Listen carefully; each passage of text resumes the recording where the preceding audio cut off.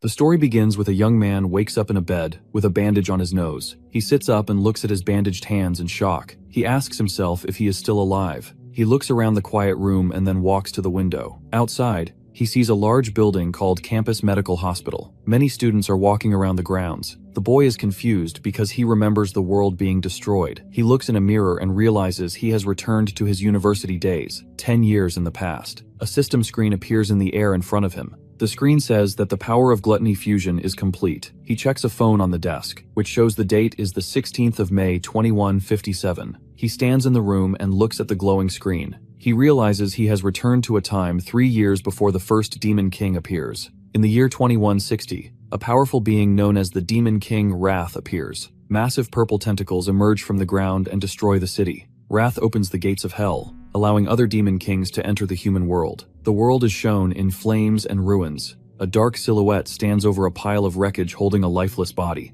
Si Chen remembers losing everything in this war. Now back in the past, he looks at his open palms. He clenches his fist and his eyes glow red. He vows to defeat Wrath and stop the gates of hell from opening to change the future. A system screen floats in the air in front of him. It says the power of gluttony fusion is complete. Si Chen touches the screen. A status window appears showing his name and level. Although he is level 1, all of his stats, including strength and speed, are at 100. He explains that in this world, only 1 in 10,000 people can awaken special powers. A chart shows different classes, such as Star Mages, Flame Warriors, and Lightning Assassins. Si Chen is currently a student at the National University for Awakened Powers. The campus consists of several large, modern buildings where students with potential are trained. Si Chen stares at a digital card displaying the Lightning Assassin class. He recognizes this as his class from his previous life. He wonders if he has awakened his powers early. He clenches his fist, and yellow electricity sparks around his hand. A system message appears that says, "Class change loading." The door opens, and a student named Ma Long enters. Ma Long wears glasses and a brown sweater. A text box identifies him as an E-rank flower chanter. Ma Long is shocked to see Si Chen standing.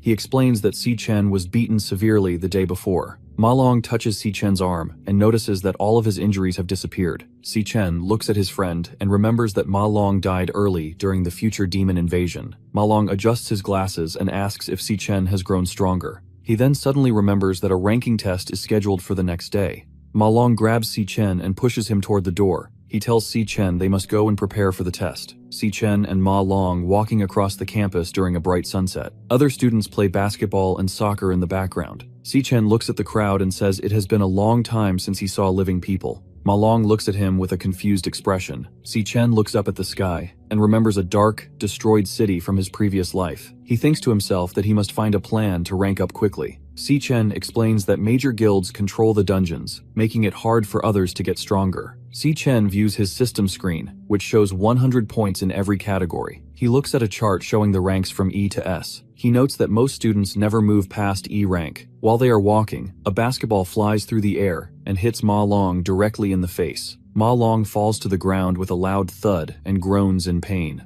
Si Chen looks over and sees a group of muscular students sitting on some stone steps. One man wearing a black tank top and dog tags smiles mockingly at them. He tells them he is surprised they recovered so quickly from their previous injuries. He tells his friends that the two boys can endure a lot of pain. The leader looks down with a smug expression and asks why they did not bring him cases of drinks. Ma Long bows his head and offers to go buy the drinks immediately. Si Chen stands calmly, with one hand in his pocket. He stops Ma Long and tells him it is not his fault. He states that the bullies are the ones who should be apologizing. As he stares at the group, his memories from the past begin to return. The student holds Si Chen's head underwater in a sink. Si Chen struggles and gasps for air. Ma Long sits on the floor nearby, looking terrified. He reaches out a hand and begs the bullies to stop. The leader smiles and claims he is trying to help Si Chen awaken his dormant powers. The other students stand in the doorway and laugh. Si Chen loses consciousness and falls to the floor. The bullies lose interest and walk out of the room, leaving him there. Ma Long rushes to Si Chen's side and calls out his name.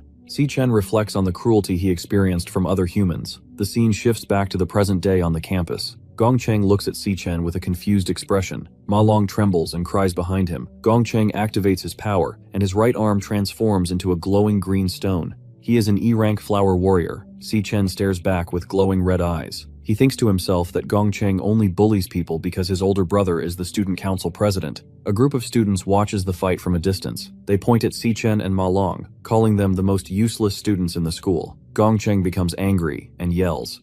He swings his large stone fist towards Xichen's face. Xichen stands his ground and raises his arm. He blocks the punch, creating a bright flash of light. The impact makes a loud sound. Xichen does not move from his spot. Gongcheng pulls his arm back and looks at it in pain. The students cannot believe that Xichen blocked a hit from a flower warrior. Xichen stands calmly while Gongcheng yells at him in a rage. Behind them, Ma Long looks on with a terrified expression. Gongcheng clenches his teeth and calls Xichen a weakling. Xichen looks down and watches as yellow electricity begins to spark around his fingers. He decides to test his new powers on the bully.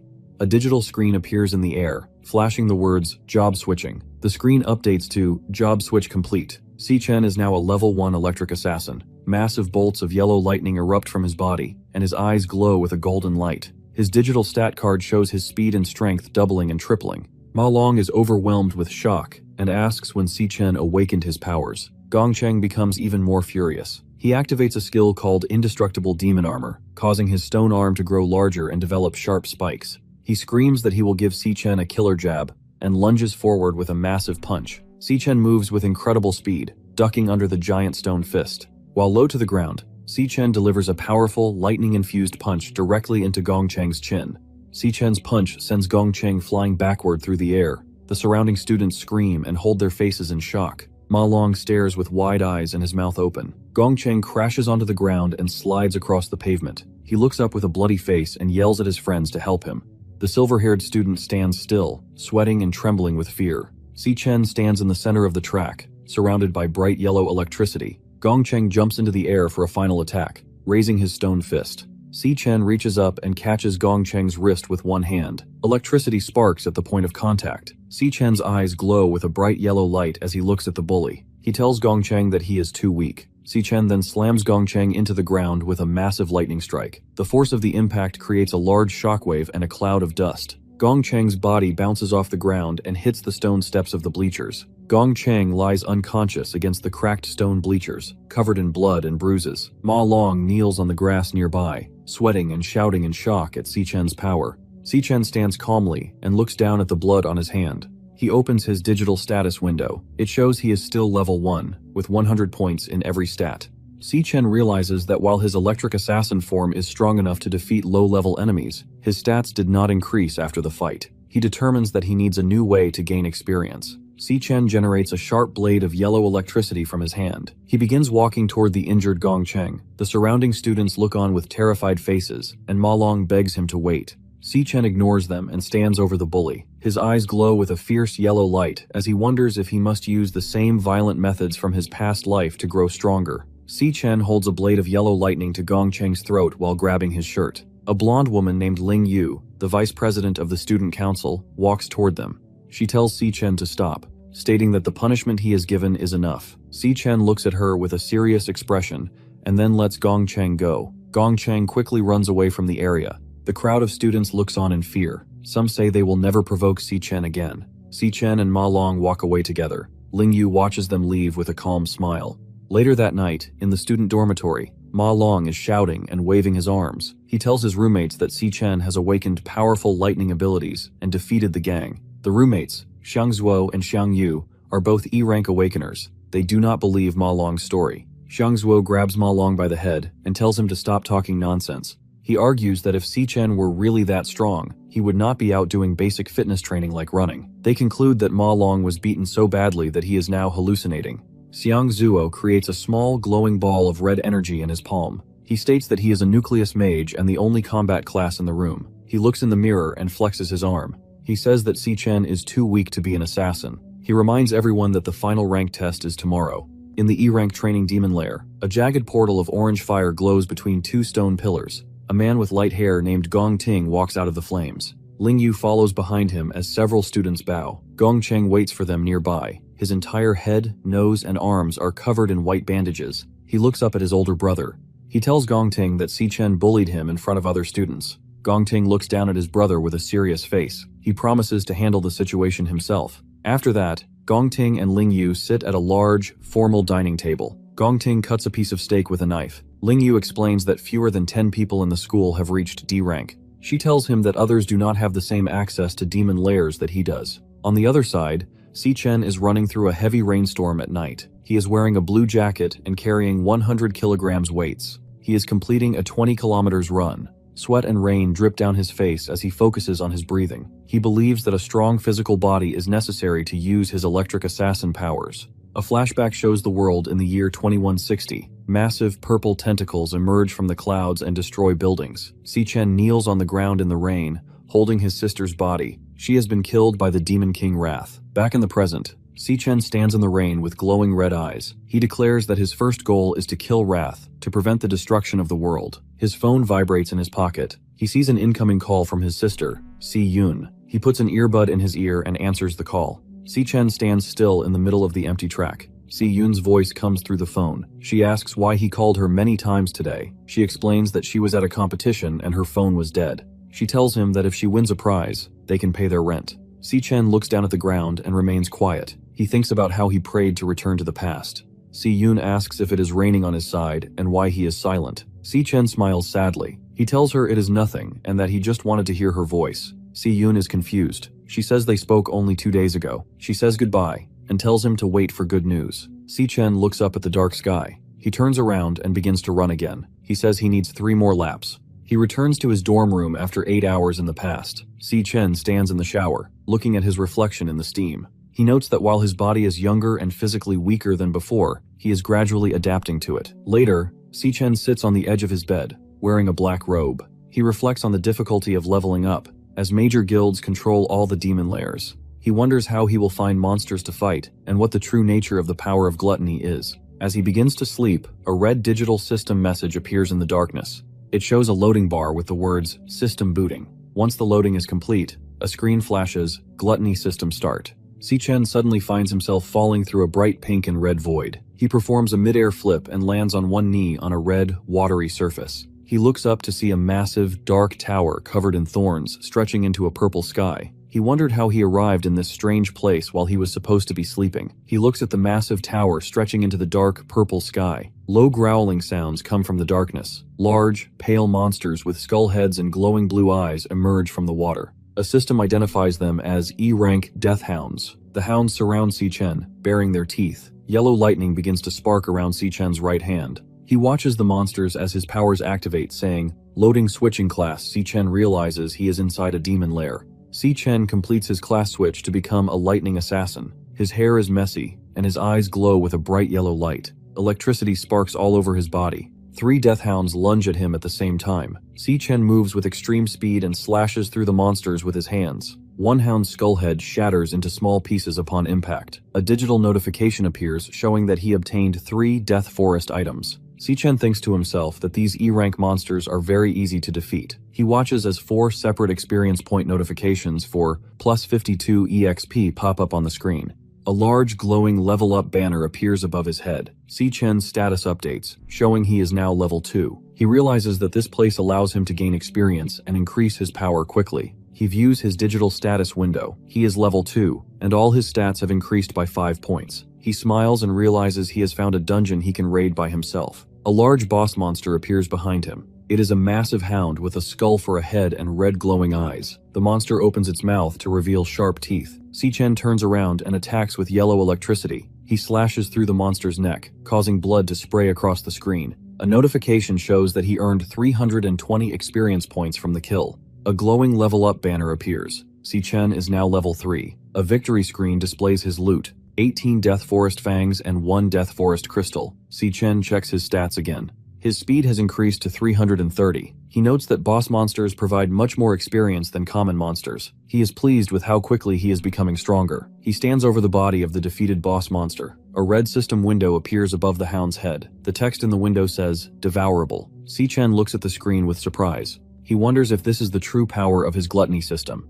He reaches out his right hand toward the corpse. A bright red and white light erupts from his palm. A massive red energy vortex forms above the monster and begins to pull the body inside. Si-Chen clenches his fist as the red energy swirls around him. A digital message appears that says, "Finished." A card showing the boss monster appears in front of him. The card grants him a new ability called Frost Physique. This ability provides immunity to cold and increases all resistances in low temperatures. Si-Chen is shocked to see that the entire monster has been absorbed into a single card. He holds a glowing blue digital card in his hand. He looks at it with a serious expression. He realizes that he can absorb defeated enemies and turn them into new classes for himself. This is the Demon King Lan Yu. Every person is born with only one class and specific weaknesses. This is an unchangeable law of their world. However, Si-Chen now holds two digital cards, Lightning Assassin and Frost Cloud Warrior. He possesses two classes at the same time. He looks up and realizes that if he continues to devour monsters, he can obtain infinite classes. Si-Chen looks at the massive, thorny tower in the distance.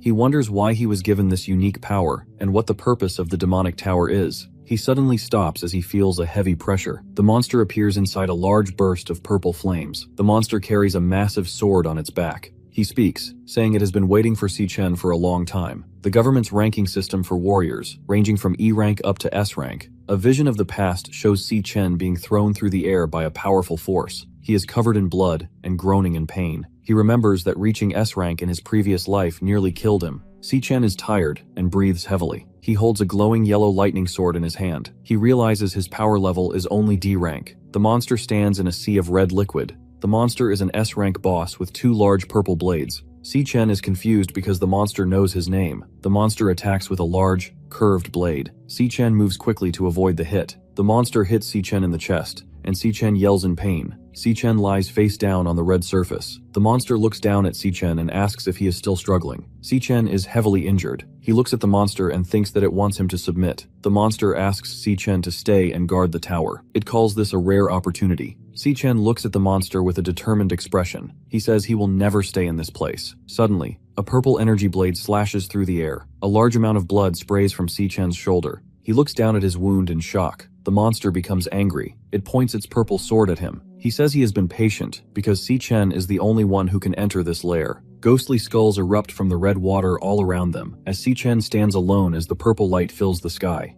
Digital messages on the screen show the monster's strength and stamina increasing. Massive rocks begin to lift off the ground and float in the air around the entity. The monster looks at Si-Chen and gives him an ultimatum. Stay or be crushed into a pulp. Si-Chen grits his teeth and declares that he chooses to kill the monster. Si-Chen transforms into a streak of yellow light and lunges forward with incredible speed. The monster swings its large purple blades, calling Si-Chen's actions ridiculous. Rocks shatter as Si-Chen and the monster clash in the center of the wasteland. Si-Chen watches the monster carefully during their exchange. He analyzes the monster's combat patterns. He notes that the monster has a 0.4 second wind-up time before every swing of its purple blades. Si-Chen observes the angle of the monster's wrist to predict the path of the attack. He leaps into the air and dodges the large glowing blade. Si-Chen identifies another opening. He sees that the monster has a 0.2 second recovery lag after it strikes. He determines that the monster is defenseless during this short moment. Si-Chen focuses his yellow electricity and lunges forward. He thrusts his lightning-infused hand directly into the center of the monster's chest. A massive explosion of yellow lightning erupts as he attempts to pierce the monster's heart. A digital notification appears above the monster saying status, paralyzed. Si-Chen knows he cannot kill an S-rank enemy yet.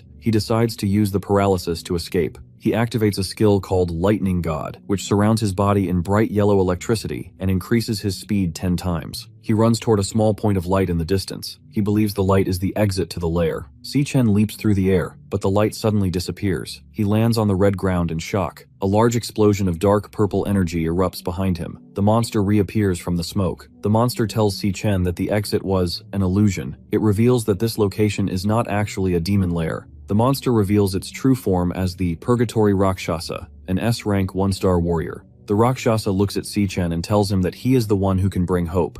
Si-Chen stares back with wide eyes. He recognizes the monster's form. He remembers that Demon King Lan Yu had the same appearance in his previous life. In his flashback, the battlefield filled with bright orange explosions and streaks of yellow lightning. During the final battle of his past life, the enemy switched between many powerful classes easily.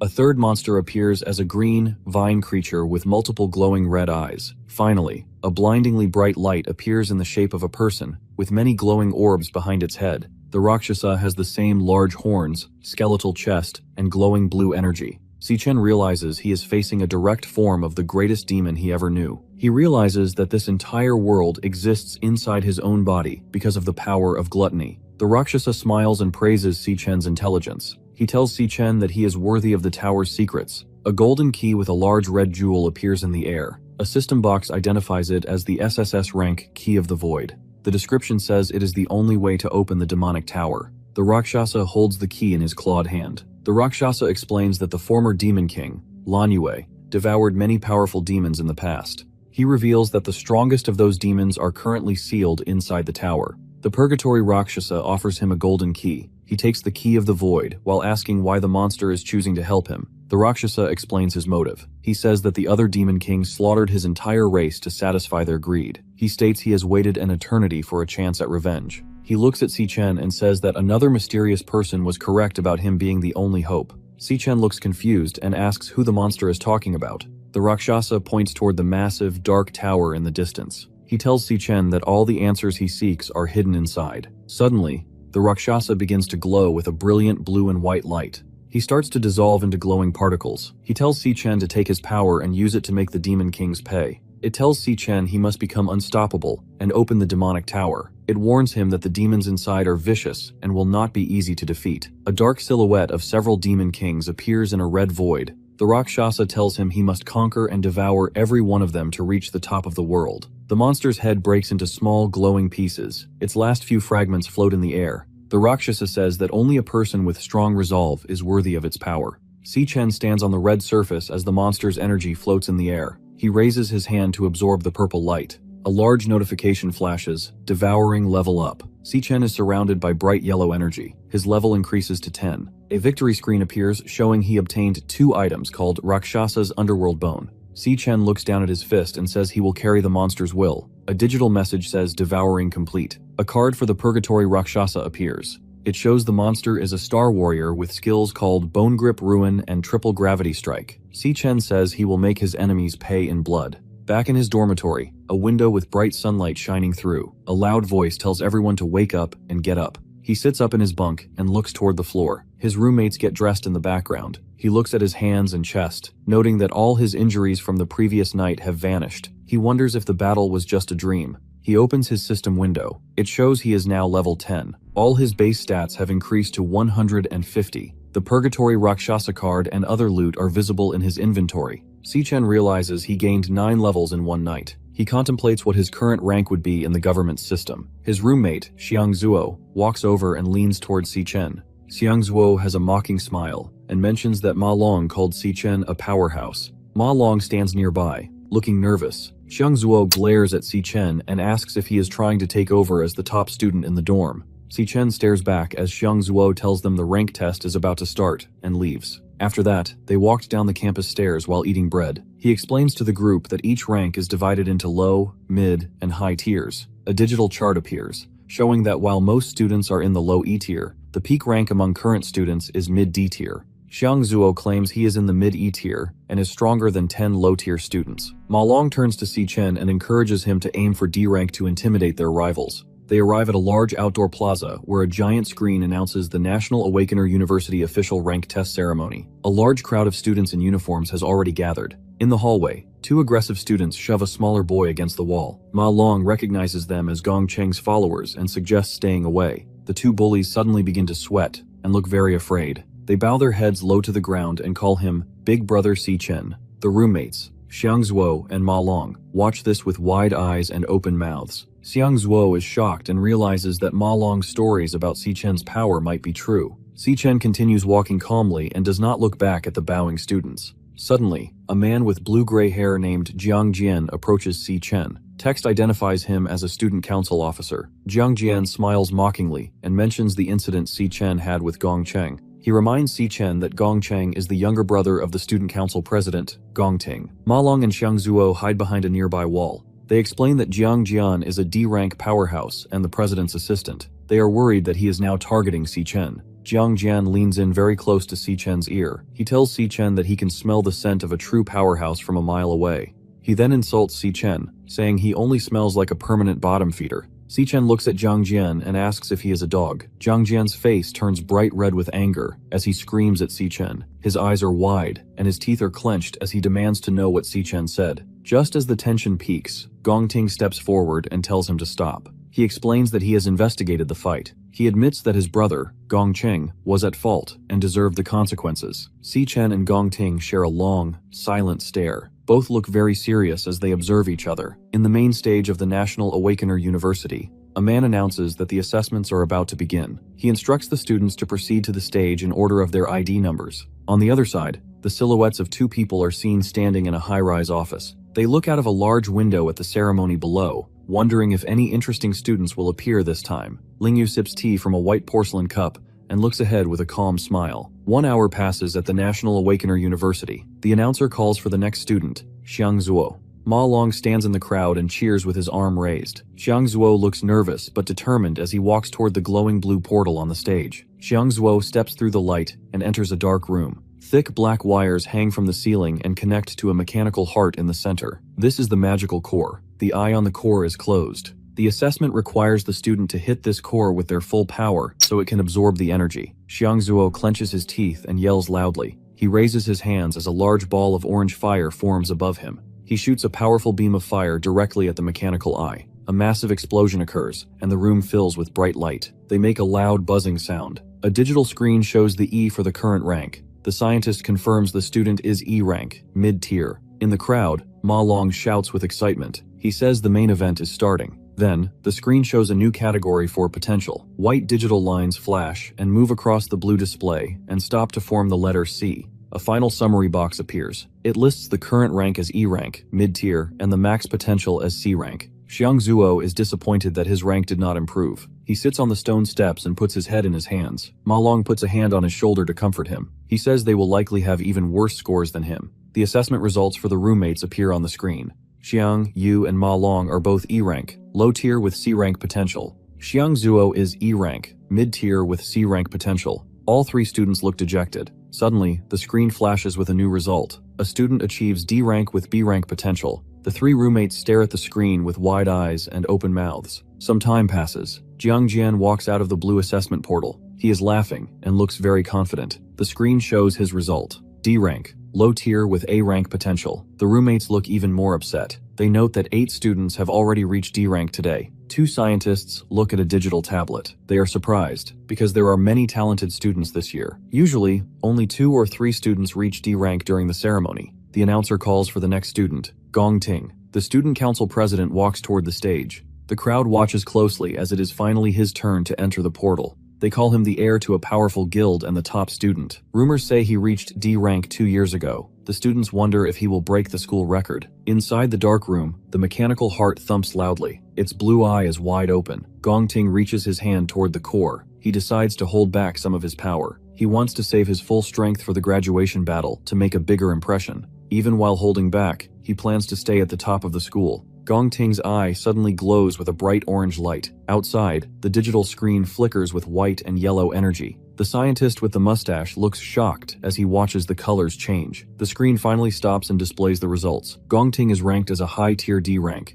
His potential is an S rank. The crowd is stunned by the high numbers on the board. The crowd is cheering and screaming loudly. They raise their arms in the air. Jiang Jian has his mouth wide open and shouts for the president. People say Gong Ting is the first person in the school's history with S-rank potential. Ma Long looks very shocked and clenches his fists. Si Chen standing nearby was calm. The scientists on stage discuss the results. They decide to report this news to the higher-ups immediately. An S-rank potential is very rare and will be protected by the government. Gong Ting walks out of the portal area. The students around him clap and cheer. High up in a skyscraper, the headmaster asks Ling Yu if she came to watch Gong Ting. She looks out the window and says she did not come just for him. She states she is more interested in Si Chen's results than Gong Ting's. The announcer calls Si Chen for his rank assessment. Jiang Jian leans in close and laughs mockingly at Si Chen. He tells him to make his dorm look good and calls his roommates a group of losers. Ma Long looks angry and shouts back at the bully, telling him to wait and see. Si Chen walks toward the glowing blue portal without saying a word. He enters the dark testing chamber where the mechanical heart hangs from the ceiling. The core's single eye opens wide. Si Chen reaches his hand toward it, his eyes glowing with red light. The graduation combat examination. This test uses 10-member teams. The team that takes first place joins the Imperial Guild. This guild is the most prestigious in the nation. Jiang Jian introduces a new student named Yan Lin to Gong Ting. Yan Lin is a low-tier D rank. Their team now has 9 students who are all D rank. They plan to add Gong Cheng to complete the group. Gong Ting looks confident as his teammates cheer for him. Nearby, Ma Long and the other roommates look small and dejected. Ma Long looks at his watch with a worried expression. He notes that Si Chen has been inside the portal for a long time, with no results. Other students walk past and mock Si Chen, calling him trash. They believe he is too weak to even register a rank. Jiang Jian tells Gong Ting that their team is full and they should go to karaoke. Gong Ting agrees and begins to walk away. Suddenly, the digital screen on the stage begins to flicker with white lines. The letter D appears on the screen. Ma Long and the roommates stare at the board with wide eyes and open mouths. They are completely shocked by the result. Ma Long shouts with joy and points at the results. Gong Ting looks surprised, while Jiang Jian stares with wide eyes and an open mouth.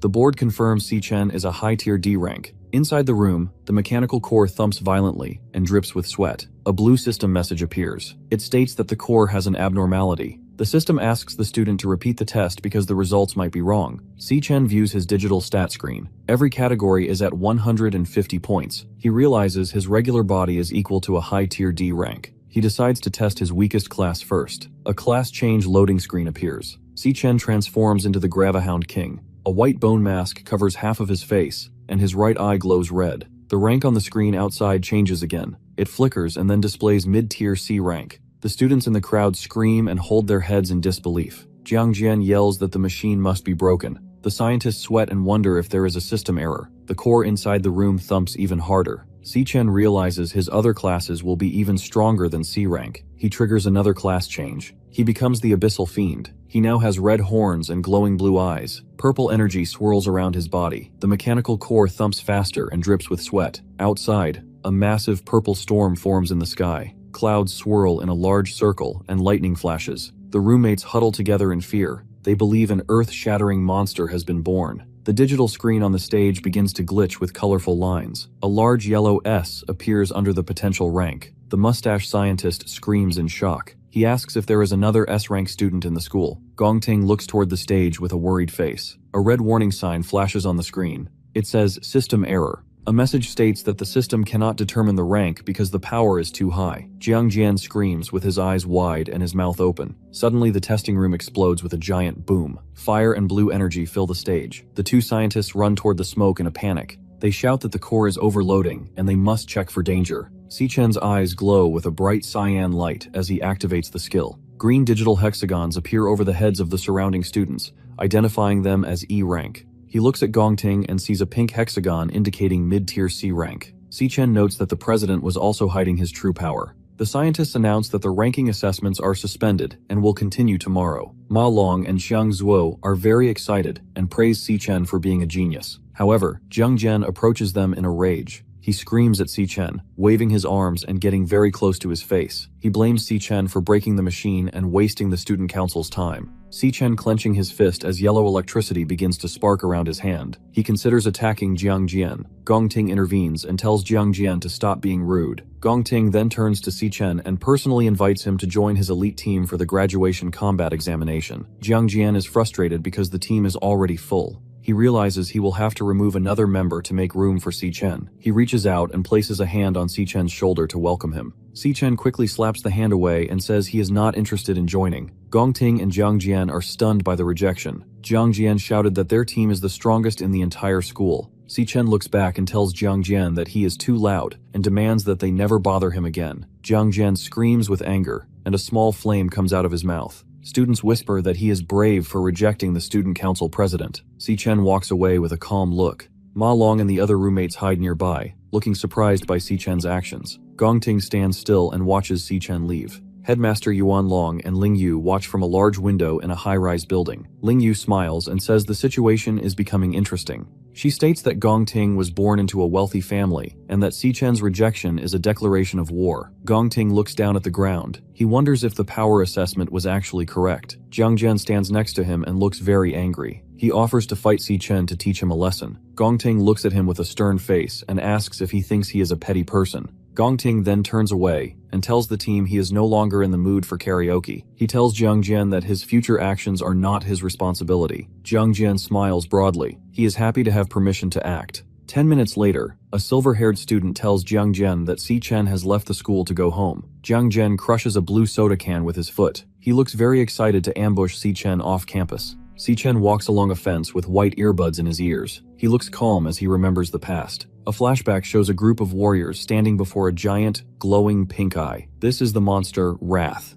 Massive tan tentacles with multiple red eyes emerge from the ground and destroy the guild. Si-chen explains that Wrath eventually descended upon the human world. Back in the present, Si-chen stands on a cracked street. He has a plan to find Wrath's location, but he needs a large amount of money to begin. He arrives at a large, classical-style white building with a sign that reads, Mithril Monster Exchange. He enters the Mithril Monster Exchange building. He stands in a room filled with axes, shields, and swords. He places several sharp monster fangs on the service counter. A clerk looks at the fangs with confusion. Another girl clerk named Miss Lee identifies them as Gravehound fangs. The male clerk looks annoyed and dismissive. He explains that the exchange only deals with high-end goods for powerful warriors. He calls the E-rank fangs junk and walks away to the back of the shop. He tells Miss Lee to handle the rest of the order. Si-chen looks at his phone and sees a notification for 18,000. He says this is enough money to pay his rent. Si-chen then raises his hand. Pink digital squares and purple light form in his palm. He pulls a massive, jagged purple sword out of the air. She stares at the glowing weapon. She believes the great sword is a rare A-rank item. The clerk mocks Miss Lee, stating that A-rank weapons are worth millions and very rare. Suddenly, a man named Ching Ji enters the room. He looks at the weapon and tells the clerk that the equipment is not A-rank or B-rank. He identifies it as an S-rank piece of equipment from the Abyssal Lands. The clerk is terrified. His face turns dark, his eyes bulge, and he screams in shock. Qingji quickly walks over to Si-chen and clasps his hand in a firm handshake. He tells Si-chen it is an honor to have his business and invites him to the VIP lounge. Si-chen looks at Qingji calmly and realizes he is the leader of the Mithril Guild. In the VIP lounge, they sit on ornate green couches with gold trim. Qingji asks how much Si-chen wants for the weapon. Si-chen looks at him with red eyes and says, 1 million. Qingji is stunned and explains that the sword is worth tens of millions. Si-chen explains that he only wants to use the sword as collateral for a loan. He promises to pay the million back in 1 month. Qingji was impressed by the student's wisdom and confidence. Si-chen sits on a luxury couch and sips from a small cup. Qingji watches him and thinks that he is not an ordinary man. Si-chen offers to repay the loan in 1 month with 10% interest. Qingji tells Miss Lee to step outside so they can speak privately. Qingji adjusts his glasses and smiles. He identifies Si-chen as a student from the National Awakener University. He explains that the school's graduation exam is in 1 month, and the prize is 1 million. He notes that the amount and the date perfectly match Si-chen's repayment plan. Qingji realizes Si-chen is in urgent need of money. He makes a new offer. He tells Si-chen he will loan him 1.5 million in cash immediately. He says there will be 0 interest for the first month. Qingji stands up and reaches his hand out to Si-chen. He says he wants to be friends. Si-chen listens silently as Qingji promises to keep their discussion confidential. Qingji smiles and asks Si-chen to consider his exchange facility for all future trades. Si-chen observes the guild leader and is impressed by his ability to analyze the situation. He decides that he needs trustworthy allies to help him eliminate the Demon King Wrath. The two men shake hands in the center of the bright office. Qingji places his hand on a magic scroll, and a yellow circular seal glows with electricity. A notification on Si-chen's phone confirms that 1.5 million has been transferred to his account. Qingji asks what weapon Si-chen will use for the graduation exam now that his S-rank sword is being used as collateral. He offers to lend Si-chen A-rank or B-rank equipment from the shop. Si-chen says there is no need for a loan. He raises his left hand, and pink digital squares appear in the air. He summons a second purple and gray greatsword that is identical to the first one. Si-chen holds the glowing weapon calmly. Qingji and his assistants are shown screaming and gasping in total disbelief. Si-chen walks out of the store while Qingji promotes Miss Lee to supervisor for her good service. Si-chen takes a yellow taxi to the Changchang County long-distance bus terminal. He stands outside the large building. A flashback shows him in his past life as a non-awakened worker, struggling to pay rent. His sister Si-yun, comforting him as they look at a bank balance of only $105.60. Si-yun is shown looking at an acceptance letter from the International Central Art Institute before tearing it into pieces. She cries and says she wants to stay near her brother. In the present, Si-chen waits by the fence until he hears a loud shout of, "Bro!" He turns his head as someone runs toward him. Si-chen hugs his sister very tightly. She looks shocked and wide-eyed. Si-chen smiles gently while hugging his sister Si-yun. Si-yun looks annoyed and punches him in the chest. She asks if he is acting strange because of a girl. Si-chen laughs and picks up her large yellow suitcase. They walk together past a fence under a bright sky. Si-yun talks excitedly while Si-chen watches her with a calm smile. He vows to protect her in this new life. The scene shifts to a dark alleyway. Jiang Jian stands in the shadows with several masked men behind him. He looks at a map of the area and points to the path Si Chen takes to go home. He tells his group to hide and wait for the right moment to attack. He remembers Si Chen telling him to be quiet. Jiang Jian clenches his teeth and says he will destroy Si Chen so he cannot take the graduation exam. Jiang Jian's face turns a dark blue as he pulls out a glowing, jagged dagger. He calls Si Chen a poser and laughs. In the open street, Si Chen and Si Yun are walking home together. Si Yun drinks from a small carton with a cow on it. She asks if he is stressed about the graduation test. She tells him to pull himself together. Si Yun then starts singing a song about believing in yourself. Si Chen looks at his sister and thinks about how men form emotional walls. They continue walking home together. In a dark alley nearby, Jiang Jian and two masked followers watch them. Jiang Jian laughs and says it is a lucky day because the alley has no cameras. Si Chen suddenly narrows his eyes. He smells the scent of the student council members hiding ahead. He looks toward the dark corner of the street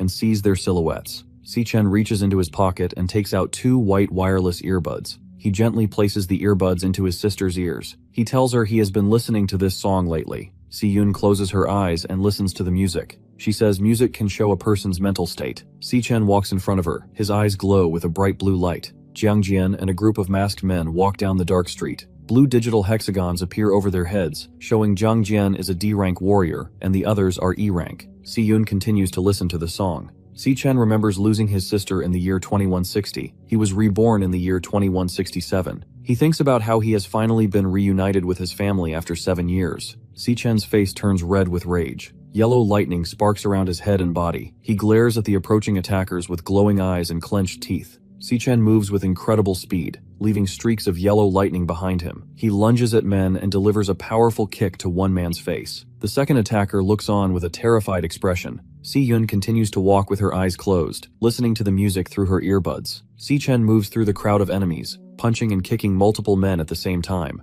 He dodges a swing from a wooden club and sends an attacker flying backward with a kick. He grabs an attacker's arm and snaps the bone. The man screams in agony. Si Chen then delivers a powerful punch to the man's face. The impact creates a massive explosion with the word boom. They sweat and tremble while asking how Si Chen is so powerful. He continues to move through the alley, punching and kicking the attackers. Jiang Jian screams in rage and lunges towards Si Chen with a jagged knife. He delivers a powerful, electricity-infused punch directly into Jiang Jian's face. He crashes into the pavement, creating a massive cloud of dust and an explosion sound effect. Si Chen stands over the unconscious, bleeding bully. Si Chen's eyes glow with a bright red light as he looks down at Jiang Jian and tells him that he clearly warned him never to bother him again. He holds a jagged knife to Jiang Jian's throat. He tells him to shut up and threatens to kill him if he makes a sound.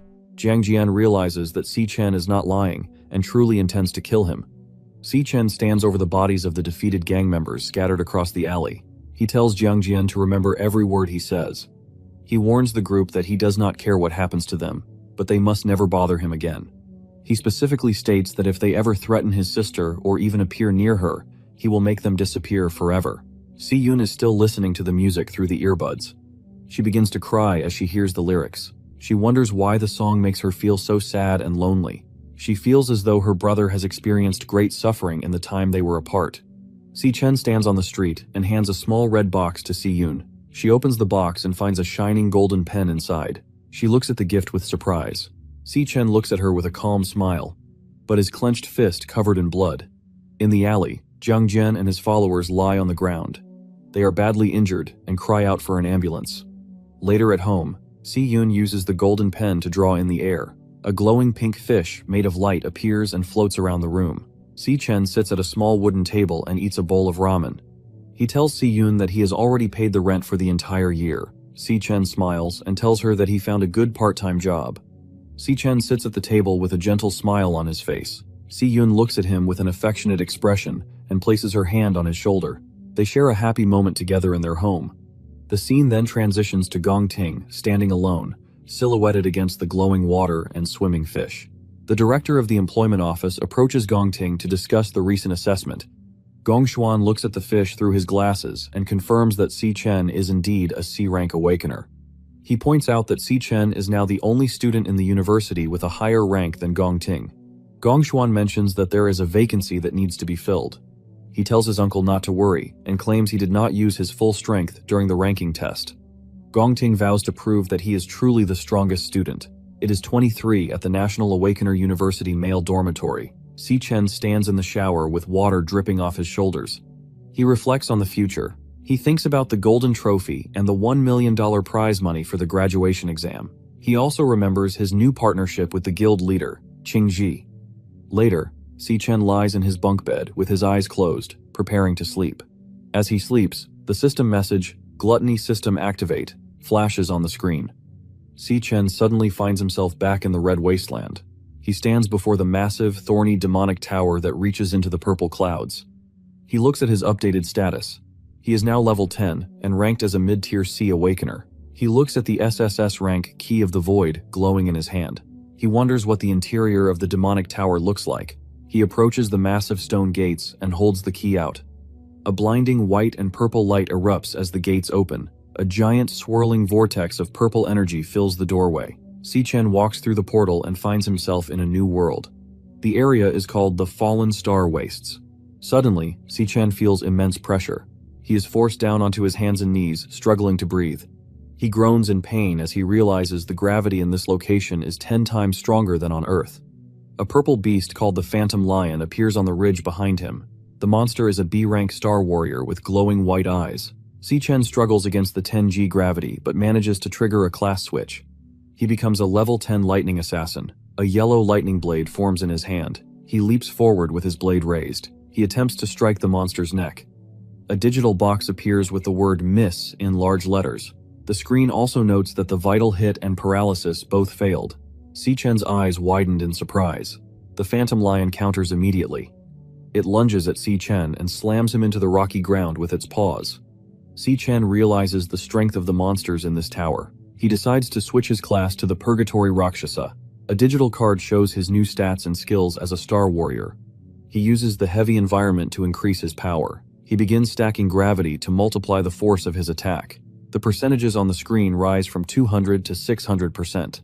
His punch becomes 60 times more powerful. Si-Chen shouts and lunges toward the Phantom Lion. The lion opens its mouth as Si-Chen shouts and lunges forward, activating his super heavy mode. A massive pillar of purple and white energy erupts from his fist, shattering the ground into thousands of pieces. The impact creates a giant, circular crater in the fallen star wastes. Si-Chen lies in the center of the cracked ground, breathing heavily. A notification appears showing that he earned 12,000 experience points. Another banner flashes, announcing he has reached level 11. He explains that each star on his class cards acts as a strength multiplier. His Purgatory Rakshasa class has 11 stars, while his Lightning Assassin has 9. He realizes his classes are breaking through the B-rank power limits. Si-Chen stands over the glowing purple remains of the Phantom Lion. The system identifies the monster as devourable. He reaches out and absorbs the energy into his hand. In the distance, a tall gate made of purple light appears against the starry sky. Suddenly, a small dark vortex opens in the distance as several pairs of glowing white eyes appear inside the black hole. 4 more Phantom Lions leap out of the portal at the same time. Si-Chen realizes that the powerful monster he just defeated with all his might was actually just a small common mob. One monster strikes Si-Chen with its claws, causing blood to spray. Then, dark silhouettes show the monsters biting and clawing at Si-Chen's body. A text box appears with the Rakshasa's warning. Once the door opens, what welcomes you will be endless pain.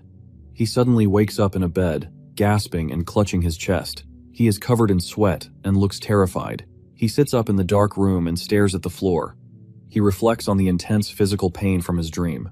He looks at his hand and clenches it tightly. He states that there are no shortcuts to becoming stronger. In the Grand Auditorium on Friday, the 20th of May, 2157, about the graduation combat examination, Gong Xuan sits in a front row seat, drinking from a metal flask. The auditorium is full of students in uniforms. Several students are shown talking and whispering to each other. They discuss rumors that guild representatives are coming to scout for talent. Si-Chen sits silently among the crowd. He listens as the other students talk about the high expectations for this year's results. Gong Xuan speaks to the students from a podium. The students raise their wrists to check their displays. A blue list appears in the air showing the team assignments. Xiang Zuo, Ma Long, Xiang Yu, and Si-Chen are all officially ranked as low E rank. Ma Long screams in total shock. He looks at Si-Chen and asks how his rank can be so low after the assessment. Nearby students point at Si-Chen and laugh. They mock him and call him a loser. Si-chen stares at his wrist display with a calm expression. Gong-ting watches him from a distance, with narrowed his eyes.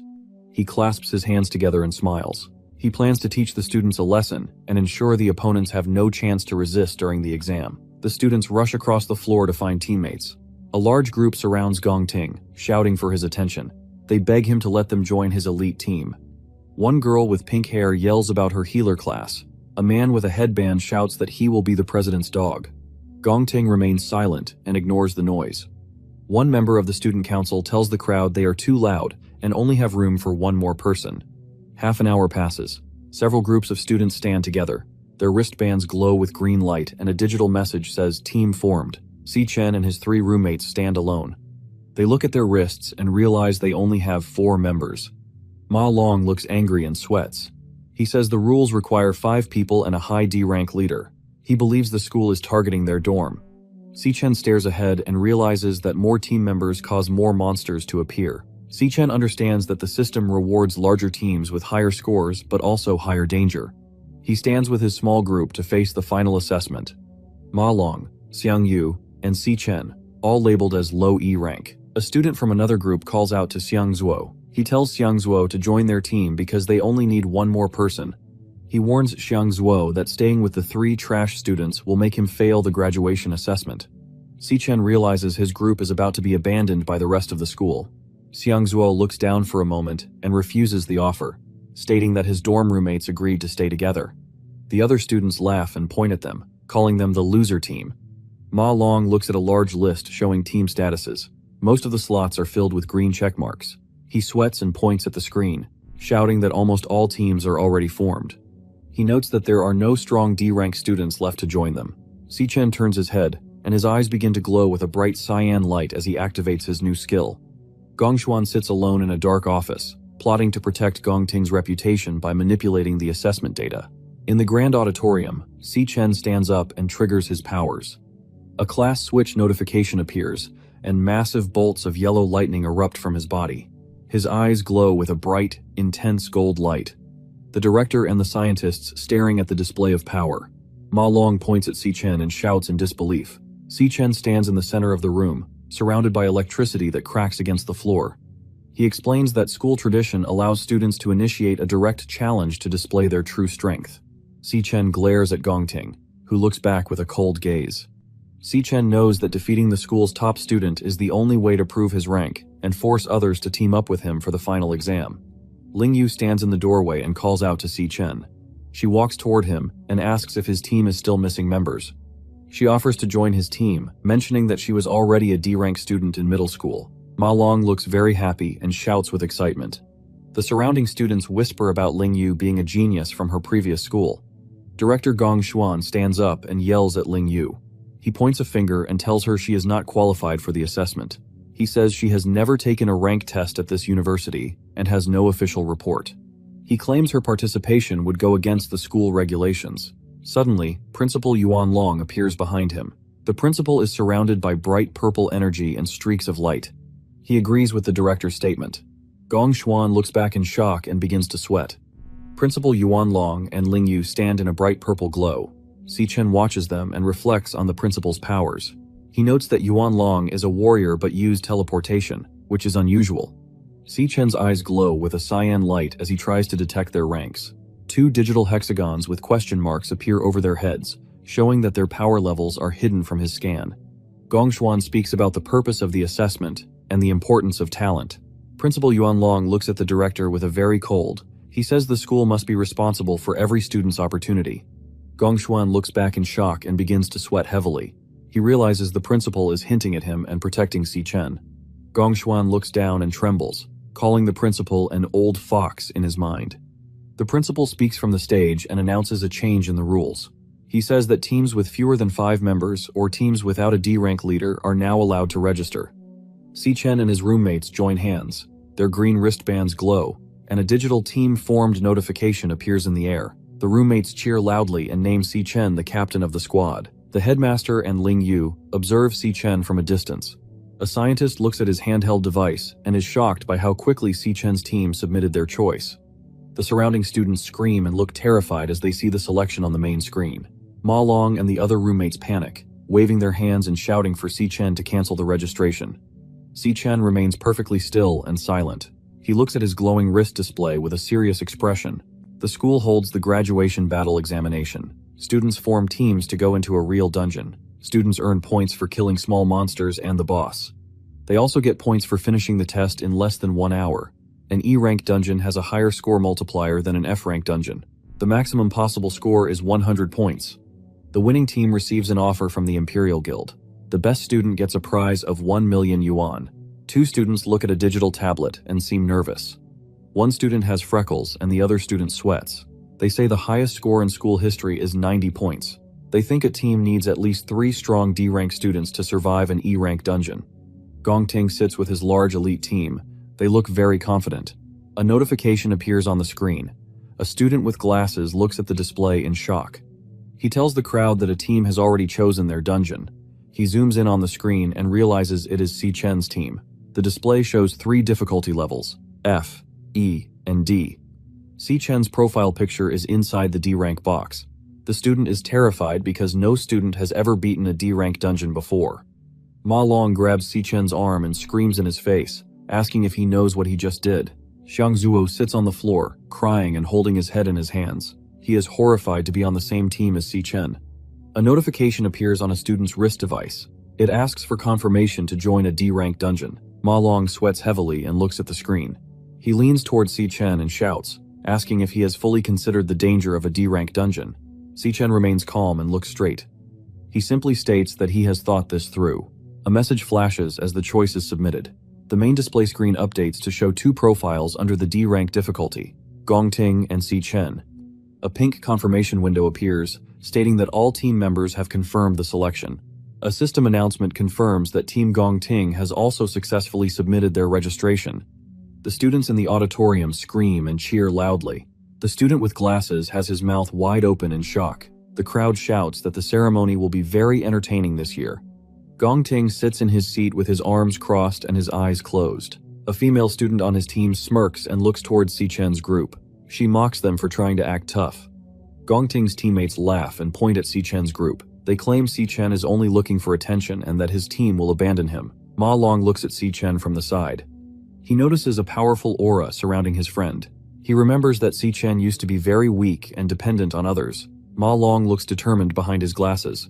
He shouts that he will stay with Si Chen until the end. He raises his arm and presses a glowing green confirm button on his wrist device. Xiang Zuo also raises his arm and presses the confirm button. He looks exhausted. He states that the difficulty of the dungeon does not matter because they are already in last place. All members of the team have now accepted the D-rank assessment. A system message announces that Team Si Chen has submitted their registration successfully. Si Chen stands in the center of the auditorium with his 3 roommates. Si Chen looks down with a serious expression and speaks to his team and tells them he is sorry. He explains that he chose the high-difficulty D-rank dungeon specifically to earn the MVP title. Si Chen looks at his roommates and tells them they are aiming for the top score together.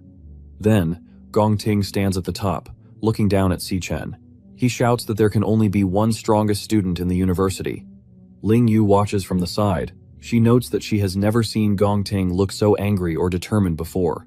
The battle between the 2 students has finally become public as they glare at each other from across the room. Headmaster Yuan Long looks on with a small, knowing smile. Ling Yu looks down thoughtfully and states that Si Chen choosing a D-rank dungeon is overconfident. F-rank is 1.5x, E-rank is 2x, and D-rank is a massive 3x with a maximum score of 150 points. A red warning sign flashes under the D-rank section. Ling Yu believes Si Chen's team of 4 is not strong enough for this choice. Yuan Long notes that there is only 1 month left until the battle examination. Combat Simulation Room at 22:45. Inside, elite students wearing high-tech visors are shown training against digital monsters. Blue energy and red explosions fill the room as they practice their skills in a controlled environment.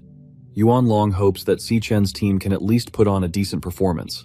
In the school stadium, Si Chen stands calmly while his 3 roommates are bent over, vomiting on the ground and stares. There are only 17 days remaining until the examination begins.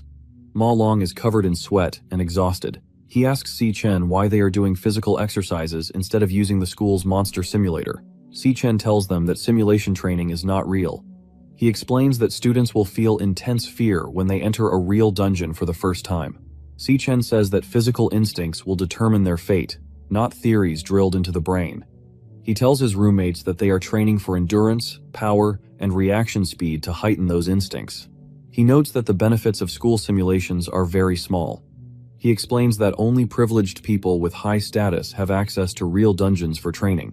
Gongting uses a bright yellow beam of energy to slice a large, white monster into 2 pieces.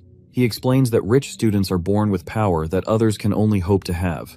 Si-chen says that the graduation exam is their only chance to join the Imperial Guild and surpass the elite students. Ma Long looks at Si-chen with wide eyes. Si-chen clenches his jaw, and his red eyes glow brightly. He promises his team that they will absolutely win the competition. 15 days before the exam, Si-chen enters the Starfell Wastelands inside the Tower of Darkness. He jumps through the air and fights a pack of purple phantom lions. A monster bites him on the chest, and another strikes him with a claw. 10 days before the exam, Si-chen leads his team in a long run on the school track. His roommates look very tired, and one falls face down on the grass. Inside the tower, Si-chen strikes a lion with his lightning power. At the same time, Gongting trains by slicing through enemies with a sword. 5 days before the exam, Si-chen does push-ups with a stack of heavy weights on his back. His roommates watch and count. 3 days remain, and Gongting stands calmly in a field of fire and ash. 2 days before the test, Si-chen stands on a pile of dead monsters in the starry wasteland. A system screen shows that he has reached level 16. Finally, only 1 day remains before the graduation exam begins. Si-chen has blood on his face, and his eyes glow bright yellow, and says the battle has now started. On June 17, 2157, it is the day of the graduation battle examination. Si-chen pulls on a black glove. He stands with his 3 roommates in a long corridor. They look more muscular and confident than before. A loud announcement says the exam has started. Blue light flashes behind 3 dark silhouettes on a screen. On the other side of the administration building, Headmaster Yuan Long shakes hands with a man wearing a brown coat and glasses. The man's name is Gong Lin. He is the leader of the Imperial Guild and the father of Gongting. A group of students watches from a balcony above. They look shocked to see such a powerful person on campus. A white car stops in front of the school building. Guards in black suits stand near the car. A man with pink hair steps out of the vehicle. He is Carl Cavendish, the vice chairman of the Global Guild Federation. He wears a long gray coat and adjusts his sleeve. Students on a balcony watch him and scream in shock. They cannot believe a high-ranking official is at their school. They explain that the Guild Federation is the most powerful organization in the world. Carl Cavendish walks toward the entrance with a woman. The woman is Sigrid, the Secretary General of the Federation. Inside a control room, Director Gong Xuan sits behind a desk. He looks at a large wall of video screens showing different areas of the school. Sigrid walks through a hallway with Principal Yuan Long and other staff members. The principal has a slight smile as he leads the guests. They walk past rows of monitors to observe the graduation examination. Many people follow behind the high-ranking leaders as they enter the viewing area. Students face dangerous monsters inside the graduation dungeons. A student uses a blue energy blade to strike a large water serpent called Ling Yao. In a different area, a giant sandworm with sharp teeth erupts from the water near 2 students. Inside a dark cave, several stag spiders crawl across the walls and ceiling. A student with glasses looks up and trembles with fear. In the control room, Director Gong Xuan watches the video screens. He explains that instructors are standing by at the gates to intervene if a student is in danger. A giant spider looms over a student who has fallen to the ground. The student screams and presses a button on his glowing wrist device. A red notification says, "Dropped," as he withdraws from the exam. He and his teammates are instantly teleported out of the dungeon in a flash of red light. Secretary General Sigrid watches the monitors. She notes that only 2 teams remain in the difficult D-rank dungeon. She says she is looking forward to seeing their performance. Director Gong Xuan watches the monitor. He believes the students will withdraw from the dungeon quickly. The team enters the D-rank dungeon named Cloudwood Summit. A creature crouches on a large, frozen tree branch. It is a wraithwing monkey, a D-rank monster with gray fur and long claws. Si-chen looks alert as snow falls around him. He tells his teammates to stay on guard. 3 monkeys fly down from the trees to attack. Si-chen moves with extreme speed. He creates 3 large slashes of blue energy in the air. The monsters are hit instantly and fall to the ground with a loud thud. Blood stains the white snow around their bodies. Ma Long sits in the snow and looks up in disbelief. Xiang Zuo is also shocked. He realizes that Si Chen just defeated 3 D-rank monsters by himself.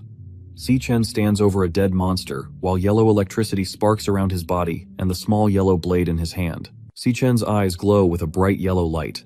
His 3 teammates stand behind him. He tells his team that their current strength is not enough to handle the enemies. He tells them to stay back and protect themselves. He then lunges forward as a large bolt of yellow electricity strikes the frozen ground. He shouts for them to leave the rest of the fight to him. A student on the ground yells for the others to watch out. Another teammate slides across the ice and screams. One of Si Chen's teammates is thrown backward by an impact. Xiang Zuo finally realizes why Si Chen made them practice reaction speed and explosive power during their training. He understands that Si Chen never actually expected the team to help him fight the monsters. He concludes that the physical training was only meant to give the roommates a way to protect themselves and survive. He thinks about how he always considered himself the boss of their dormitory. He feels humiliated because he now has to rely entirely on Si Chen to carry him through the exam so he can graduate.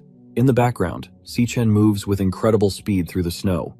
He uses sharp yellow lightning blades to slice through a white, furry monster. His fast and violent attack against the remaining enemies. Giant white bat monsters fly through the snowy sky. They have human faces and open their mouths to roar. Many yellow lightning bolts strike the monsters from all sides. The electricity slices through their wings and bodies. Xiang Zuo says that as long as Si Chen is their leader, they will surely win the graduation exam. He believes in Si Chen's strength completely. He does not doubt their victory anymore. Si Chen's teammate watches him and thinks Si Chen is too strong for a regular student. He believes Si Chen is a battle-hardened warrior. In the snowy valley, many yellow lightning bolts strike the small dark monsters. The monsters fall from the sky as blood sprays out. Xiang Zuo asks himself when Si Chen became so reliable. He feels that he has been left far behind by Si Chen's great power. A monster falling from snow.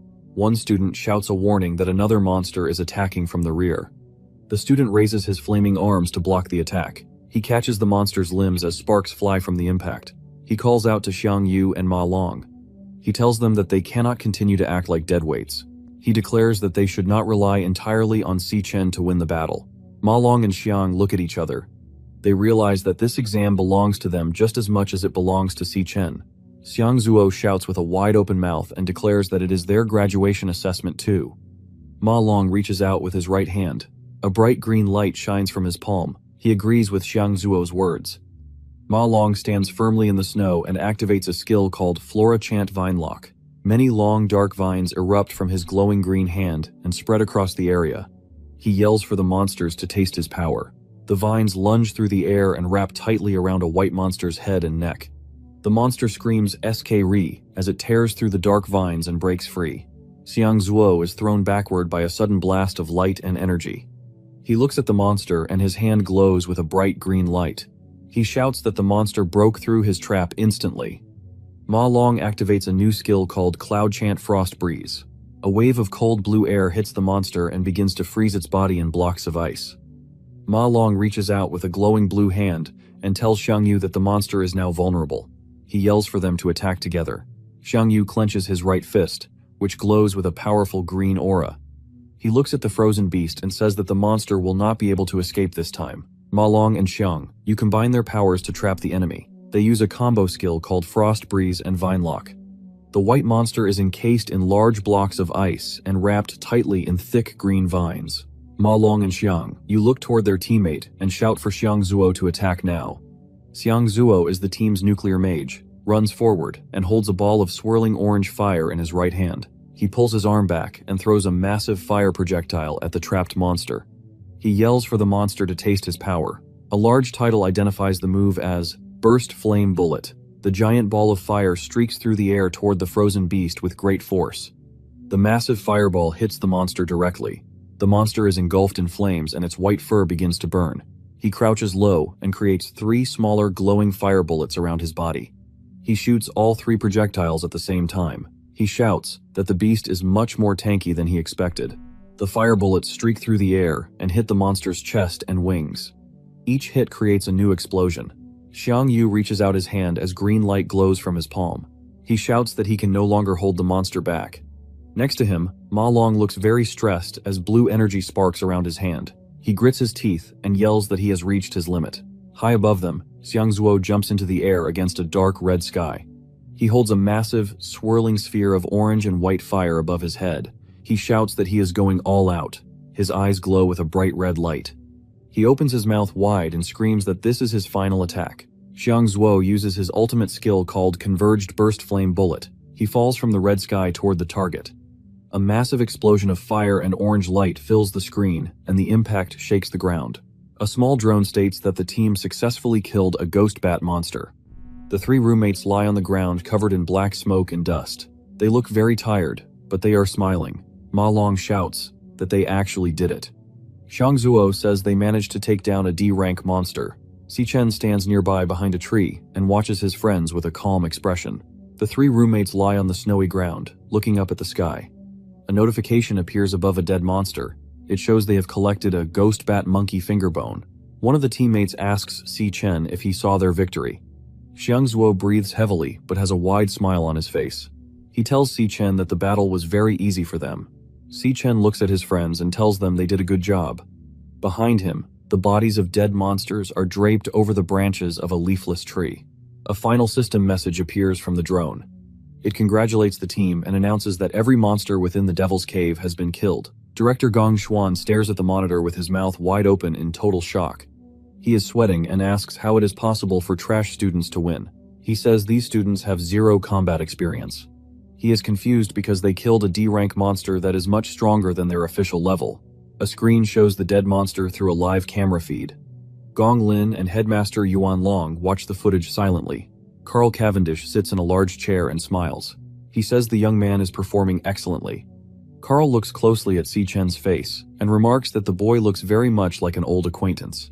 Carl Cavendish smiles while looking at the monitor. He repeats Xichen's name and says that he remembers him now. Gong Xuan looks toward the screen and sweats. He suddenly points his hand forward and laughs loudly. He tells everyone in the room to look at the display. A screen appears and states that the other team in the D-rank dungeon is moving very fast. They are already halfway through the dungeon. A live video feed shows Gong Ting fighting in a bright blue area. Sigrid notes that the coordination of the student teams is flawless. She compares them to a professional guild raid team. Carl Cavendish smiles while looking at the screen. He finds the situation interesting and says the graduating class is impressive. Director Gong Xuan smirks and states that the battle has only just begun. He promises that the real show is yet to come. Inside the dark dungeon, a high-risk D-rank dungeon called the Gloomvine Grotto, and a group of monsters called Noxious Toadstools rush forward. They are identified as D-rank flower soldiers. These creatures have large red mushroom heads and giant mouths filled with sharp teeth. She is a flower chanter using a skill called Withering Hymn. The icons indicate that the monster's strength, stamina, and speed are all decreasing. The blonde girl continues playing her guitar to weaken the enemies. A boy with short hair claps his hands together and shouts for his team to gather the monsters. He is a star mage using a skill called Astral Fusion. A large beam of purple energy traps a mushroom monster in the air. Another teammate calls out to the captain.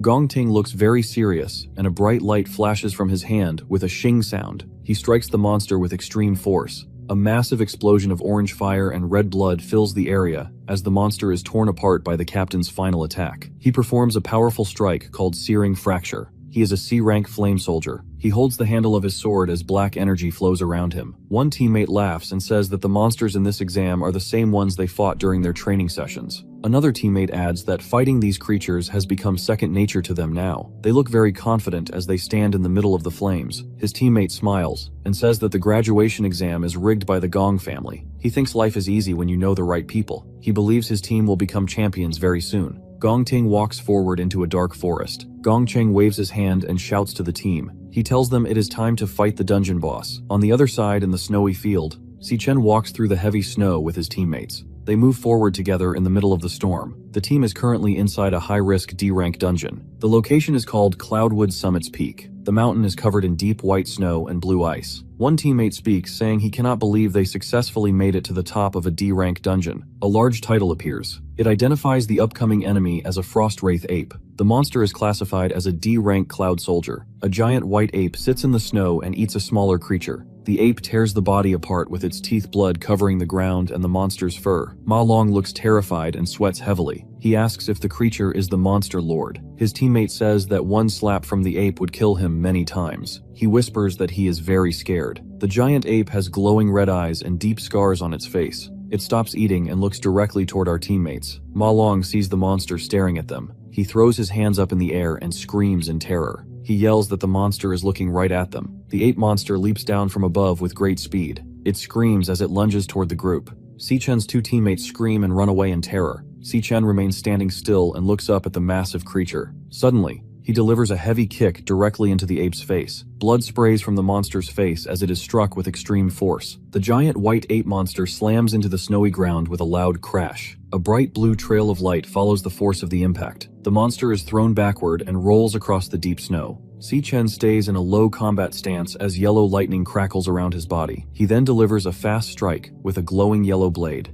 The blade slices through the monster's jaw, and blood sprays into the air. Si-Chen turns and runs forward with extreme speed, and several sharp yellows cut through the monster's large body as the ape is sliced into many pieces. Ma Long stares at Si-Chen with wide eyes and is in total disbelief and asks if Si-Chen really killed the giant monster so easily. His roommate stands behind him looking shocked. Digital system messages appear in the air. They state that Si-Chen obtained 1 Frostwraith ape fur and earned 200 experience points. Si-Chen stands calmly in the falling snow as his team approaches him. Si-Chen thinks to himself he finds it strange that killing the lord of a D-rank dungeon gives such a small amount of experience. He also thinks the loot he received was very poor. Suddenly, a teammate shouts with excitement. They tell the others to look at a large collection of mana crystals. One of the teammates shouts to the others to come and look at a discovery. He points toward a large, jagged tree trunk sticking out of the deep snow. Si-Chen watches as his roommates run toward the stump. Inside the hollow center of the tree, there is a large cluster of glowing crystals. The teammate says the giant monster must have hidden these mana crystals inside the tree. He notices the large size of the gems and believes they are at least mid-tier mana crystals. The roommates lean into the hollow and look at the treasure with wide eyes and happy smiles. They laugh and say that if they sell these crystals, they will be set for life. Si-Chen suddenly shouts for his team to hold on immediately, as his hand reaches out to touch one of the glowing blue mana crystals. Suddenly, a massive explosion of cold energy erupts from the center of the tree. The roommates look terrified as they are blown backward by the intense force. Si-Chen stands in the middle of the bright blue light with a serious expression. A powerful skill called Arctic Nova is activated by a cloud mage. The entire area is instantly covered in giant, sharp ice spikes that erupt from the ground. The snowy mountain is now filled with jagged blue ice and thick white mist. Giant ice spikes cover the entire mountain landscape. One of Si-Chen's teammates is trapped behind the sharp pillars of ice. Near him, a device sits on the frozen ground. The device makes a buzzing sound. In the monitoring room, the camera feed for Si-Chen's team turns black and begins to glitch. A warning icon appears on the screen with the text, Team Si-Chen, no signal. Director Gong Xuan watches the monitor and says that the team fell directly into a trap. He explains that high-level monsters are very intelligent. He insults the students, calling them losers and a burden on society. He declares that this event marks the end of the graduation exam for Si-Chen and his team. Carl states that the students' lives are now in clear danger. Gong Xuan agrees immediately and says that saving the students is their top priority. He suggests that the guild rescue team should step in now. He notes that this would mean ending the graduation exam for Si-Chen's team. Many screens are dark or display warning icons. Carl looks at the monitors and tells everyone to give the team a little more time. Principal Yuan Long explains that the students' wristbands are constantly monitoring their health. He states that all their vital signs are currently stable. He also points out that the neural data shows the students do not want to quit the exam. He tells the other leaders that the decision to withdraw should be left to the students. Gong Lin stands next to the principal and remains silent. Back to the snowy mountain. Ma Long lets out a very loud sneeze and shouts. He sits on the frozen ground, surrounded by giant ice spikes. He shakes from the intense cold and hugs his arms to stay warm. Behind him, his teammates are trapped inside large blocks of ice. He mentions that he is thankful to be a Cloud Class Awakener. He explains that his class gives him resistance to the cold. He says that without this power, he would be frozen solid like his friends. A dark shadow falls over the area and a creepy laugh comes from the mist. The monster is revealed to be a giant warrior made of ice and dark metal. It has long white hair and a bright blue glowing core in its chest. The monster towers over the snowy landscape. It looks down at Ma Long and laughs loudly while the snow falls around them. Ma Long looks up at the giant creature and asks if this monster is the true lord of the dungeon. He explains that he recognizes the monster from the school's monster manual. He identifies it as a frostbound Lich King, which is a C-rank cloud mage. He says this type of monster is an elemental mage that can manipulate ice. Ma Long explains that it uses area of effect attacks and knockback abilities to fight. He tells his team that these monsters are very cunning and enjoy torturing their prey before they kill them. He realizes that the Arctic Nova attack they just faced was actually a trap set by the boss. The Lich King stares down at the students with its empty, glowing eye sockets. Ma Long runs across the jagged snow as the blue frost-bound Lich King follows him from above. Ma Long looks back and realizes the monster is a rare C-rank lord. He knows he cannot defeat such a powerful enemy by himself. He tells himself that he must hurry. Suddenly, a sharp spike of ice strikes Ma Long's lower leg.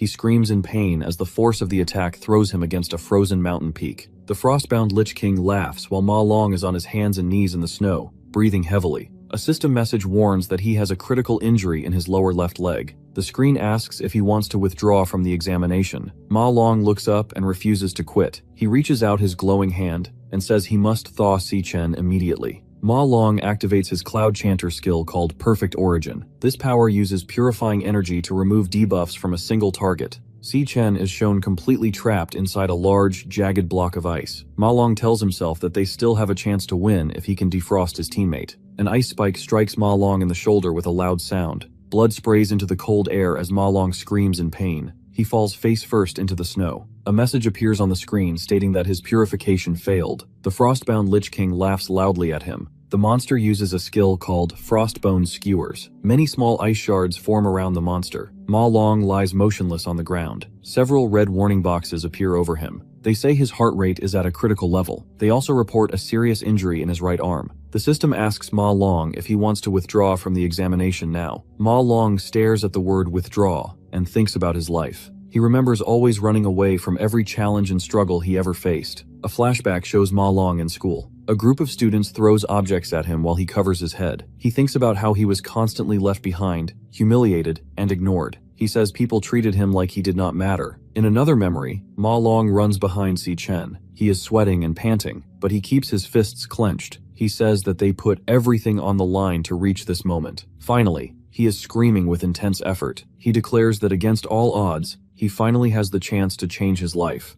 He refuses to give up now. In the present, Ma Long grits his teeth and shouts that he will never give up the fight. Ma Long reaches his hand toward the large block of ice. A powerful green light erupts from his palm as he uses his Perfect Origin skill. He focuses a beam of bright blue energy directly at the ice trapping Si Chen. The frostbound Lich King stands nearby and watches him. The monster energy waves spin through the air around them. Ma Long reaches out his hand toward the frozen structure. A bright blue light explodes from his palm. He screams as he uses all of his remaining strength. He kneels in the deep snow and points the intense blue energy at the large spikes of ice. Suddenly, inside the ice, Si Chen's eyes snap open. They glow with a fierce, bright yellow light as he begins to awaken. Si Chen activates his power and breaks out of the ice with a massive explosion. Blue ice shards fly everywhere in the snowy valley. He moves with incredible speed, shown by the large word Godspeed. The frostbound Lich King looks on in total shock. Its skeletal mouth is wide open, and its blue eyes glow with surprise. Si Chen moves like a golden streak of light across the snow. He reaches Ma Long and catches him. Ma Long is very weak and covered in sweat. He looks at Si Chen with a tired smile. He says that in the end, Si Chen still had to break free from the ice by himself. He is relieved that Si Chen is safe. Si Chen looks at Ma Long and tells him that he was a very big help. Ma Long looks at Si Chen's wounds and asks if he is going to be okay. Si Chen responds that his injuries are not serious and that he has managed to stop the bleeding. The ground begins to shake with a loud rumble. Si Chen explains that the monster is a C-rank cloud elemental monster lord called a frostbound Lich King. He warns Ma Long that it is incredibly powerful. He says they must not let the monster freeze them again. Si Chen looks over his shoulder as the rumbling continues. Ma Long stares with wide eyes and looks very terrified. High in the snowy sky, the frostbound Lich King raises its arms. A massive, jagged blue ice crystal forms above the monster. A title identifies the attack as Giga Frost Nova. Si Chen stands on the edge of a snowy cliff and looks up at the giant blue light. The frostbound Lich King opens its skeletal jaw and laughs loudly. Ma Long looks up at the sky with wide eyes and a terrified face. He asks how the monster could summon such a massive Frost Nova attack. He screams that it is impossible for them to dodge. A giant blue sphere of energy and jagged ice shards forms in the center of the snowy area. The ground rumbles violently as the spell expands. Suddenly, a massive white explosion fills the entire screen with blinding light. The force of the impact is extremely powerful. The frostbound Lich King floats in the snowy sky and laughs loudly. It looks down at the ground with glowing blue eyes to see the result of its attack. The entire valley is now covered in massive, jagged blue ice spikes. Ma Long is thrown backward through the air with a look of total shock. Si Chen stands in the center of a swirling blue aura of energy. He has switched his class to the Gravehound King at level 16. A system screen explains his frosty physique ability. This skill gives him full immunity to cold temperatures. It also increases all of his resistances while he is in low temperature environments. The frostbound Lich King opens its skeletal mouth wide and lets out a loud laugh. Ma Long sits on the snowy ground and sees that Si Chen is now using a different type of energy. Ma Long is confused and asks Si Chen what has happened to his power. He reminds Si Chen that he is supposed to be a lightning elemental assassin. Ma Long begins to sweat and asks if Si Chen is a rare 1 in a million person. Si Chen stands still as a powerful blue energy swirls around his body. Ma Long finally realizes that Si Chen is a dual-class awakener who can use 2 different types of abilities at the same time. Suddenly, Si Chen's eyes glow with a bright blue light. He tells them he is sorry for misjudging the situation. He says it is his fault that the 3 of them were put in danger. He clenches his fist tightly. Bright white light and electricity burst from his hand. He declares that the danger will end now. A message appears on the screen. It says that the class change is finished. Si Chen has now become the Abyssal Fiend at level 16. He holds a giant, glowing pink blade that makes a loud whirring sound. He looks toward the monster and says he will finish this battle immediately. Usually, an Awakener can only have 1 class. There is a very small chance for someone to have 2 classes. Only 1 person in 10 million can do this. The cloud symbol and the lightning symbol. These rare people are called dual classers. Ma Long realizes Si Chen is one of these extremely rare warriors. The world has fewer than 10 people with 2 classes. These people are very famous, and every guild wants to find them. Ma Long screams in shock as he realizes Si Chen is a dual classer. Si Chen stands in a bright blue aura while wearing a white bone mask. He has 2 classes. Then, a notification on the screen shows his strength and stamina increase 3 times. Ma Long screams again in total disbelief. He sees that Si Chen actually possesses 3 different classes. Si Chen's eyes glowed with a fierce blue light, and he reached max stamina and max strength. Si Chen notes that every single one of his classes is incredibly powerful. Si Chen is then leaping through the air. He is surrounded by swirling pink and purple energy. He prepares to strike with his massive, glowing pink blade. The monster stands in the distance, overshadowed by Si Chen's power. Ma Long looks completely terrified. He thinks about the crushing aura the monster had earlier in the fight. He realizes that Si Chen's current power is now even greater than the monster's pressure. The frostbound Lich King lets out a loud, high-pitched scream as it is struck. Si Chen activates a powerful move called Triple Calamity Overload Mode. He delivers a massive vertical slice that fills the panel with bright pink and purple light. The monster is torn apart by the force of the blade. The skeletal body of the Lich King shatters into many white bones and torn pieces of cloth. Si Chen kneels on the ground, holding his glowing weapon as the monster is destroyed. A victory screen appears over Si Chen. He stands in a bright pillar of yellow light as the system updates. He earns 5,000 experience points from the battle. A notification flashes, "Level up," showing that Si Chen has reached level 17. At the bottom of the screen, a loot window appears. It confirms that he has obtained a new item called Frostbone Skewers. Ma Long looks down at the skeletal remains of the monster lord in the snow. He is very impressed. He tells Si Chen that he should have known he could win. He says Si Chen defeated a C-rank monster lord with only 1 hit. Si Chen asks Ma Long if their other 2 roommates are still trapped in the ice. He asks if Ma Long has enough energy left to defrost them. Ma Long realizes he forgot about his friends. He runs quickly across the snowy ground toward the large ice spikes. He shouts that he totally forgot about Xiang Zuo and Xiang Yu. He tells them to hang in there as he rushes to help. Si Chen stays behind and watches him run. The skeletal skull of the frostbound Lich King lies on the ground. A system box appears above the skull. The box displays the word Devourer in large white letters. Si Chen reaches his hand toward the remains of the monster. A bright red light glows from his palm and pulses with energy. A red digital loading bar appears at the top of the screen with the word Devouring. Swirling white energy pulls the skeletal head of the frostbound Lich King into Si Chen's body. A system message appears stating that the devouring is complete. A card appears in front of him. It displays the frostbound Lich King and identifies the new class as Cloud Mage. The card shows star ratings for stats like strength, speed, and mental power. It also lists the skills Frostbone Skewers and Arctic Nova. Si Chen says that he has gained a new class called Cloud Mage. He explains that this is the first time he has obtained a new class while outside of the Dream Realm. Si Chen looks calmly at the snowy ground. He sees that the small robot camera is completely covered in ice. He thinks about the previous Arctic Nova attack. He realizes his true powers were not seen by the judges because the camera was frozen. He tells himself there is still plenty of time to finish the test. He wants to earn a perfect score for his team. In the background, Ma Long continues to use his energy to help the other two roommates. A screen appears in front of Si Chen. A notification flashes with the words, "Class level up." He has reached 100% experience for his current class. He gains 1 new star. The system tells him he can now use this star to increase his various stats. Si Chen looks at a glowing icon on his system screen. He is surprised and asks if he just earned a star. The icon shows a multiplication symbol and a green star. On the other side of Team Gongting, inside a dark cave called the Gloomvine Grotto, they are fighting a D-rank flower mage monster called a giant man-eater. The monster is a large red plant with sharp teeth and green vines. One student is thrown through the air by a vine and yells in pain. One teammate has purple glowing chains wrapped around his fists. He is sweating and his face is filled with strain. He asks if a D-rank boss is truly this powerful. He shouts at his other teammates to pummel the monster. He yells that he cannot hold the creature back any longer.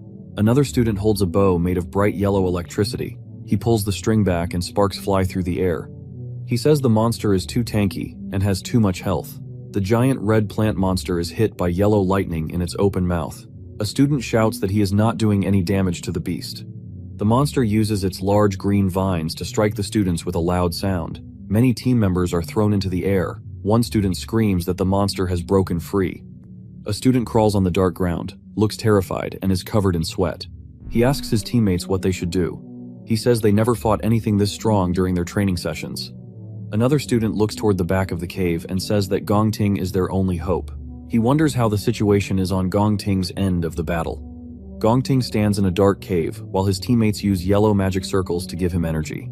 Digital text on the screen shows that his stamina, strength, and elemental power are all increasing.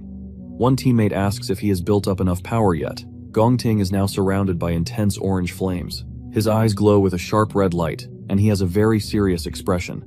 He looks ahead and says that he has enough power. Gongting leaps forward with incredible speed. A large fire explosion happens behind him as he lunges toward the enemy. He strikes the giant red plant monster with his sword. Gongting moves as a streak of fire and black light. He slices directly through the thick neck of the monster. Gongting looks ahead with glowing orange eyes. He yells, "Split," with great force. He activates a powerful skill called Sorrow Blade Burst. A giant explosion of orange and yellow fire fills the area. His teammates watch the explosion and begin to cheer. One student with light hair laughs and calls Gongting a legend. Another student shouts that the president is incredible and asks the others to look at his power. A notification appears on the screen. It congratulates Team Gongting for successfully clearing the D-rank dungeon. The screen shows the total time was 35 minutes. The team members laugh together. They state that they cleared the dungeon in nearly half an hour. They believe that no other team will ever be able to beat their record. Gongting stands silently in the middle of the burning fire while holding his glowing sword. A student walks with his teammate through a hallway. He says that even a low-tier F-rank dungeon takes most people an hour to finish. He laughs and says that anyone else leaving the area now must be trash who gave up early. Many students are sitting on long benches. Most of them are covered in bandages and look defeated. One student crouches on the floor and holds his head in fear. He begs the monsters not to kill him. His teammate tells him to calm down because they left the dungeon a long time ago. Nearby, a girl says the monsters were too terrifying. A student watches from a distance and says that Si Chen's group gave up and left early, just as he expected. In the corner, Si Chen leans against the wall. He looks at his phone with a calm expression. His 3 roommates sit on the bench next to him. They are wrapped in gray blankets and look very exhausted. One roommate has a crutch leaning against his seat. Si Chen sits on a bench in the waiting room. Gongcheng walks up to him and mocks him. He says that Si Chen could not even finish the assessment. He asks Si Chen where his tough attitude went. Gongting stands nearby and tells Gongcheng to come back. He sees a group of men in suits arriving at the entrance. Gongting says the vice chairman is here and tells his team they must go greet him. Carl Cavendish enters the room and claps his hands together. He shouts that the performance today was brilliant. He says they witnessed an outstanding performance during the test. Carl Cavendish walks down the center of the long waiting room. Gongcheng looks very excited and says that Carl is the most powerful man in the world. He believes Carl is walking toward their team. Gongting reaches out with his hand, but Carl Cavendish walks past Gongting and his teammates. Gongting turns his head and looks back in shock. Carl stops directly in front of Si Chen. He tells Si Chen that he is truly remarkable. Carl places his hand on Si-chen's shoulder and explains that Si-chen cleared the D-rank Devil's Cave in only 21 minutes. He tells him that even professional raid teams would find this goal hard to reach. He calls Si-chen's performance truly brilliant. Gong Cheng is shocked and screams in disbelief. He thinks to himself that Si-chen and his friends are pieces of trash. He is amazed they successfully cleared a D-rank cave. He is especially stunned because it only took them 21 minutes. Si-chen stands quietly while his 3 roommates smile behind him. They greet the vice chairman happily. Si-chen thinks about Carl's identity. He knows Carl is the vice chairman of the World Guild Alliance. He believes Carl is the second most powerful person in the world today. Si-chen wonders why a man with such high power would come to the school. Carl looks at Si-chen and smiles. He asks Si-chen to confirm his name. Carl thinks to himself that this trip was not a waste of time after all. Carl Cavendish looks at Gong Lin and speaks. He says that the young master of the Gong family performed very well. He mentions that leading a team to clear a D-rank Devil's Cave at a young age is a great achievement. Carl says that Guildmaster Gong Lin taught his son well and that they are very similar. Gong Lin looks down and tells the vice chairman that he is flattering him. Carl says it is getting late and he must head back. Carl and his assistants walked through the room. Carl thinks to himself that the principal is lucky to have found 2 great prodigies. He says that finding 2 geniuses like this is a very rare event that happens once in 1,000 years. Director Gong Xuan looks nervous and has sweat on his face. He clears his throat and says he will announce the results for both Si-chen's and Gong Ting's teams. He explains that both teams have a tie for a perfect score. He prepares to make the final announcement. The director announces that both teams are tied for the championship. He tells the students that every member of both teams is now allowed to join the Empire Guild. Si-chen's roommates celebrate with great joy. They shout that they are now set for life and have a ticket to the top of society. Gong Ting stands nearby with a quiet expression. The director speaks again to announce the final details. He states that Captain Gong Ting and Captain Si-chen will both be given core management positions within the Empire Guild. He also says that the 2 of them will split the 1 million prize money equally. Gong Ting looks slightly shocked by the news. Si-chen looks back at him with a calm face. Si-chen thinks about the prize money and realizes he will only receive 500,000 yuan. He remembers his promise to pay back 1 million yuan to Qingji within a month. He tells himself he must find a way to earn the other 500,000 yuan as quickly as possible. Gong Ting stands in the shadows and says there can only be one champion. He looks directly at Si-chen and loudly demands a one-on-one tiebreaker match against Si-chen. Director Gong Xuan looks extremely shocked and sweats. The other students and the high-ranking officials watch the confrontation. The director leans in and whispers to Gong Ting. He asks Gong Ting what nonsense he is talking about. The ranking assessment ends in a tie for first place. Most people believe this is a perfect result and think Si-chen will not want to fight again. However, Si-chen looks at Gong Ting and says if he will be allowed to keep the entire 1 million yuan prize if he wins a tiebreaker match. Director Gong Xuan is shocked by the question and spits in surprise. Gong Ting tells Si-chen that if he can win the fight, he can take all the money. Carl Cavendish watches the 2 students from the side. He smiles and says the situation is very interesting. He remarks that the performance has not ended yet. They walk toward each other until they are standing face to face. They stare intensely into each other's eyes. Si-chen asks Gong Ting how they are going to settle the match and determine the winner. Sometime later, Si-chen sits on a couch in a luxury room. He says that he must repay his debt. He asks for a 1-week extension on the deadline. He explains that he received 500,000 less than he expected. This happened because the graduation exam ended in a tie. Si-chen tells Qingji that he will have a one-on-one tiebreaker match with Gong Ting. He says the fight will happen in 1 week. They will go to a wild devil's cave outside of the school. Qingji looks very shocked and says the cave is far too dangerous for students. He notes that neither of them has professional guild training. Si-chen tells Qingji not to worry. He says he will get the remaining money after he wins the match. He also promises to give Qingji all the monster materials he finds inside the cave. He tells the guild leader to keep the monster materials as interest for the 1-week deadline extension. Qingji places his hand over his mouth and thinks to himself that Si-chen is extraordinary. He notices that Si-chen shows no fear about entering a dangerous wild devil's cave. He is surprised that Si-chen only cares about his debt and interest. Si-chen holds a small glass of water in his hand. He states that there is another reason for his visit today. He says this reason is even more important than the loan. Qingji looks back at him and waits for him to continue.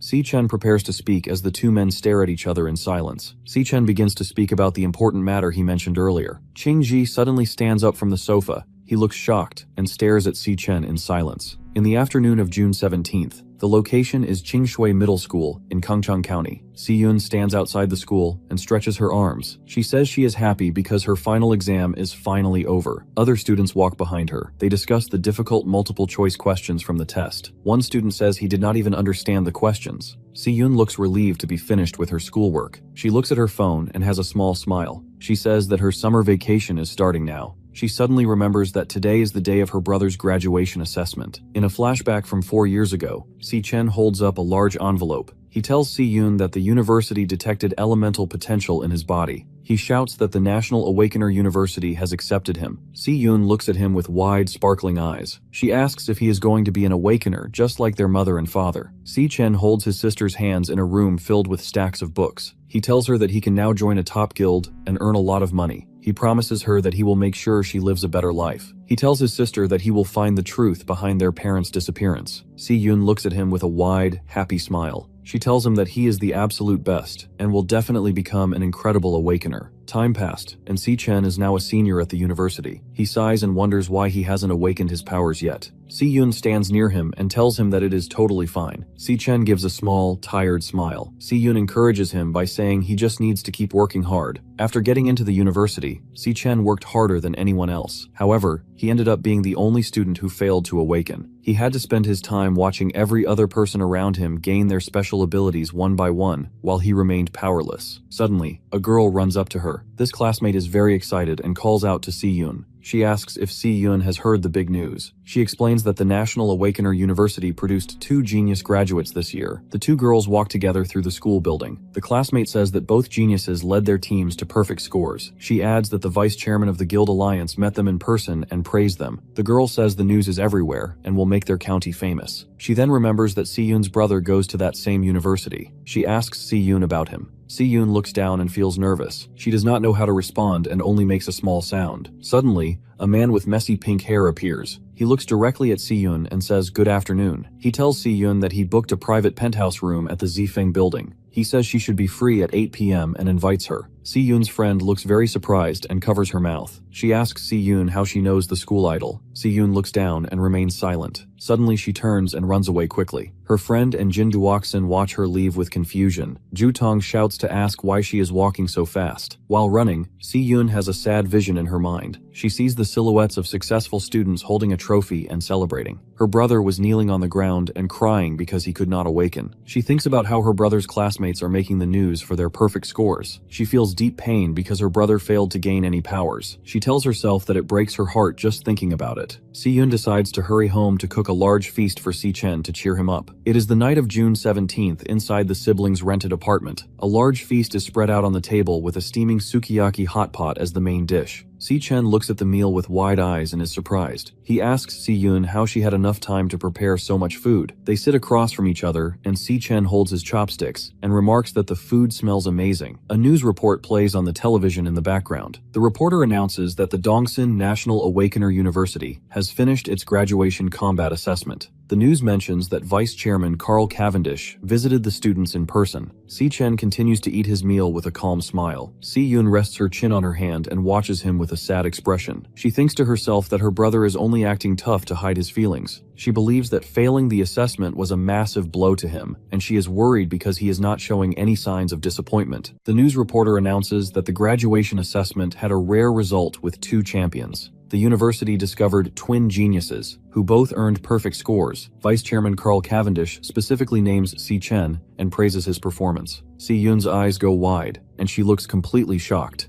She stares at the screen and realizes the reporter is talking about her brother. She looks over at Si-chen, who is calmly sitting across from her and drinking from a cup. She asks herself if her brother really led his team to a perfect score. She wonders how he achieved such a high rank. She looks at her brother with a soft smile and tears in her eyes. She thinks to herself that he is a silly brother. It is the 17th of June 2157, the day of the graduation combat assessment. Vice Chairman Carl Cavendish sits in a restaurant and eats a piece of meat with chopsticks. He smiles and says the trip was definitely worth it because he found a gem. Ling Yu sits across the table from him and Carl asks her why she chose to join Si-chen's team. He places a brown envelope stamped "Secret" on the table. He reads the assessment report and notes that Si-chen cleared a D-rank dungeon in only 21 minutes. Carl explains that even a professional guild team would find this task difficult. Ling Yu says she knows Si-chen's secret. She reveals that Si Chen trained in a highly dangerous wild devil's cave before the school exam. Carl looks very surprised by this information. Meanwhile, Si Chen stands in the snowy wasteland inside the Devil's Tower. He looks at his digital system screen, now a level 17 lightning assassin. Si Chen sees that his stats have increased significantly after leveling up, and his speed is now at 405. A notification card shows that he earned 1 new star point to add to his stats. 10 days remain before the graduation combat assessment. He explains that he has been training continuously on this floor. This hard work allowed him to successfully upgrade the star levels of his classes.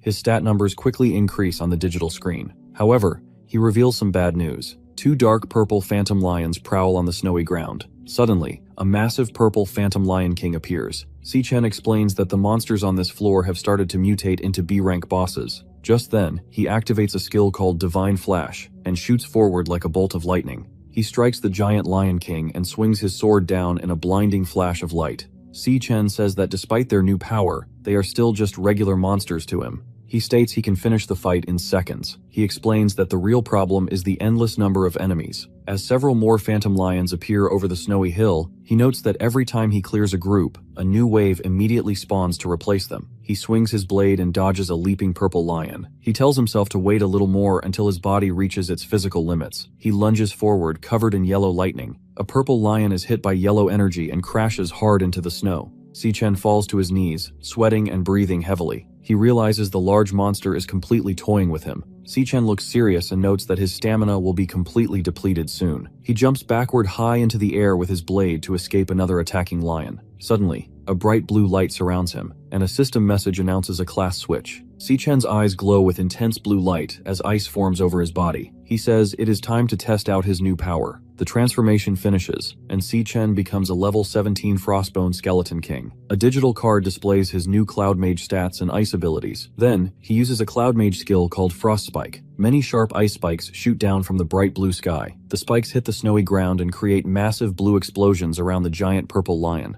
Si Chen notes that his stamina is almost completely gone. He tells himself he must finish the battle quickly before his skills go on cooldown. He unleashes another huge wave of ice spikes that curve through the air and strike the roaring lion boss, creating a large blast of blue energy. Suddenly, a dark black portal appears high in the sky. Massive rings of ice form and crack along the snowy ground with loud banging sounds. The purple lions look around in shock as the endless horde of beasts finally stops coming. Si Chen reaches his icy hand up toward the sky. The giant purple Lion King looks up with wide eyes and an open mouth. This ultimate attack is called the Frost Blast Bomb. The giant ice bomb hovers over the snowy wasteland while the lions stare up at it in fear. He stares forward and declares that not a single monster will escape. The giant purple lion opens its mouth and roars loudly. Si Chen jumps high into the air. A massive explosion of blue and white energy erupts from the snowy ground with a loud sound. The monster is completely frozen inside a large block of jagged ice. Si Chen holds a glowing pink sword and swings it down. A screen shows that his class switch is complete. Si Chen's eyes now glow with bright blue light. He declares that the fight on the first floor of the dreamscape is finally over. He activates a stellar warrior skill called Triple Cataclysm in crushing mode. He strikes the frozen lion with a giant beam of pink energy. The powerful attack slices completely through the monster. Si Chen stands in the snowy wasteland and holds his glowing sword. Several purple lions lie dead on the ground around him. Broken pieces of ice are scattered everywhere. One of the dead lions begins to turn white. Its body starts to fade into dark smoke. Si Chen stares forward with glowing yellow eyes and tells the dead monster to talk. He reaches out his hand and demands to know the monster's exact class. The purple lion's body turns into dark smoke. Si Chen absorbs the dark energy into his glowing hand. The energy transforms into a new purple digital card called Lion King Phantom Mane.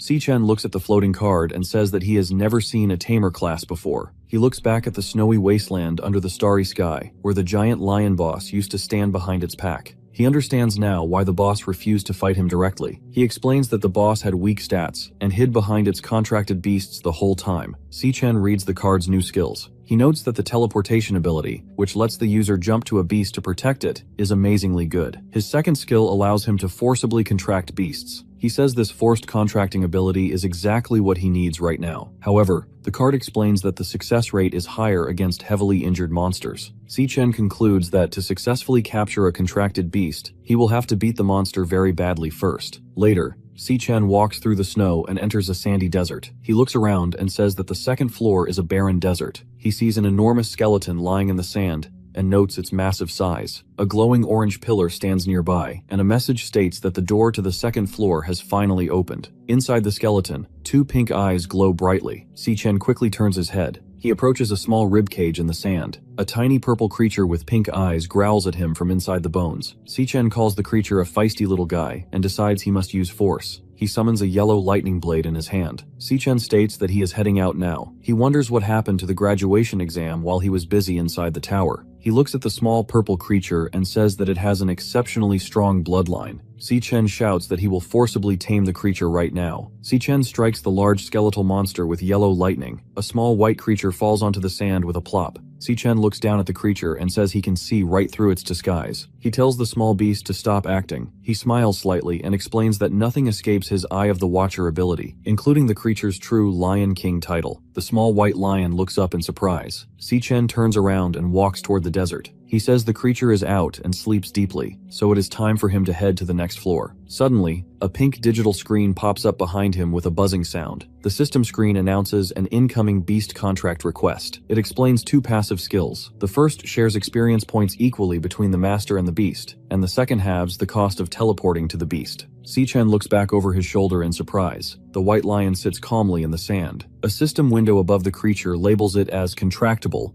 and names it Lion King Leo. Finally, the system asks Si-Chen if he wants to accept the contract. Si-Chen looks down at the creature and asks if it wants to follow him. The creature looks up and barks loudly. Si-Chen tells the creature that he plans to conquer every floor of the Devil Tower. He warns them that the monsters will become more vicious on each floor. He explains that it could be injured or even lose its life. He asks the creature if it has truly thought this through. The small lion barks again to show it agrees. Si-Chen closes his eyes and says he understands. He opens his eyes, and his glowing pink loudly consents to sign the contract. A message announces that the contract with Lion King Leo is established. A new card shows Si-Chen's stats as a Star Beastmaster. The screen lists new passive skills, including a pact that shares experience points and an ability to teleport to the beast's side. Si-Chen smiles and gestures with his thumb, telling the creature that they will head out together. The small lion runs happily beside him. They walk toward the swirling orange portal. Si-Chen tells the lion to protect itself while he is fighting. The creature barks in agreement and steps into the tall portal. Si-Chen and his small white beast walk into a dark, rocky cave filled with bright orange pillars of light and flowing lava. Si-Chen sweats heavily and says it is so hot that he feels like he will melt. As he walks near the edge, he wonders what kind of monster they will encounter on this floor. Suddenly, a blinding white light flashes. Si-Chen's eyes widen in terror as a massive hole is instantly blasted straight through his chest. Blood sprays everywhere as his face freezes in complete shock. Si-Chen suddenly gasps and wakes up in his bed with sunlight shining through the window. He sits up and breathes heavily, realizing he was killed in an instant without even seeing the monster. He looks confused and wonders what kind of terrifying power the second-floor monster possesses. Si-Yun calls out from behind the door, telling him to come out and eat breakfast. He sits at the table and looks surprised, calling the large meal of noodles and fruit an absolute feast. She reminds him to wash the dishes and hang up the clothes from the washing machine in 30 minutes. As she puts on her shoes, Si-Chen asks why she is rushing to leave since summer vacation has already started. Si-Yun explains she is going to her summer job. Si-Chen looks confused and reminds her that he told her to leave the money matters to him. Si-Yun smiles brightly and says that since her brother has made it to the top, she cannot fall behind. She adds that staying home all summer would be boring anyway. Si-Yun closes the door and leaves. She tells Si-Chen to wash the dishes and hang the clothes. Si-Chen washes a bowl under running water. He hangs a gray shirt on a clothing rack in the living room. He thinks about how Xiaoyun has always lived her life with grit, no matter what happens. He looks at a framed picture on his desk. The picture shows him and his sister smiling and making peace signs. He kneels down to look closer at the photo. He thinks that even though she is just a child, she makes him feel cared for. A vision of the massive Demon King Wrath with its giant tentacles appears in his mind. Si-Chen thinks that once he finishes school, he must fight Wrath. Because of this, he will not be able to stay by Xiaoyun's side for much longer. He states that she is the only person he truly worries about. Suddenly, his eyes widened in surprise. He puts his fingers to his forehead and thinks of a new idea. Si-Chen's eyes glow with bright purple light, and a dark purple portal opens in the air above him. The white lion falls out of the portal. Si-Chen looks completely shocked with his mouth open. He realizes that he actually managed to summon his contracted beast from the Dreamscape Devil Tower into the real world. The lion then jumps onto the couch and plays with a box of tissues, pulling them out and making a mess. Si-Chen watches the lion and decides to have Leo follow Xiaoyun while he is away. A card showing the Phantom Spirit Lion King and its skills. Si-Chen looks at his hand and explains the skill called Astral Orbit Jump. He says this skill will let him see through the beast's eyes if she is in danger. He will also be able to teleport instantly to her side to protect her. He remembers a time when Xiao Yun was little and happily petted a white cat and a brown dog. He smiles with glowing purple eyes and holds the beast card. He believes that since she loves cats and dogs, she will gladly accept a small lion. Suddenly, a loud clanging sound comes from the kitchen. Si-Chen quickly turns his head to look behind him. He walks in and stares blankly as the lion eats a ceramic plate on the messy counter. Si-Chen thinks that his sister can surely accept the creature. On the other side, a wounded man covered in blood kneels on the ground holding a broken blue weapon. He breathes heavily and looks up in terror. He yells for man to stay away and asks what it is. A sudden red slash strikes the man. Blood pours down his face as he stares with wide eyes, asking what kind of monster this is. The man is lifted into the air by white energy lines, and a red bar shows that the dark figure is devouring him. Later, Si-Yun walks down a street at sunset, carrying 2 plastic bags. She looks exhausted and says she is finally off work. She explains that standing all day selling milk tea is very tiring. She stops near a wall and wonders if her brother will like the drink she bought.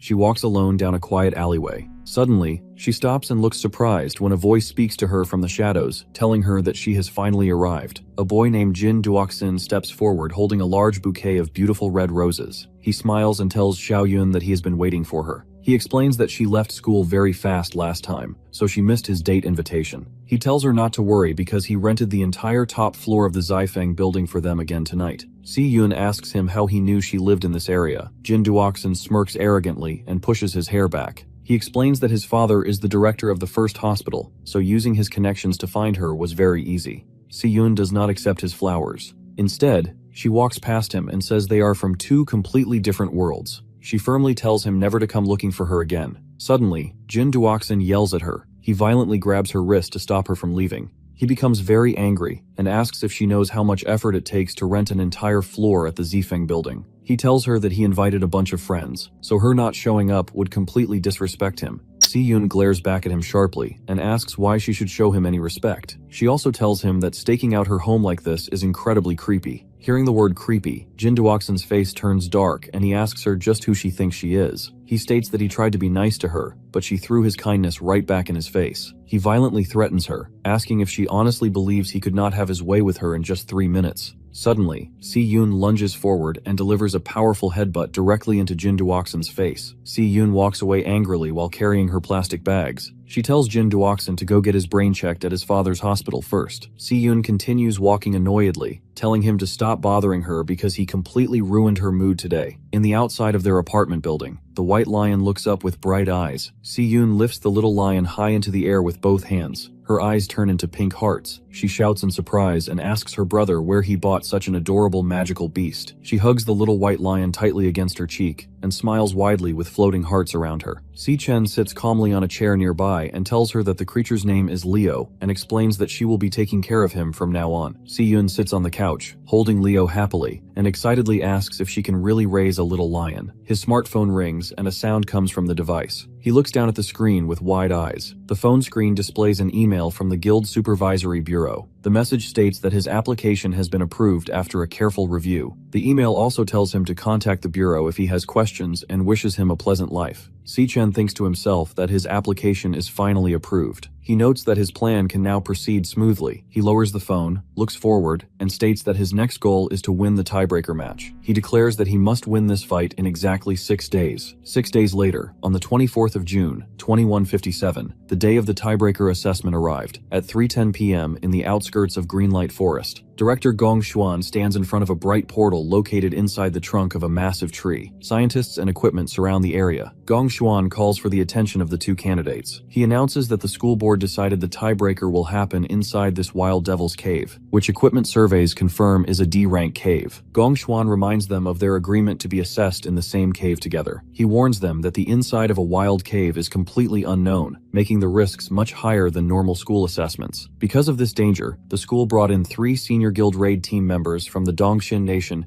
to act as accompanying examiners. These 3 professionals stand quietly in the grass. One of them is a man named Ivan from the Empire Guild, who is a C-rank Flora chanter. Gong Xuan explains that these examiners will follow the candidates into the cave to provide protection and give them a real-time score based on their performance. Kai Yu from the Divine Eye Guild wears a brown hat and an orange mask over her face. She is a C-rank nuclear shooter. Yuta Sato from the Yinfeng Guild has dreadlocks, a mustache, and wears dark sunglasses. He is a C-rank star warrior. An announcement states that the final results of the test will be decided by the scores these 3 examiners give. The 3 examiners on a large blue screen and smiles evilly and touches his chin. He thinks to himself that the examiners must perform their duties well and ensure everything is done without leaving a single trace, hinting at a secret plot. Later, inside a room, Gong Lin and Yuan Long stand near a sofa. Vice Chairman Carl Cavendish sits relaxed on the couch. Gong Lin asks Carl why he is still at the school, noting that his scheduled trip ended 2 days ago. Carl smirks and asks what could possibly be more interesting than what is happening here. Carl continues to smile and explains that he wants to stay because he has not witnessed a duel between true geniuses in many years. Director Gong Xuan stands in front of a massive, swirling green portal. He raises his right hand up toward the bright light and announces the start of the event. He says this is the National Awakener University class of 2157 graduation combat assessment, one-on-one tiebreaker. He declares the match is between Si Chen and Gong Ting, Si Chen's eyes glowing with intense yellow light. The announcement states that the match officially begins. Si Chen and Gong Ting walk forward into the bright green portal. The 3 examiners walk in behind them, accompanied by a small floating camera drone. Kai Yu looks at the surroundings and notes that there are dead trees everywhere. She explains that it looks like a flora-type devil's cave. Behind her, Ivan holds up a cigarette and asks Yuta if he wants a smoke. Yuta refuses and reminds Ivan that they are proctoring an exam and the cameras are still rolling. Suddenly, a jagged red light begins to flash brightly on Si Chen's chest. Massive red signs appear directly in front of him. He thinks to himself that this is the first time he has ever seen the Devil Heart issue a warning. Si Chen thinks to himself that this is the first time the Demon Heart has ever thrown out a warning.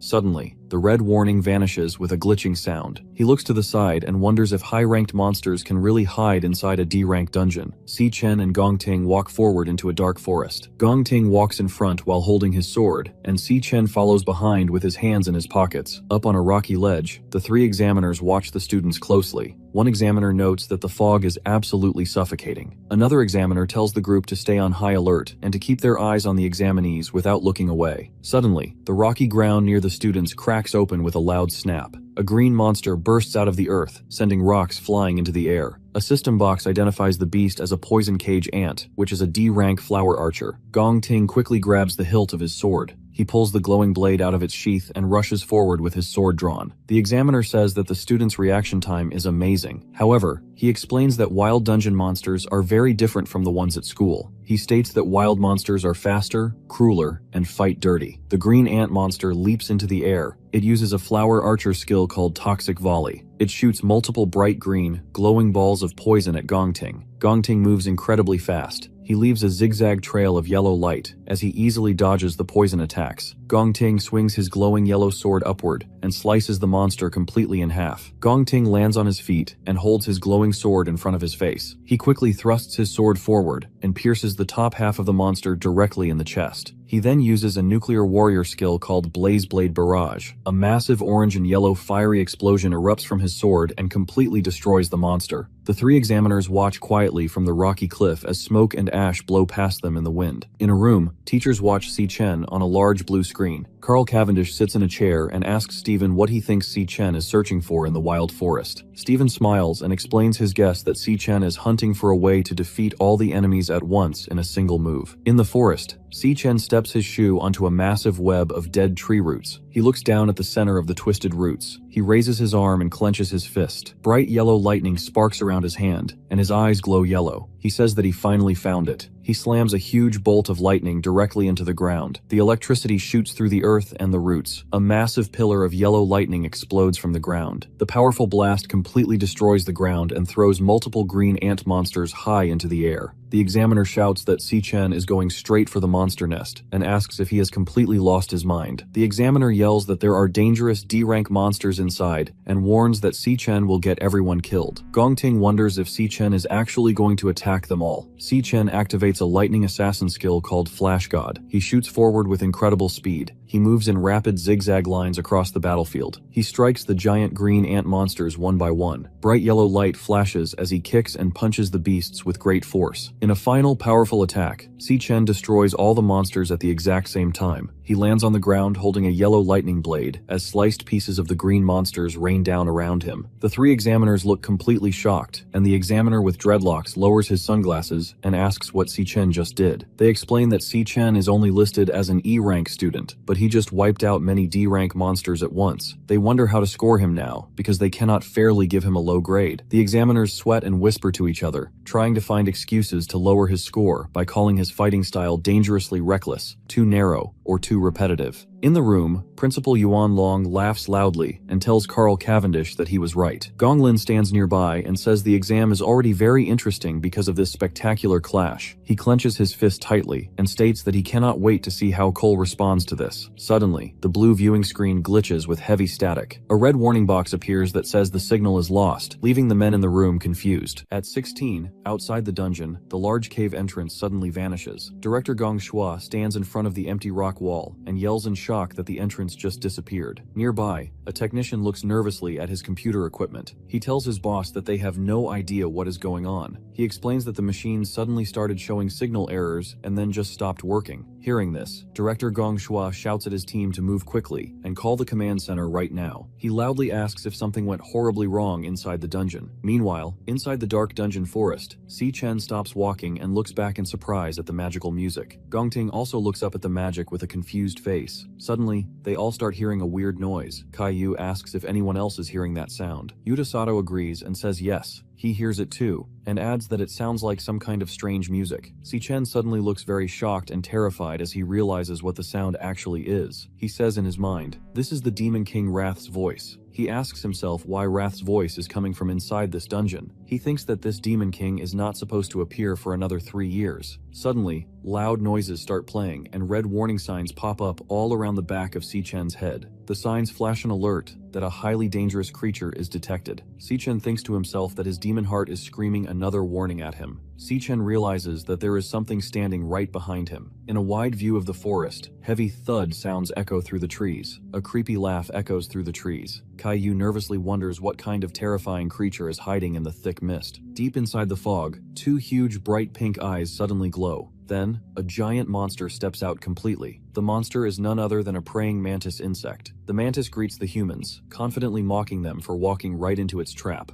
Yuta Sato is completely shocked and cannot believe that the giant monster is actually talking. He realizes that a monster capable of speaking must be a very powerful, high-tier C-rank creature. Looking past the giant insect towards Si-Chen and Gongting, the group is terrified. They wonder how such a dangerously strong monster could appear inside a low-level D-rank dungeon. They know this beast will easily kill all the examinees. Realizing the extreme danger, Yuta Sato quickly leaps forward. He summons a huge glowing pink axe in his hands. He lands firmly in front of Si-Chen and Gongting to protect them. He strongly commands everyone to quickly hide behind him for safety. Suddenly, the giant insect monster swings its massive blade arm incredibly fast. It completely slices off Yuta Sato's hand. His severed hand, still gripping the glowing pink axe, flies high into the air. Caillou and Ivan look completely shocked by the sudden attack. The giant insect monster moves incredibly fast, leaving a blurred trail behind it. With a loud thud, the beast violently stabs its huge, scythe arm right through Gongting's chest. Blood splatters heavily into the air as Gongting throws his head back in extreme pain. The monster cruelly declares that every single one of them is going to die. However, he refuses to give up,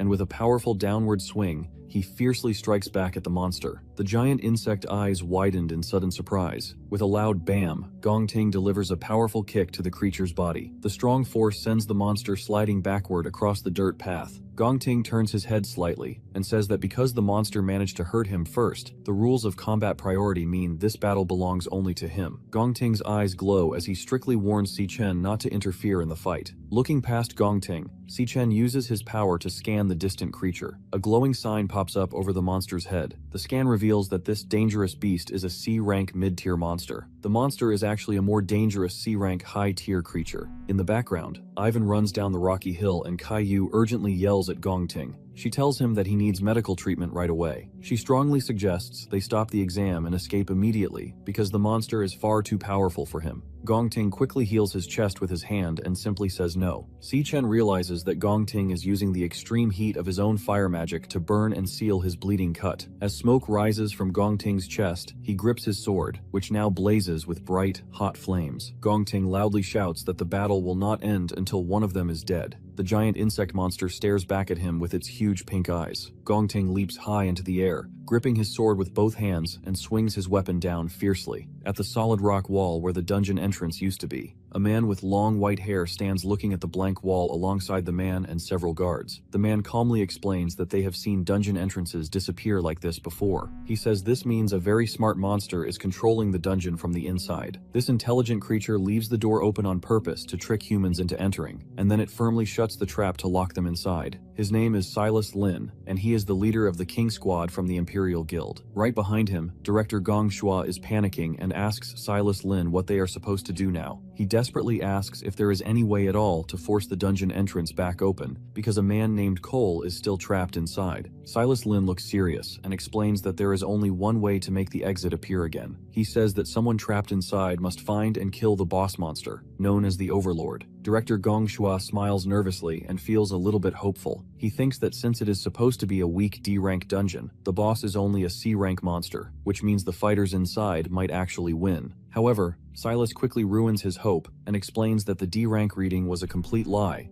because the boss monster was hiding its true strength on purpose to trick the scanners. He states that this specific dungeon is almost certainly the trap that caused all the other missing magic fighters to disappear. Director Gong Shua starts sweating and realizes the horrible truth. Silas finally reveals that they are actually dealing with an extremely dangerous B-rank dungeon. The giant insect monster attacks very fast, swinging its huge arms to create slashes. Gongting quickly blocks the rapid attacks, using his sword to stop the strikes. Gongting slides backward on the dirt, holding his weapon carefully. The monster lets out a loud growl and lifts its scythe to create a massive strike. With a heavy thud, the beast aggressively slams its massive blade down. However, the monster misses Gongting, and its sharp weapon gets completely stuck deep inside the rocky ground. The creature quickly realizes it is trapped. Seeing this perfect opportunity, Gongting leaps high into the air right above the monster, holding his sword and declaring that the beast has dropped its guard and he finally has the perfect chance to finish it off. He completely chops off the giant insect monster's head. The monster's severed head bounces across the rocky dirt. It finally rolls to a stop right in front of Si-Chen and Caillou.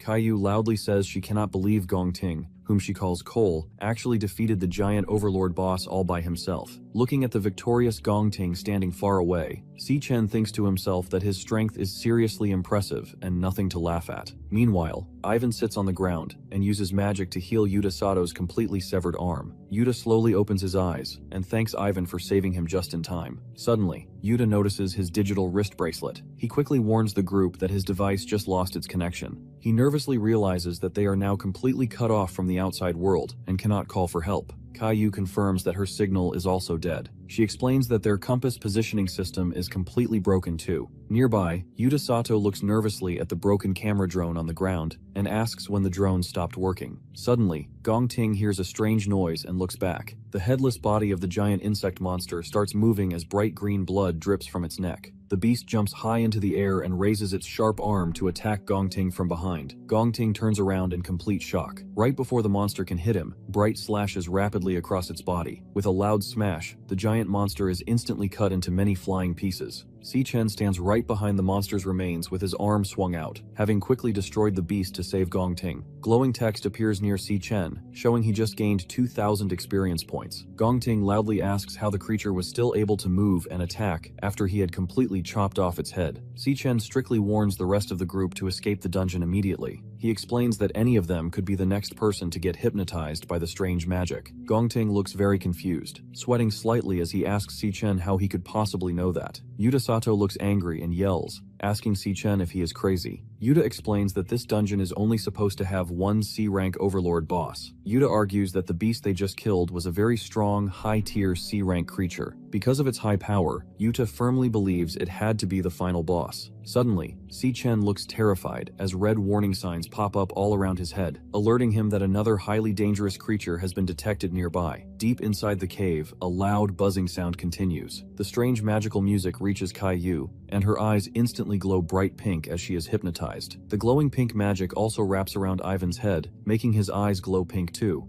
Yuta Sato is seen right behind Ivan as the mind-controlling spell takes over the group. Si-chen quickly plugs his ear with his finger to block out the magical sound. He thinks to himself that his warning came too late. Si-chen recognizes this strange sound immediately and remembers a terrible event from his past life. In another dark memory, Si-chen holds his sister in his arms. He recalls that the Demon King Wrath used this exact magical sound to hypnotize and murder millions of innocent humans all over the world. Back in the present, Si-chen watches his teammates closely. Kai-yu, Ivan, and Yuta Sato walk right past him like mindless zombies. Si-chen realizes that the true boss of this dungeon must be connected to the Demon King Wrath. He bravely follows behind them. He thinks to himself that it is finally time to meet this terrifying enemy face to face. The group walks slowly into the glowing cave opening. Inside the cave, Si-chen sees red warning signs suddenly popping up everywhere. The large room is completely covered in glowing green eggs. In the center stands a mysterious tall figure. Giant snake heads with pink eyes move around the figure. The hypnotized team walks mindlessly past a pile of skulls, bones, and broken weapons. Si-chen thinks to himself that this boss uses the exact same alpha soundwave magic as the Demon King Wrath to control minds. He explains that he is completely safe because he prepared a special beta audio track in his earbud to block the mind control. He brought it just in case he ever had to face Wrath again. However, Si-chen knows they have absolutely no protection against hypnosis and could drop dead at any moment. He realizes he has to destroy this monster extremely fast to save their lives. The boss monster looks down at the hypnotized humans. Speaking in a scary voice, the creature slowly says that the group looks like very rich and fresh flesh to eat. Si-chen stands his ground among his hypnotized teammates and glares fiercely at the monster. In a courtyard, an 8-year-old boy named Cole Gong stands panting heavily. He holds the broken stick while standing over another young boy who lies completely defeated and bleeding on the floor. His father watches the brutal fight and calmly tells Cole that he has won once again. The father then explains the cruel rules to the children. He tells Cole that the winner is allowed to come up the stairs and eat food at the table. Cole drops his weapon and walks toward his father. However, his father announces a harsh punishment for the loser. He orders Edmund to stay on the ground and kneel there until the sun comes up.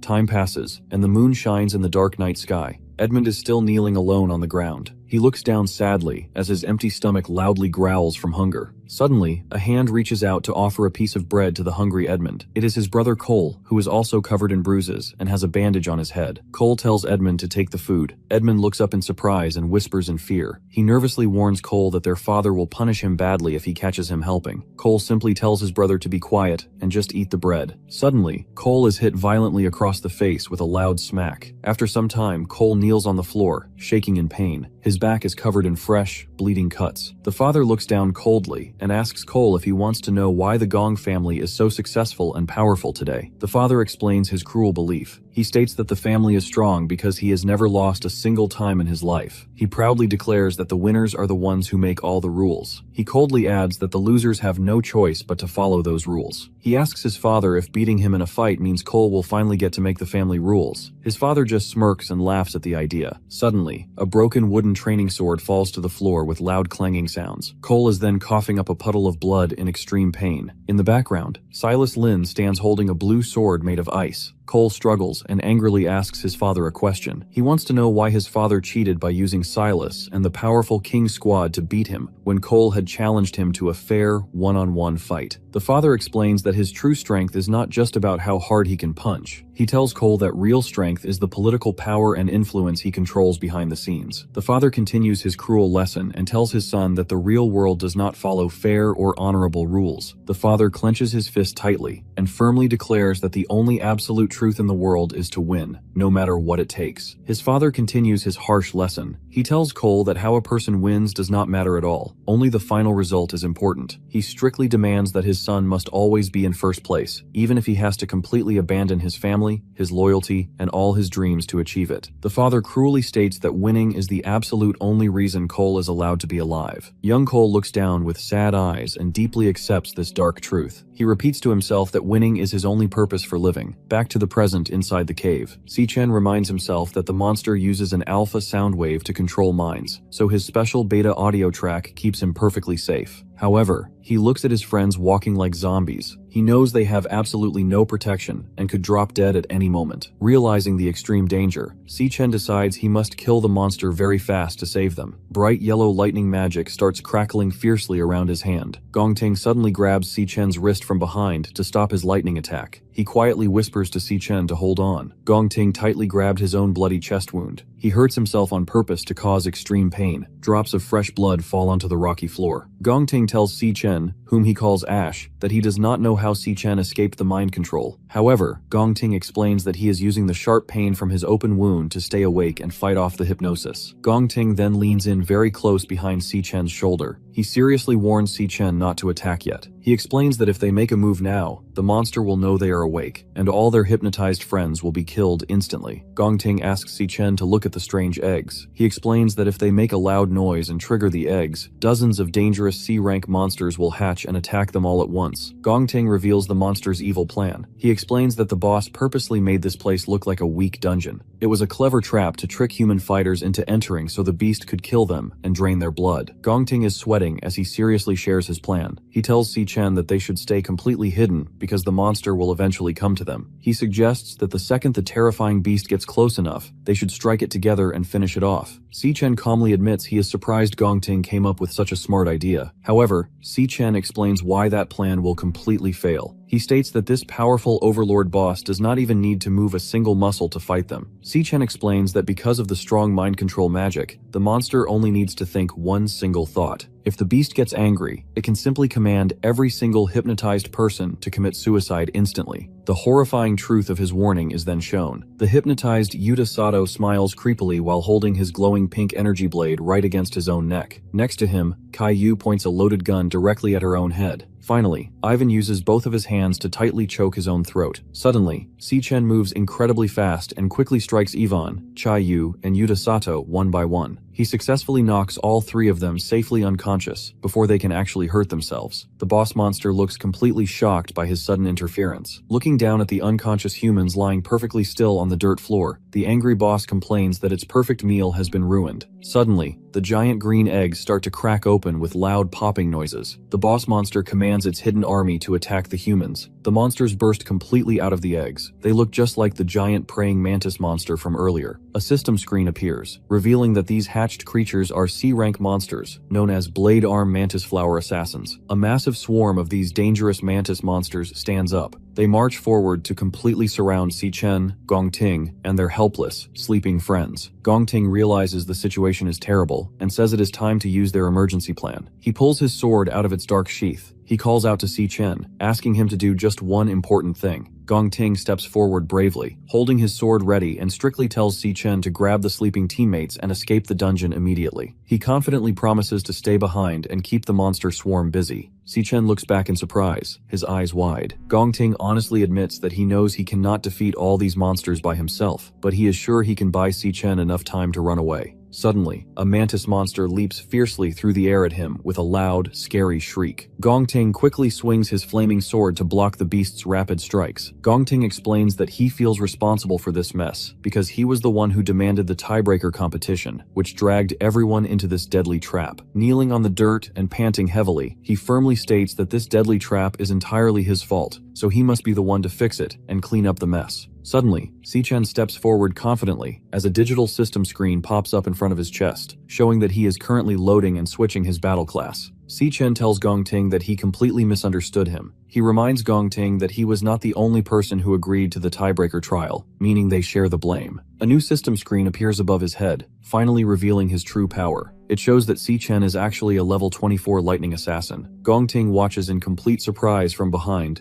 as Si-Chen stands bravely by his side. Si-Chen stands confidently and tells Gong Ting that he will handle the boss monster himself. Behind him, Gong Ting strongly disagrees and says they absolutely cannot beat this creature. He explains that he can feel the monster's massive strength is on a completely different level. He fears the beast is not just a B rank, but probably an extremely dangerous A rank monster. Looking at their three unconscious friends lying on the dirt ground, Gong Ting urgently begs Si-Chen to grab them and run away, because escaping is their only chance to live. Si-Chen agrees with Gong Ting that the monster is a complete nightmare. However, he explains that running away is impossible because the dungeon doors are already locked shut. He points out that if the exit was still open, the strong Imperial Guild would have already rushed inside to save them by now. Gong Ting looks completely shocked as he realizes the dungeon gates are really locked down. Si-Chen's eyes suddenly glow bright blue with a loud buzzing sound. He uses his magic to scan the boss monster, a large question mark showing that its true power is completely unknown. Si-Chen thinks carefully about the extreme danger. He realizes that if this boss is truly an A-rank monster, its fighting strength must be incredibly high. He compares its immense power to the terrifying Phantom Mane Lion King he found at the deepest level of the Dreadspire dungeon. Suddenly, one of the mantis monsters leaps forward to attack with a loud screech. Si-Chen quickly defends himself and blocks the monster's heavy strike with his power. Right at that moment, a second mantis monster jumps through the air with a swoosh sound to attack Si-Chen from above. Seeing this deadly surprise attack, Gong Ting loudly yells at Si-Chen to watch out. Si-Chen fiercely swings his weapon and violently strikes a jumping mantis monster, splashing green blood into the air. Suddenly, a huge swarm of terrifying mantis monsters charges right at them. The monsters roar and shriek loudly with their glowing pink eyes shining in the dark. Gong Ting sweats heavily and worriedly tells Si-Chen that fighting is useless now. He explains that with so many monsters closing in on them, it is only a matter of time before they are totally defeated. However, Si-Chen raises his hand as yellow lightning crackles around his fingers. His eyes glow a fierce yellow as he gathers his power. A system screen appears, showing that he is using his special lightning assassin skill called Electric Blade. With a powerful swing of his arm, Si-Chen shoots the lightning blades directly at the rushing monster swarm. The blades fly incredibly fast and pierce straight through multiple mantis monsters at the exact same time. He activates a powerful lightning assassin skill called Flash God. Moving incredibly fast, he turns into a blur of yellow lightning and instantly slices off several monster heads at the exact same time, splashing thick green blood everywhere. Gong Ting watches with wide eyes and loudly says that Si-Chen's amazing fighting ability is completely impossible. Si-Chen quickly leaps up and violently slashes another giant mantis monster across the chest. Gong Ting thinks carefully about Si-Chen's fighting class. He explains to himself that assassin fighters normally have very weak basic strength, which usually makes them completely useless when fighting a massive swarm of enemies. However, Si-Chen fiercely cuts another beast completely in half with another strike. Gong Ting realizes that every single attack Si-Chen makes perfectly hits the monster's weakest vital points. Si-Chen quickly ducks low to the ground to slice one beast, and then jumps high into the air to cut down several more with rapid lightning strikes. Gong Ting explains that Si-Chen is completely making up for his low physical power by using incredible speed and perfect fighting technique. Gong Ting is amazed by how incredibly fast his teammate is moving. Si-Chen turns into a blur, leaping through the air and slicing many giant mantis monsters all at once. Gong Ting realizes that Si-Chen's speed is definitely at the A rank level or even higher. Feeling a sudden rush of hope, Gong Ting grips his sword tightly and confidently declares that they might actually be able to win this fight together. However, the boss monster suddenly gets very angry and yells at them to stop talking. The boss's glowing pink eye as it casts a powerful ultimate enhancement spell. Several system text lines rapidly pop up over the creatures, showing that the boss is massively boosting their strength and stamina. The mantis monsters grow incredibly large and powerful as it towers over Si-Chen. The angry boss monster fiercely commands its army to chop Si-Chen into pieces right now. Si-Chen prepares himself for the attack. A mantis arm slams heavily into the ground. However, Si-Chen quickly jumps high into the air to dodge the deadly strike. He violently slashes its back with his electric blade, splashing thick blood. Seeing the extreme danger, Gong Ting loudly calls out to Si-Chen and desperately tells him to hang in there. Si-Chen glances back intensely and then dashes forward incredibly fast. He unleashes a rapid flurry of bright yellow lightning strikes, fiercely cutting through multiple giant, super-powered mantis monsters all at once. Suddenly, a huge beast lunges right at him from the background. He quickly turns around and dodges the sneaky attack. He immediately strikes back with incredible speed. As his blade chops the monster into pieces, splashing green blood everywhere, another mantis swings its massive arm directly at him. Si-Chen blocks the heavy strike with his arm, creating a huge, bright explosion of sparks. The force of the powerful attack is so strong that it pushes Si-Chen sliding far back across the ground. Si-Chen thinks carefully about the monster's new strength. He realizes that the boss monster's magic has made these creatures much stronger. He notes that every single stat on these enhanced beasts has now reached the dangerous B rank level. He realizes the battle is much harder now. He thinks to himself that the monster's outer shells have become as hard as solid iron. Because of this tough armor, he knows he cannot easily pierce their weak spots anymore. Si-Chen decides he must find a way to crack their hard shells open first before he can hurt them. Suddenly, Gongting yells loudly and calls out to thank Si-Chen. Gongting is completely draining his stamina, speed, and other skills to massively boost his physical strength. Gongting confidently shouts that Si-Chen has successfully bought him enough time to prepare this incredibly powerful attack. At 17:30, inside a small apartment, Anna walks through the door carrying a yellow grocery bag. She looks a bit tired and apologizes to her friend for being late. She explains that buying the drinks took much longer than she expected. Iris greets her warmly with a smile. She tells Anna not to worry about the time because her brother has not come back home yet either. Anna looks surprised and asks why he is still out. Anna asks Iris if her brother knows the great news that she passed her Academy of Arts exam. Iris shakes her head and says he does not know yet. However, she mentions that she told him she had something very important to tell him today. Iris figures her brother is just running a little late. She tells Anna that they should just go ahead and start eating without him. Suddenly, Iris looks at the jar in surprise and wonders when they completely ran out of garlic sauce. Iris puts on her jacket to go outside and asks Anna to wait at the apartment while she and Leo go on a quick run to the store. She excitedly tells Anna that she will also buy some extra snacks so they can celebrate her good news properly tonight. Anna happily agrees to stay behind. A little while later, Iris walks out of a small neighborhood grocery store named Jay's. She holds a brown paper bag full of items as the shopkeeper inside thanks her for the payment. Walking back home, Iris gently holds her bag and smiles warmly. She happily says that Leo is acting like a little angel because he has not made a single sound the entire trip. Inside of her bag, Leo is happily hiding inside, loudly munching on a tasty snack while keeping completely quiet. Iris happily laughing and hugging her fluffy pet. She smiles and tells Leo that he is a very good boy, promising to buy him cookies the next time they go out. As she walks away, some men secretly watch her from a hidden corner. The man in the beanie confirms to his partner that he has his eyes on Iris. The man's dirty hand holding a small photograph of Iris wearing her school uniform. Looking at the picture, the creepy man eagerly asks his partner if they should move in and grab her right now. A voice from a small earpiece speaks, telling him to stay calm and keep following Iris. The boss strictly orders the men to wait until they are completely out of the security cameras' view before they attack her. The man smiles wickedly and agrees to the evil plan. Iris is walking down the street while, right behind her, the bad men loudly tap on the ground as they follow her path. Iris suddenly stops, smiling, and looks back over her shoulder. She is very alert and realizes that these two men have been secretly following her ever since she stepped out of the grocery store. She thinks to herself, wondering what exactly these dangerous guys want from her. Just behind her, the men continue to follow her closely. Leo pokes his head out of the paper bag, and he lets out a low, angry growl. Iris notices this and asks Leo if he also senses the dangerous men behind them. To protect him, she quickly hugs the brown paper bag tightly against her chest. She softly whispers to her pet, strictly telling him to stay hidden inside and not to come out at all. Looking back over her shoulder and a drop of sweat on her face, she bravely thinks to herself that tonight has just become very interesting. Inside the dungeon, Si-Chen thinks about the extreme danger of his current battle, realizing that the boss monster's magic has made the giant mantis creatures much stronger. He notes that every single skill of these enhanced monsters has now reached the highly dangerous B rank level. He looks up at a massive mantis monster and thinks about how the monster's outer shells are now as hard as solid iron. He realizes that his attacks cannot easily pierce through to their weak spots anymore. He knows he must find a way to crack their tough armor open first. Suddenly, Gongting loudly thanks Si-Chen, calling him Ash. As the system screen appears, showing that Gongting is purposely draining his own speed, stamina, and magic control to massively boost his physical strength. Gongting's power reaches its absolute maximum limit. He confidently shouts that the extra time Si-Chen bought for him allowed him to finally unleash his ultimate attack. Gongting swings his sword with all his might to unleash his ultimate move, a powerful skill called Extreme Blaze Rift. Gongting shouts fiercely, declaring that he does not care if the enemy is a powerful A-rank overlord because he will completely blast it into nothing. The massive wall of fire crashes directly into the giant mantis monsters. The powerful wave of fire crashes directly into the boss monster with a loud boom. Instantly,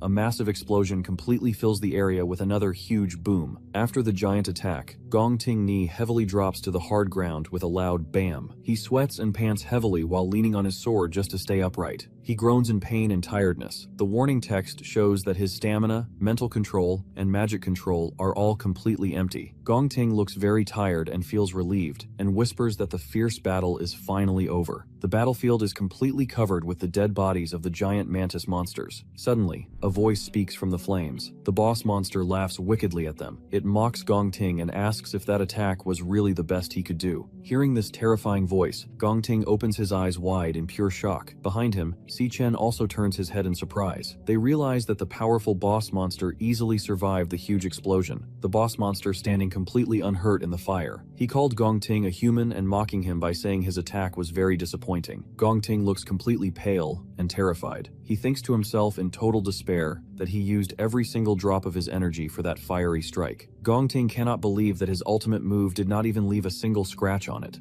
Chen carefully watches the beast and figures out exactly how it survived the massive explosion. He realizes that right before the fire hit, the monster sucked all the magic energy out of the eggs. It used that stolen power to build a super strong shield that could block any attack. Nearby, Gongting leans heavily on his sword. He sadly asks himself if this is really how they are going to die. Suddenly, Chen steps forward and stands in front of Gongting. Chen calls him by his real name, Cole, and suggests that they make a deal. A system screen pops up in front of him, showing that he is currently loading and switching his fighting class.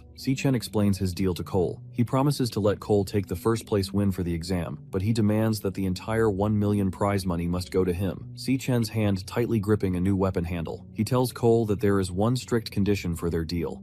Chen then transforms and holds a massive weapon in his hand. A new system screen pops up above his head to reveal his second secret power. It shows that he is now a level 24 Infernal Rakshasa.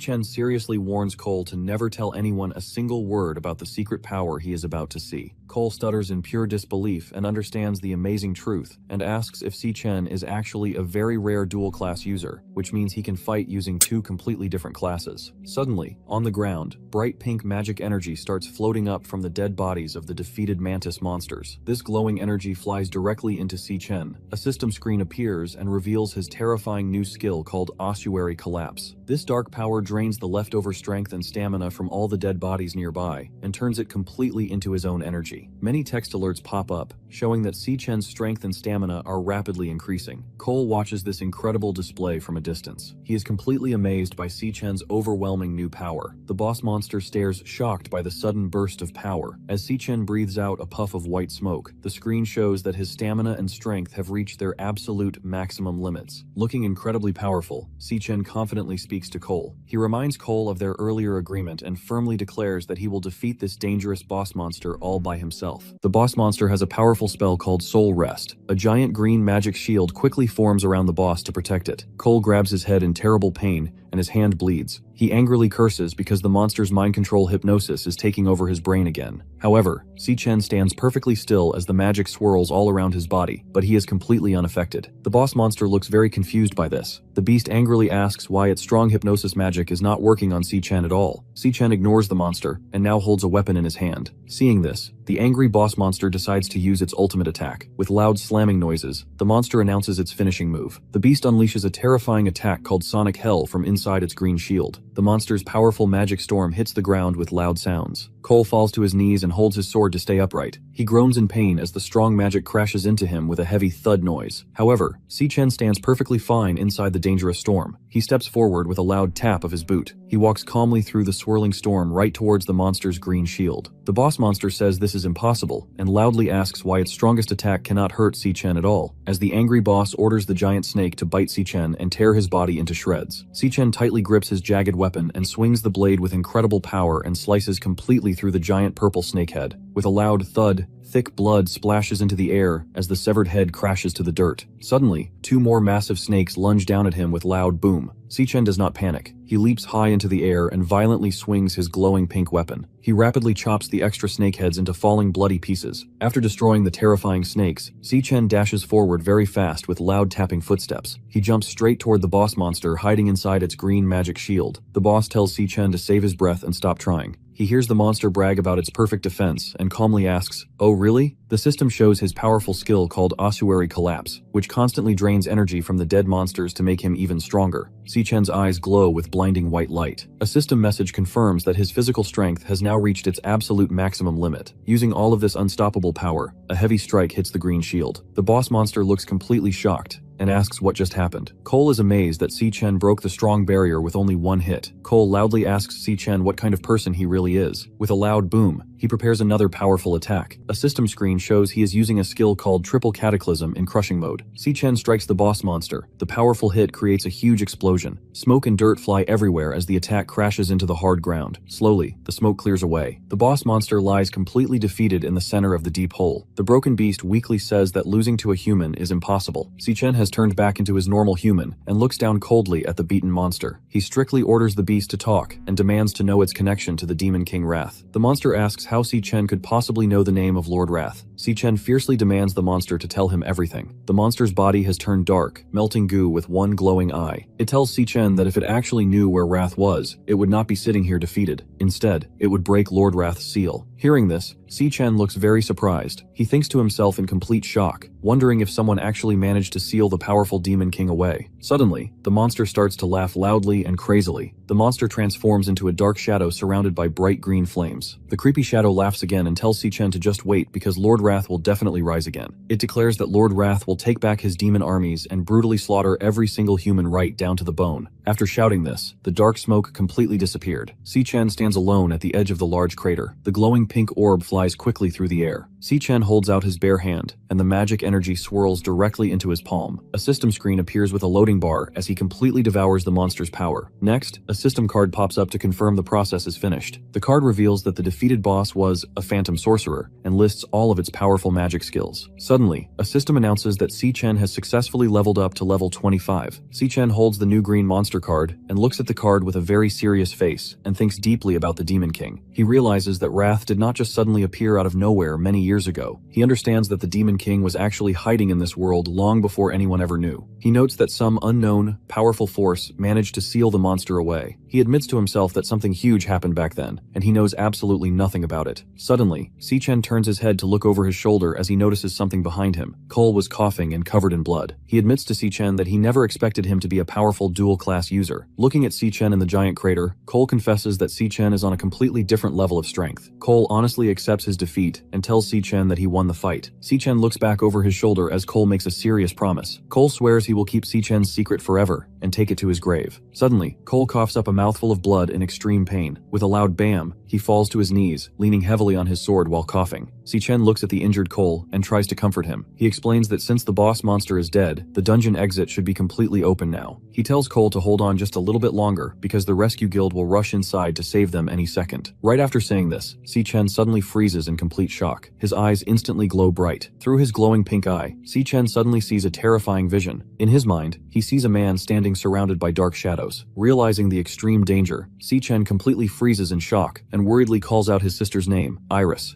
From high above the narrow street, we see Iris walking alone. She suddenly looks back over her shoulder and realizes that two suspicious men have been secretly following her ever since she left the store, and she wonders exactly what they want from her. Just behind her, two creeping men continue to follow her closely. Suddenly, her fluffy Leo pokes his head out of her bag, and he lets out an angry growl. Iris notices this and asks Leo if he senses the danger too. To keep him safe, she tightly hugs her paper bag against her chest and strictly whispers to Leo to stay completely hidden inside. Iris does not look scared at all. She sweats slightly but glares back, thinking to herself that tonight has just become very interesting. She then remembers the most important safety rule for when someone is following you. The rule is to quickly get to a crowded place. Following this smart plan, Iris walks down a set of outdoor stairs and heads straight into a very busy street. She knows that Restaurant Row is full of people at this time of the evening, hoping the large crowd will protect her from the bad men. Iris quickly walks into the busy crowd. She makes a smart plan in her head to blend in with all the people. Behind her, the two scary men struggle to push through the busy street. The man gets angry and yells at the crowd to move out of his way. Iris keeps walking forward and waits for the perfect moment. She thinks to herself that the second the bad guys look away, she will completely vanish. Suddenly, she disappears from their sight. The two men are completely shocked and ask where she went. realizing they have completely lost her in the large crowd. Meanwhile, Iris runs away and hides in a quiet, narrow back alley filled with boxes and pipes. She looks back over her shoulder and happily says that the scary men are finally gone. But suddenly, a shoe steps down right in front of her, completely blocking her path. A man smokes a cigarette and tells her that he has been waiting forever because her door was locked. Iris stops and angrily asks who they are and how they know where she lives. She then looks back and sees the two scary thugs from the street running up behind her. The man in the beanie laughs and says that she can run really fast. Trapped, Iris quickly tries to sprint away down the alley with fast tapping footsteps. The three men chase after her while the man laughs loudly. Suddenly, sharp blue ice crystals shoot out of the ground and completely freeze her foot. Iris trips and falls hard onto the ground with a heavy BAM, crying out in pain as she drops her bag. The man walks up to Iris. His hand glows with bright blue ice magic. He cruelly mocks her, asking if the little girl is completely tired out. He coldly tells her to take a little rest. The creepy man is drooling and laughs wickedly. He reaches his hand out to grab her. He cruelly tells her that she is going to keep him entertained for a while. Iris screams out loud in fear. Suddenly, a massive paw violently punches the thug right in the face. With a loud bam, the heavy punch sends the thug flying backward through the air. He crashes hard onto the stone stairs. The man stands nearby and watches this happen in complete shock. Next, a claw steps heavily onto the ground with a loud thud. Leo is completely surrounded by a bright pink magical aura and angry growl at the bad men. Iris looks at Leo and slowly stammers his name. The man screams in pain and asks where Leo came from. He complains that the person who hired them never warned them about dealing with a monster like this. Leo opens its mouth wide and lets out a terrifying, loud roar. The second thug in the hoodie screams in pure terror as he holds up his fists, which suddenly glow with bright yellow magic. However, with a quick poof of smoke, Leo loses his power. He instantly shrinks back down to his normal and falls onto his back on the hard ground. Iris worriedly shouts Leo's name again as she sees her tiny pet lying helpless on the floor. She kneels on the ground and gently holds her small pet and asks him if he is okay. The man looks disappointed and says he thought the pet was special. Suddenly, tentacles burst out of the ground with loud snap. The man walks forward as he controls the tentacles and mocks the tiny pet. He complains that the beast could not even stay transformed for 10 seconds. With loud swish sounds, the tentacles swirl quickly around Iris. She hugs Leo tightly to protect him. She steps back in fear and loudly tells the man to stay back. The scary man walks right up to her and traps her inside the tentacles. He looks very angry and tells Iris not to waste his time. He asks if she is going to take it off herself. The man glares at Iris and threatens her, asking if he has to forcefully take the pet from her himself. Suddenly, a system screen appears, revealing a stellar tamer skill called Stellar Warp. This special magic allows a person to instantly teleport directly to their pet beast. Out of nowhere, Si-Chen violently stomps his foot straight down onto the man's head, crushing him face first into the ground and splashing blood everywhere. The incredibly heavy strike creates a massive shockwave that blows the other two thugs backward. The man is blasted straight through nearby and breaks it into flying pieces. Si-Chen calmly apologizes to Iris for being late. He explains that a sudden problem came up and took much longer than he expected. He then gently asks if she and Leo are okay. Watching this, the thug in the hoodie sweats in pure terror. He nervously curses and wonders where this incredibly strong guy just came from out of nowhere. Iris loudly tells him that she does not know how these men track them down, but she warns him that they are all dangerous magic users called Awakeners. She panics and asks what they should do now. Si-Chen smiles calmly at her and tells her to take a deep breath because he has got her safe. Suddenly, a hand bursts straight through the wall. The man has recovered from the heavy stomp. Glowing green vines quickly wrap around his arm as he curses, complaining that he let his guard down. He furiously yells at Si-Chen, calling him a punk, and says he just made the biggest mistake of his life. The man threatens to bring both of their heads back to his boss and force him to pay triple the original rate. Si-Chen completely ignores the angry man. He calmly tells Iris to get behind him and stay there. He confidently states that fighting these thugs will not take long at all. In his flashback, a group of cruel bullies violently beats up young Si-Chen. The boy angrily yells at Si-Chen. He calls him a disgusting little parasite and asks if he is still refusing to behave. As Si-Chen covers his head on the ground to block the heavy blows, the leader orders his friends to beat him right into the dirt. Suddenly, someone shouts at the bad guys to stop. The boy turns around in surprise and sees Iris bravely stepping forward while holding a heavy metal pipe. She fiercely tells the bullies to keep their hands completely off her brother. The boy looks annoyed and cruelly mocks her, asking if the little parasite really thinks she can come to the rescue. The boy then starts walking straight towards Iris to hurt her, causing her to scream in fear. Seeing this terrible danger, Si-Chen desperately reaches out his hand from the ground. He angrily warns the bully not to take a single step closer to his sister. Si-Chen fiercely reminds the cruel leader that he made a strict promise to never lay a hand on Iris. The bully smiled wickedly and confidently admits that he lied about his promise not to hurt Iris. He laughs loudly and cruelly, says it is not his fault because she walked right up to them herself.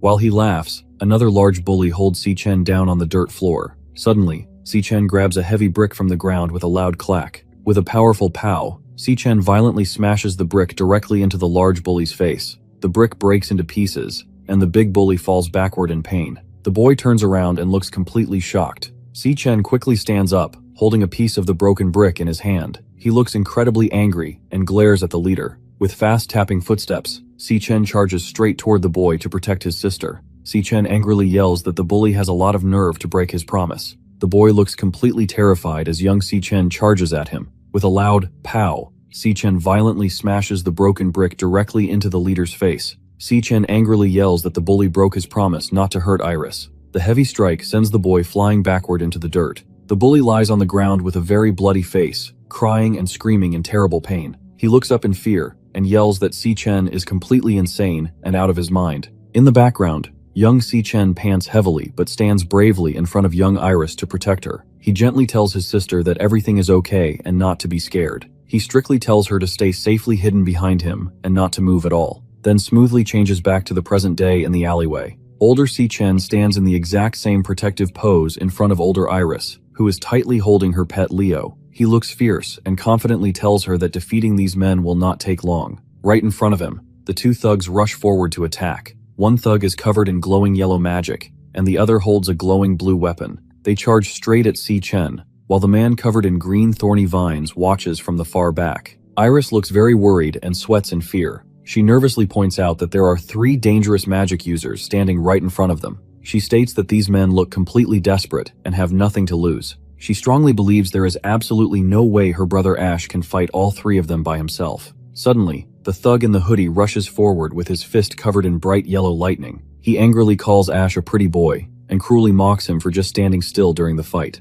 However, Ash easily defends himself. Ash violently punches the lightning thug. The powerful strike sends the bad guy flying backward to crash hard against the brick wall, splashing blood everywhere. Iris watches her brother's incredible strength in pure shock. Right after that, the second thug, wearing a beanie, quickly charges in with fast tapping footsteps. He jumps high into the air and fiercely swings down a blue dagger, but Ash remains perfectly calm. He simply reaches his arm up and tightly catches the thug's wrist with his bare hand, completely stopping the deadly blade before it can even touch him. Still holding the second thug's arm, Si-Chen delivers a fierce kick right to the man's face with a loud pow. The powerful hit sends the thug flying backward. He crashes heavily into a wall, and some trash cans break the boxes around him. Suddenly, the dangerous vine slashes right past Si-Chen's face. However, Si-Chen does not even flinch and stands perfectly still. The vine misses him completely and violently strikes the brick wall behind him. The man growls in anger and cruelly mocks Si-Chen, calling him nothing but a skinny kid in a simple school uniform.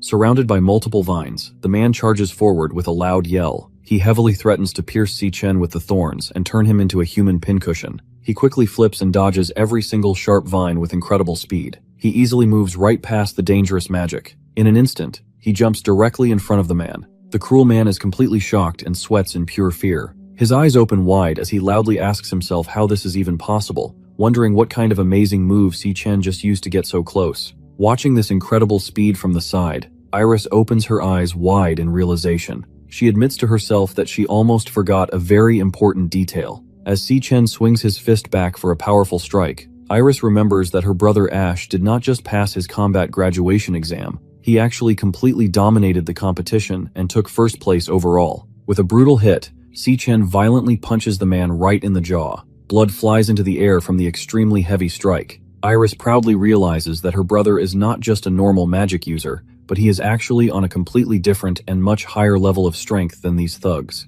The powerful punch sends the man flying high into the air. Blood splashes heavily from his face. He crashes violently into a brick wall and trash cans. The heavy hit shatters the wall and sends broken pieces flying everywhere. He falls to the ground with a loud wham. His face is completely covered in blood, and he is knocked out cold. Si-chen stands calmly behind his defeated enemy. The other two thugs, the man in the beanie and the man in the hoodie, are also shown completely beaten and bleeding. They slump unconscious against the trash bins and walls in the alley. With all three bad guys defeated, the fight is finally over. Si-chen looks back toward his sister. He tells Iris to take little Leo and go straight home right now. Si-chen smiles gently at her. He explains his plan, saying he will drop these clowns off at the guard station to get them arrested. He promises her that he will be back home before she even knows it. Iris holds her fluffy pet tightly in her arms. She looks very relieved and happy. She quickly agrees to his plan and safely replies, "Okay, you got it." Later that night, the man groans and slowly opens his eyes. He wakes up to find himself and his two friends tightly tied to a large concrete pillar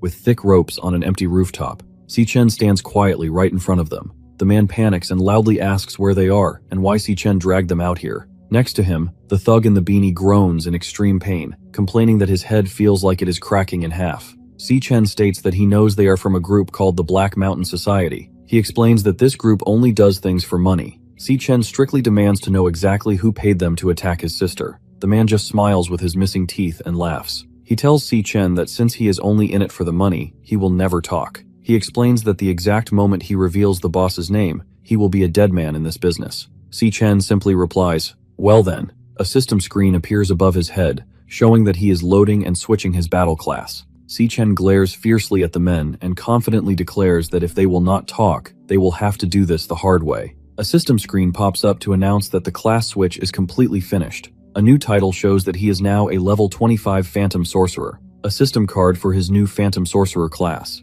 It explains all of his new amazing powers and shows his high stats for speed, strength, and stamina. The card also summarizes his 3 new magic skills in detail. The first skill is Soul Rest Enigma, which lets him hypnotize and completely control any enemy weaker than him. The second skill is Ripple Hell, which shoots a massive mind blast to destroy everything nearby. The third skill is Spirit Gathering Barrier, which allows him to steal magic energy from his hypnotized targets to build a super strong shield. Si-chen controls the powerful energy. He confidently states his threat. He tells the unconscious men that he plans to forcefully pull out all their memories. He adds that doing this might make them lose some of their basic human functions forever. Hearing this terrifying warning, the man wakes up completely and panics. He sweats heavily and begs Si-chen to stop, admitting defeat. The scared man immediately yells that he will give up and finally talk. He loudly promises to tell Si-chen absolutely everything. The man shouts out the answer, revealing that the person who hired them is the son of the first hospital director. Si-chen stops his magic and listens quietly as the man finally spills the secret. He simply repeats the target's name, Sterling Jin.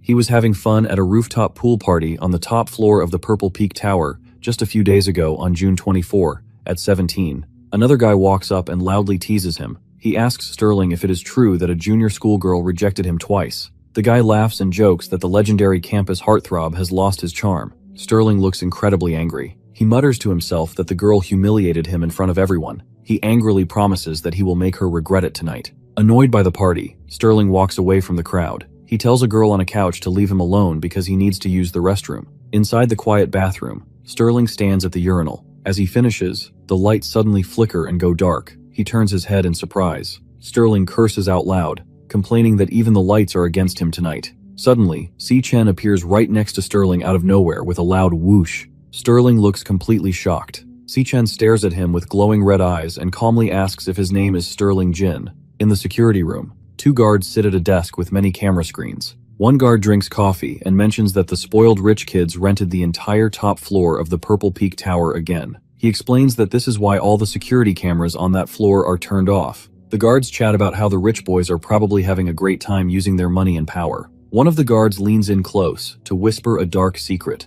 He tells his partner that most of the girls at those parties do not actually go there willingly. He explains that the girls are tricked and trapped inside. The other guard sweats and asks if he is serious. The first guard nods and shares a terrible story. He says that not long ago, the rich boys severely harmed a young student at one of their parties, leading to her tragic death. He angrily explains that the rich parents used their massive wealth to completely cover up the crime and make the problem vanish. Si-chen's hand crackles with yellow lightning as he completely crushes the thug's cell phone into pieces. Sterling Jin stares at him in absolute terror. Sweating and panicking, Sterling screams and asks what Si-chen did to his hired man. He yells loudly, demanding to know who Si-chen really is. Without saying a word, Si-Chen violently attacks. With a massive smack, he strikes Sterling incredibly hard. The powerful hit sends Sterling flying backward right through a large glass window. The glass shatters into flying pieces as Sterling crashes onto the ground with a loud pow. He slides across the floor, bleeding heavily from his face. Sterling desperately screams for help.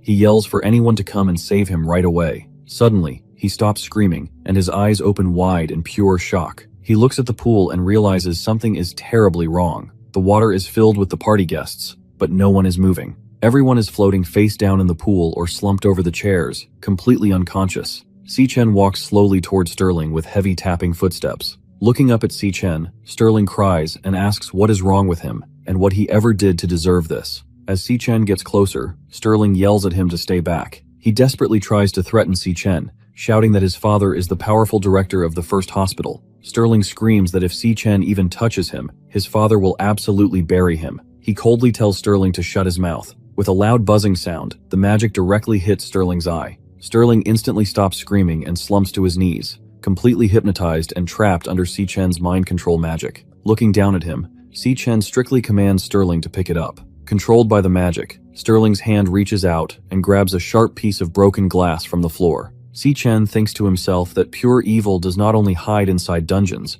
but it walks among regular people every single day. These rich people use their money to commit whatever crimes they want. Sterling just drinks from a bottle, burps, and tells his friend to calm down. He cruelly says they will just lie and tell everyone she slipped in a tragic accident. Sterling proudly brags that his father's power will easily force the autopsy report to say whatever they want. Crying in fear, the thug finishes his confession. He screams that Sterling Jin paid them a massive fortune to attack Iris, and make sure she never forgot this day. Hearing all of this, Si-Chen completely understands that these rich humans do whatever they want with methods much more rotten than any demon could ever dream up. Cole sits on the ground, coughing and bleeding. He looks up at Ash and promises to tell everyone the truth when they get out. He wants the world to know that Ash is the one who saved them today. Suddenly, Ash's eyes flash bright pink with a loud buzzing sound. He sees a quick vision of the man standing in the dark alley. Ash instantly realizes something is terribly wrong. A system screen appears, revealing another class called Stellar Tamer. It shows a skill called Stellar Warp, which lets him teleport directly to his pet. Ash realizes his sister Iris is in extreme danger.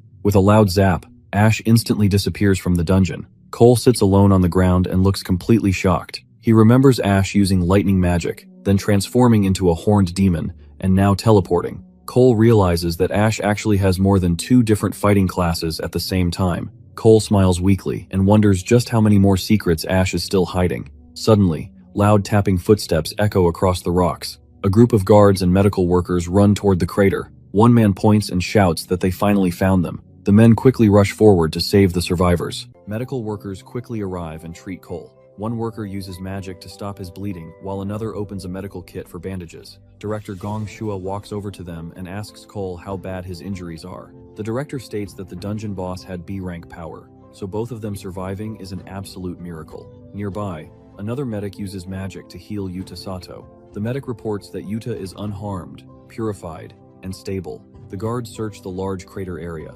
They suddenly notice that Si-Chen, also known as Ash, is completely missing. A guard reports that there are no other dead bodies anywhere. They wonder if Ash got scared and ran away, so they decide to spread out and keep looking for him. Director Gong Shua looks extremely angry. He loudly blames the inspection agency for the whole disaster. He tells Cole that he got hurt because of their complete incompetence. The director firmly promises to fire every single one of those workers the second he leaves. Suddenly, Cole's father walks up with Silas Lin walking right behind him. The father smiles calmly and disagrees with the director. He says that this situation is actually perfect for them. The director bows respectfully to the father. Cole's father explains his new plan.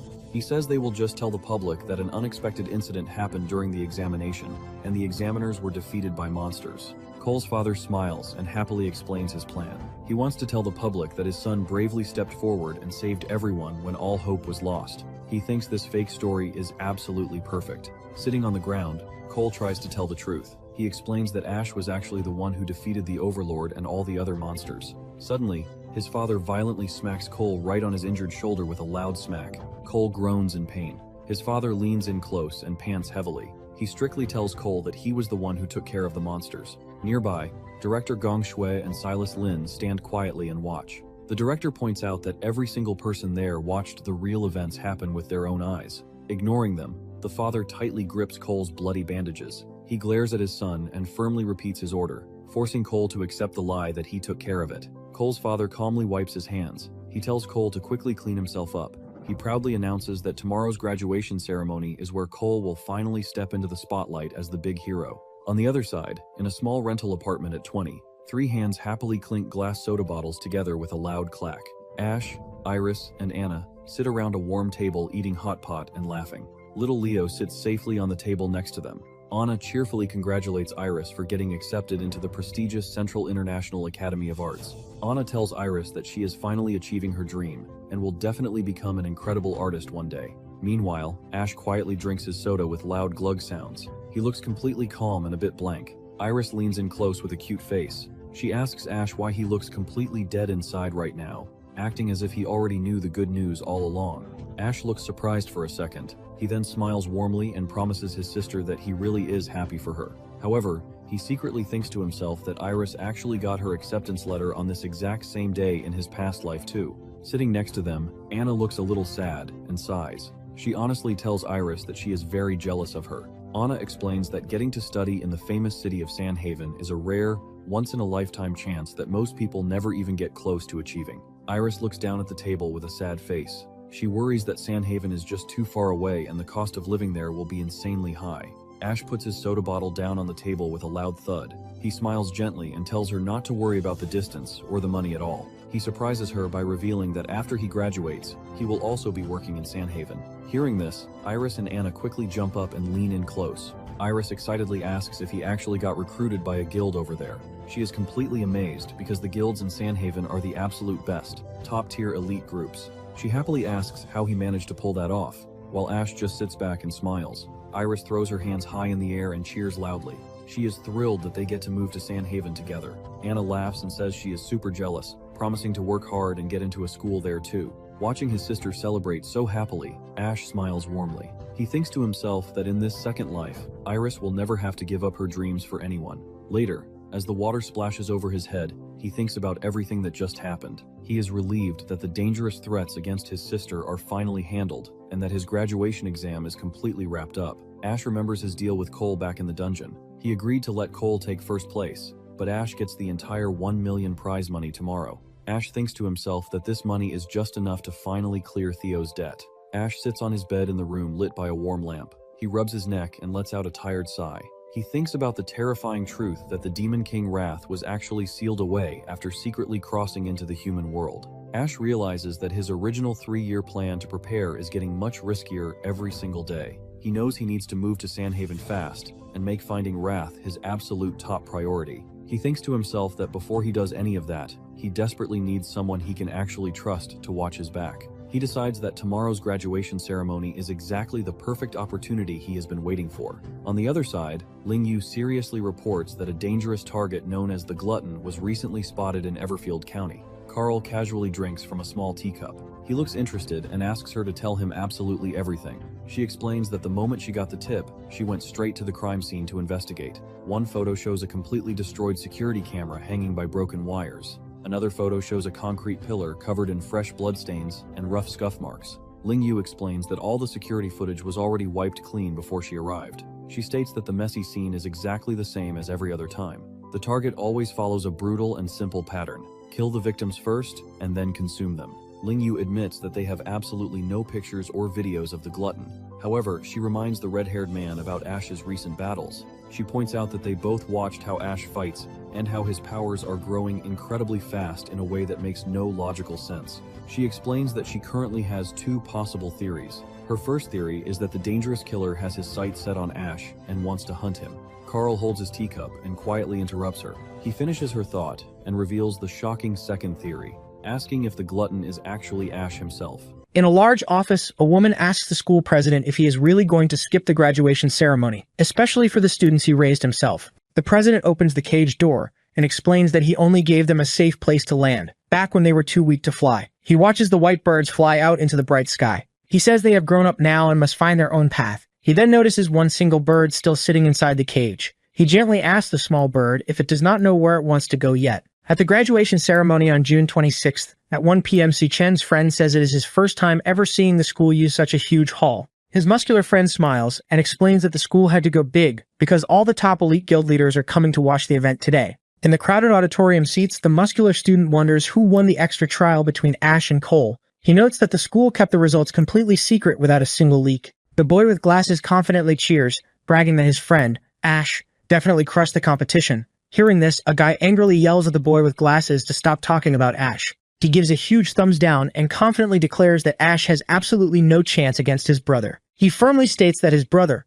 Cole, will be the final champion. The two groups of students angrily argue and give each other thumbs down signs. Meanwhile, backstage, Cole's father explains that every single major guild in the country sent someone to watch this graduation ceremony. He looks out from behind the red curtain and sees the audience. He notes that the entire board of the powerful Imperial Guild is sitting in the crowd. Down in the aisles, students cheer as very important guests arrive. Guam Yuan, the Imperial Guild co-founder, and Titan Ming, the Imperial Guild founder, walk toward the front VIP seats, surrounded by bright camera flashes. Cole's father thinks to himself that the Imperial Guild's next board election is coming up very soon. He watches the guild leaders closely. His vote count for the election is currently tied with Titan South. He sees today's ceremony as the perfect chance to win over the undecided board members to his side. With a serious look, he confidently declares that the chairman's seat will soon be his. He then turns to his son and explains the schedule. He tells Cole that Vice Chairman Carl will personally hand him the champion's trophy right after the ceremony starts. The father continues his strict lecture. He tells Cole that the whole world will remember this day because it marks the start of his climb to the top. He calls it the most glorious moment in their family's history.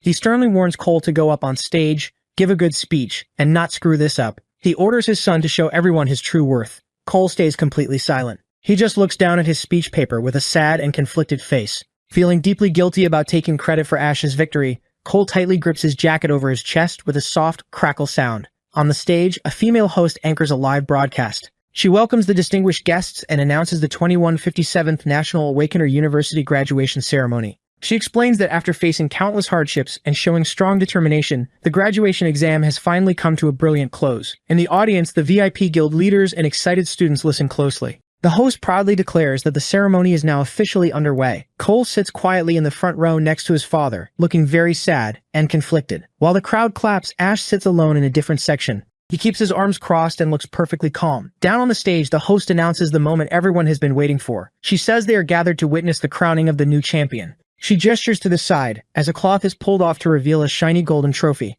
She announces that it is time to finally reveal the ultimate champion.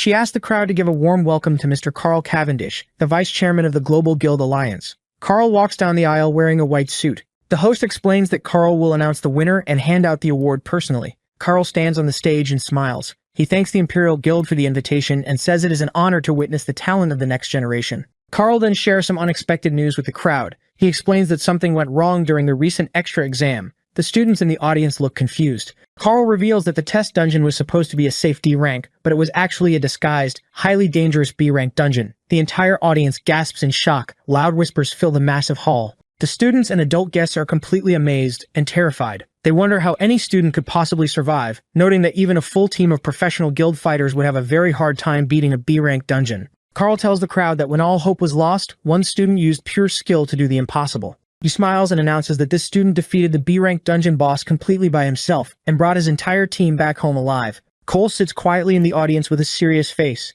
as Carl calls the winner the true champion of the year. Ash just leans on his hand and looks totally calm, while Carl calls the winner the strongest graduate of his generation. Carl then loudly shouts the winner's name, Cole Gong. Bright golden confetti falls from the ceiling, and the whole room cheers loudly. Cole slowly stands up, looking very sad. Up in the balcony, Ash's friends look completely shocked and angry. The boy with glasses screams out loud. They cannot believe Ash actually lost to Cole and angrily yell that the test results must be rigged. The bully laughs wildly and gives a huge thumbs down. He asks the other students if they are still confident about their choice, bragging that his brother Cole is just built differently. The other students are completely amazed by the news. They whisper that clearing a B-rank dungeon alone is insanely powerful. They note that even an E-rank dungeon usually wrecks them completely. The entire crowd cheers loudly, throwing bright golden confetti. They loudly praise Cole as an absolute legend, who is ridiculously handsome and strong. Under the bright lights, Cole slowly walks up the stairs to the main stage. In the audience, Ash sits quietly. With his head resting on his hand, he calmly watches him. A quick flashback shows exactly what happened back in the dark dungeon to set this up. While switching his battle class with bright, swirling magic, Ash promises to let Cole take first place. In return, Ash demands the entire 1 million prize money for himself, Ash gives Cole one final strict condition. He orders Cole to never say a single word to anyone about the secret powers he is about to see. On the stage, Cole stands alone in the spotlight. The people in the crowd smile and loudly praise him. A woman calls him a dignified young man, and a bearded man calls him a true hero in the making. In the audience, Cole's father, Soren Gong, smiles very proudly. The guests around him praise the powerful Gong family name, saying Cole is truly worthy of being Soren's son. Cole just stands silently on the stage, facing the bright lights and the cheering crowd. He remembers his father's strict order to give a good speech, not to screw up, and to show everyone his true worth. Cole looks down sadly at his paper. He questions himself, wondering if this fake victory is what his true worth really is. Standing next to the shiny golden trophy, Cole thinks about Vice Chairman Carl's grand speech. Cole admits in his mind that Carl was completely right about the amazing feats in the dungeon.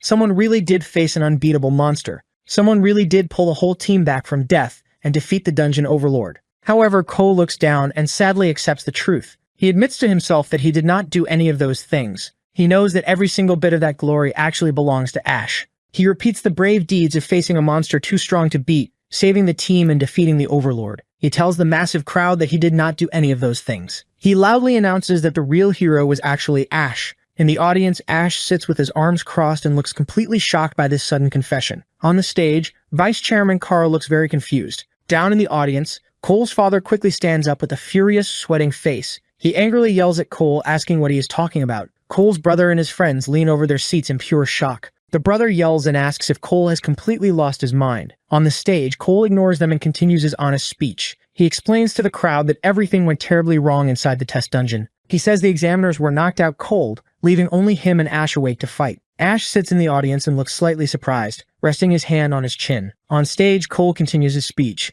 He tells the crowd that Ash is without a doubt the most powerful lightning assassin he has ever seen. He explains that Ash used raw skill and instinct to cut through waves of monsters like they were nothing. Cole admits that Ash showed him what it actually means to be strong, and that he had never seen an Awakener on that level before. Cole looks out at the crowd and loudly announces that the true champion of this year's graduation assessment is Ash. Ash realizes that Cole kept his promise and hid his secret about having multiple classes. Down on the floor, the massive crowd starts murmuring loudly in confusion. The guests ask what in the world is going on. They wonder how the results could be fake, if the King Squad verified them. Vice Chairman Carl watches the chaos unfold with a sly smile, and says that this is very interesting. Up in the balcony, Asher's friends are furious. The boy with glasses points down and yells that he called it, claiming the whole exam was a setup from the start. Beside him, his muscular friend angrily demands a full investigation right now. In the VIP seats, the older guild founder Titan Ming watches silently with a small smile. Next to him, Cole's father, Soren, sweats and looks completely furious. Another guild member asks Soren to explain exactly what his son just did on stage, stating that the crowd deserves an explanation. Soren is so angry that he grips his wooden armrest tightly, breaking the wood with loud crackle sounds.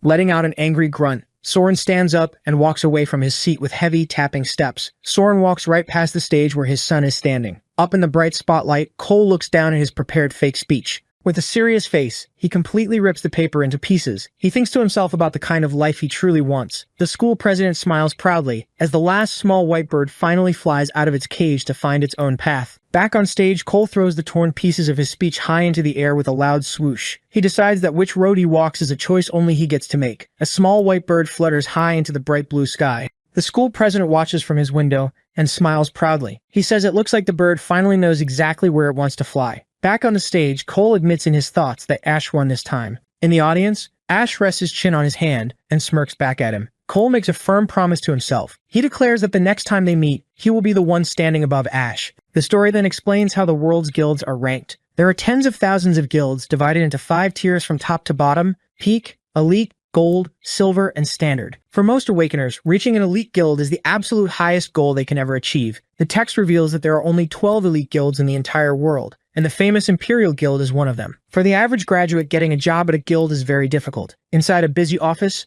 a sweating student desperately begs a woman to look at his resume one more time. The woman sitting at the desk rejects him. She explains that the Divine Eye Guild is not taking any support class fighters this year, and tells him to try his luck somewhere else. Outside, 2 tired students slump against a wall in defeat. They complain that the job market is completely cutthroat because they did not get a single offer. However, things are very different for the lucky few who managed to get into an elite guild. A hand picks up a shiny red card with a gold lion symbol. Inside a quiet office, an older man with glasses named Charleston sits at a desk. He is the HR manager for the Imperial Guild. Charleston tells the student that his identity registration is complete. He hands over the red employment certificate and explains that as a member of the champion team, the student gets direct entry into the Imperial Guild. Marlon Ma holds the glowing red card up and cries tears of joy. He realizes he has finally achieved his life goal. Marlon and his friends cheer loudly while holding up their new red cards. Marlon happily yells that he is going to the Monster Research Office. His muscular friend shouts that he got put into combat, and another friend says he is in research too.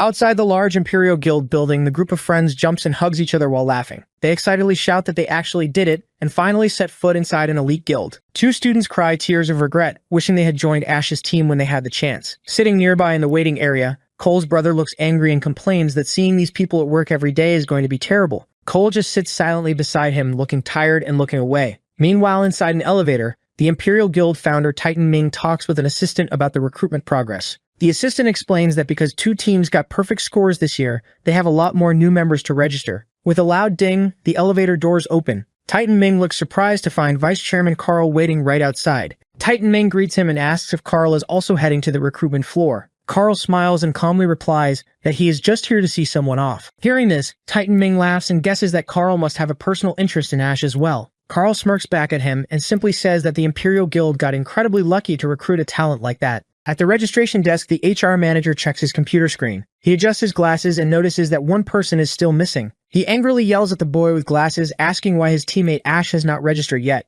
He complains that Ash is the only one left and tells the students to stop wasting his time. The panicked friends frantically look around the large lobby and shout Ash's name. Suddenly, Ash calmly walks out of the restroom with his hands in his pockets. His friends spot him and point, yelling that he is over there. They rush up to him and loudly scold him. They ask why he has not turned in his form yet and complain about him wandering off for a bathroom break at a time like this. They warn Ash that the Imperial Guild staff is already breathing down their necks. Sitting at his desk, the manager sighs and opens his metal thermos. He rolls his eyes and complains about kids these days acting arrogant and playing hard to get. The manager takes a sip of his hot drink. He strictly tells Ash that even the first place winner has to follow the rules, just like everyone else. He proudly calls the Imperial Guild the absolute pinnacle of success. He orders Ash to come over and fill out his registration form right this second. Standing in the middle of the lobby, Ash stays completely calm. He plainly announces that he is not joining the Imperial Guild. Hearing this massive shock, the manager's eyes go wide, and he violently spits his drink straight out of his mouth. Ash's friends immediately panic and loudly yell no. They ask if he has gone completely insane, and beg him to think very carefully before he says another word. The manager continues to cough and choke on his hot drink. The shocking news quickly spreads across the busy lobby. Other students, including Cole's brother, look completely stunned. They loudly ask what Ash just said and cannot believe he really wants to reject the Imperial Guild. The whole crowd starts whispering to each other, wondering what kind of game Ash is playing. In the back, Titan Ming hears the commotion and looks very shocked. Beside him, Vice Chairman Carl just watches silently. The HR manager gets extremely angry. His face turns bright red as he violently slams his fist on the desk with loud bam sounds. He yells at Ash, telling him this is not the time or place for pulling stunts. The manager angrily explains that the Imperial Guild specifically saved a high-level senior management position, just for him. He asks if Ash has any idea how many people would throw away everything for that chance, noting that many veterans work their entire lives and never even get close to that level. Ash just looks at him with a calm face and glowing red eyes. He simply repeats that he never actually agreed to join the Imperial Guild. The manager yells, demanding to know why Ash is even here then. Vice Chairman Carl steps out from the crowd, with loud tapping footsteps. He smiles and says that his timing could not be more perfect. The students in the lobby are completely shocked to see such a famous man there. Someone quickly bows and greets him. Carl walks right up to Ash. He calmly says that since the Imperial Guild is not his style, he has another idea. Carl asks Ash how he feels about going to the city of Sandhaven with him. Ash looks back silently, with his glowing red eyes. Carl smirks and offers to personally recommend Ash to the local Ember Star Knights. Hearing this name, everyone in the room freezes in pure shock. Cole and his brother look completely stunned. Even the Imperial Guild founder, Titan Ming, opens his eyes wide in surprise. The massive crowd of students immediately starts yelling in disbelief. They cannot believe Ash just got an offer from the globally famous Ember Star Knights. The students loudly explain that it is a legendary peak guild. Sweating in amazement, they state that there are only 6 peak guilds in the entire world. One boy excitedly adds that the Ember Star Knights are so incredibly strong that they could easily destroy an entire nation if they wanted to. The students explain that peak guilds never recruit people publicly. They only accept new members through strict internal referrals and special invitations. Ash calmly reaches inside his black shirt pocket. He tells Vice Chairman Carl that he will pass on the offer because he is not looking to join any guild. Ash pulls out a solid black card and holds it up. He looks forward with his glowing red eyes and explains that his only reason for being here today is to find teammates. Carl looks very surprised by this answer. Ash's friends are completely shocked. They yell out loud and ask if he actually started his own guild. The bald HR manager points his finger and angrily tells them to give him a break. He yells that a fresh graduate running his own guild is not how things work. A close-up shows Ash's black card. It has a bird logo and the words Black Raven Guild printed on it. The manager reads the name and says he has never heard of it in his entire life. Holding the card up, the manager breathes heavily and angrily explains the strict rules. He tells Ash that guild registration only opens for a set time each year. He also states that anyone making a new guild has to pay a 1 million registration fee right at the start. The angry HR manager continues to yell at Ash. He states that a new graduate could never get a guild approved without a referral from a big, established guild. The manager laughs cruelly and asks how a kid with absolutely no connections and no backing could possibly make this happen. Suddenly, a female worker at a computer interrupts him. She looks completely shocked and tells the manager that the Black Raven Guild is actually real. The manager freezes in pure shock. The computer screen clearly shows the official guild page. It reveals that the Black Raven Guild was registered on May 18th and officially approved on June 18th. It also lists Ash C as the founder and shows the 1 million registration fee was fully paid. Sitting nearby, Cole hears this and looks completely stunned. He realizes the May 18th date is very important. As Ash calmly walks past him, Cole figures out the amazing truth. He realizes that Ash started building his own guild a full month before their graduation exam even began. Cole's eyes open wide as everything finally makes sense. He understands now why Ash made that secret deal in the dungeon. This is exactly why Ash only wanted the 1 million prize money and did not care about winning first place at all. Cole watches Ash walk away and realizes that from the very beginning, Ash always just wanted his own guild. Joining the famous Imperial Guild was never even on his radar. Titan Ming looks closely at Ash and realizes the truth. He mutters no. The HR manager looks completely shocked. They realize that Ash is not just rejecting the Imperial Guild. Ash was actually never interested in joining any of the big guilds at all. Vice Chairman Carl smiles at Ash and thinks to himself that Ash and a certain woman are exactly alike. Standing in the middle of the lobby, Ash holds up his black card with a loud snap. He tells the crowd that a guild needs at least 2 members to run a dungeon. He explains that right now he is the only person in his Black Raven Guild. Ash then reaches his hand out and offers his black card. He walks right up to Cole, who is sitting quietly on a bench nearby. Ash looks down at Cole and calls his name. Cole looks up in pure shock as Ash makes him an unexpected offer. Ash asks Cole if he wants to join his new Black Raven Guild. A flashback shows what happened about a week ago on June 17th inside a fancy room called the Mithril Exchange. Ash tells the man that he came to share 2 things today. He explains the first thing is about his debt repayment. He asks for 1 more week to pay the money. He says the tie for first place in his exam left him short of the cash he was expecting to win. Ash holds a silver cup and says the second thing is much more important. Ash reveals a massive secret. He calmly tells the man that he is actually from 10 years in the future. The man with glasses looks very surprised. Ash explains that 10 years from now, a group of demon kings will completely destroy the world. Ash states that he is the very last magic user left alive in that terrible future. He says the first demon king to attack is named Wrath. He warns that Wrath uses powerful ripple waves to tear the entire world apart. Ash then talks about a brave entrepreneur named Theo Ching. He explains that Theo steps up during the war and donates a special piece of equipment he built himself, which is called the Stillstone. The man realizes Ash is talking directly about him and his secret invention.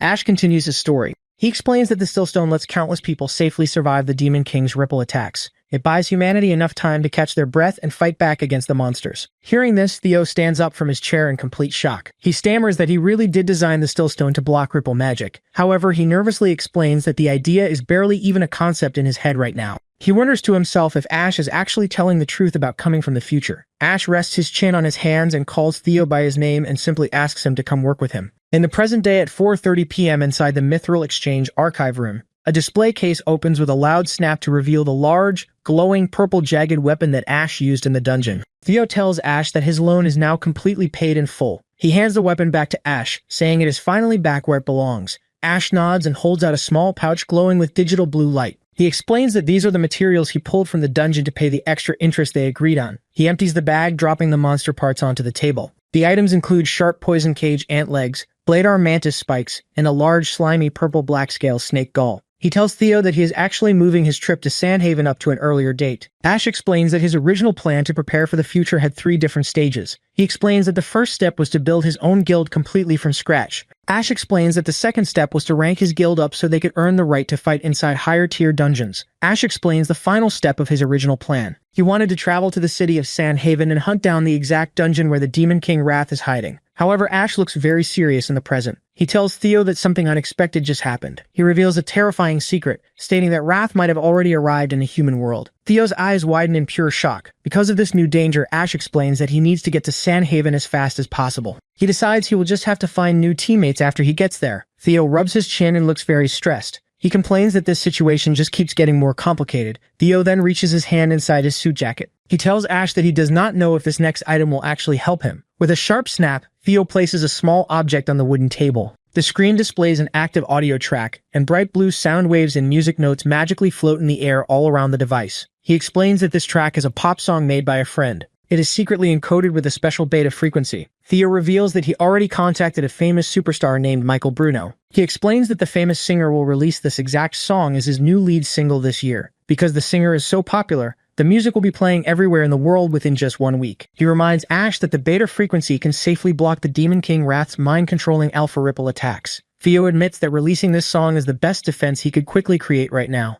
Ash is amazed and asks how Theo actually managed to pull all of this off in just 1 single week. Theo adjusts his glasses and smiles slightly. He tells Ash that if the future really is going to be destroyed, then helping to save it means more to him than anything else he has ever done in his entire life. Theo then turns and grabs Ash's arm. He remembers something else and says he has one more special thing to give him. Theo commands the storage ring to open. The ring suddenly glows with a bright blue light and floating digital blocks with a loud buzzing sound. Theo explains that this is a special Demon King Raider. He reverse engineered it from a regular smartwatch. He says it will sound an alarm and lock onto the exact location if it senses an S-rank demon or higher. It can even trace the target's movements going back 10 full days. Theo smiles and says Ash will not find a device like this anywhere else. He hopes it will help him track down the Demon King Wrath. Ash puts the glowing radar on his wrist and looks at it in pure amazement. He thinks to himself that the device works a lot like his own demon heart, but it shows exact positions much more clearly. He cannot believe Theo actually hand-built something so incredibly advanced. Theo sighs and looks down sadly. He wishes he could become a magic-using Awakener too so he could make a real difference in the coming war, but he knows he cannot. Ash gently tells his friend that he has already done more than enough to help. Ash looks forward and tells Theo to just leave the rest of the fight to him.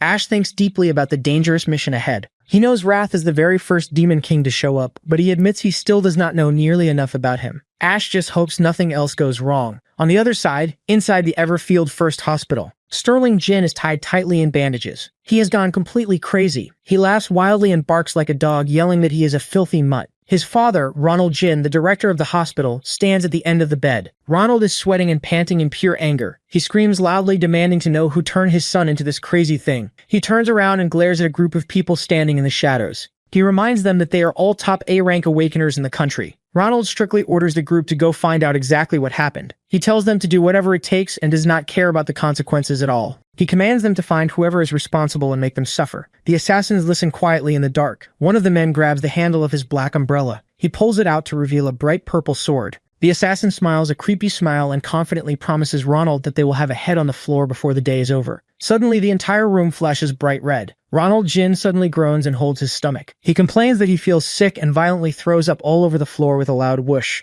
At that exact moment, the bald assassin yells out a warning just as a massive fiery explosion blasts through the room with loud boom sounds. He shouts that there is something huge out there. In the hallway outside, heavy tapping footsteps echo closer and closer. The assassins inside quickly prepare to fight. They nervously realize that the massive threat is standing right outside their door. The assassins turn and stare in pure shock. Ronald Jin cowers helplessly on the floor near it. A masseuse called the Demon King of Gluttony appears. The giant demon smiles wickedly and announces that it looks like it is finally time to eat. Awakened powers come in all kinds of classes, but everyone knows the 5 core classes. First is the warrior. A warrior soaks up hits and leads the charge. Here, Ash moves very fast with yellow lightning and slices through a bone monster. Third is the mage. A mage locks down the field and deals magic damage. Fourth is the chanter. A chanter cleanses, debuffs, and buffs the team. There is one more class, and it is a bit of an outlier. Ash jumps off floating rocks with a fast tap. This secret class basically throws defense out the window entirely. A yellow light buzzes on his screen. Ash looks very serious and angry as he dashes forward. Suddenly, a massive fire explosion happens. This secret class gives up defense in exchange for the single most insane attack power out there. Heavy rocks fall and smash into the fiery ground near a pool of lava.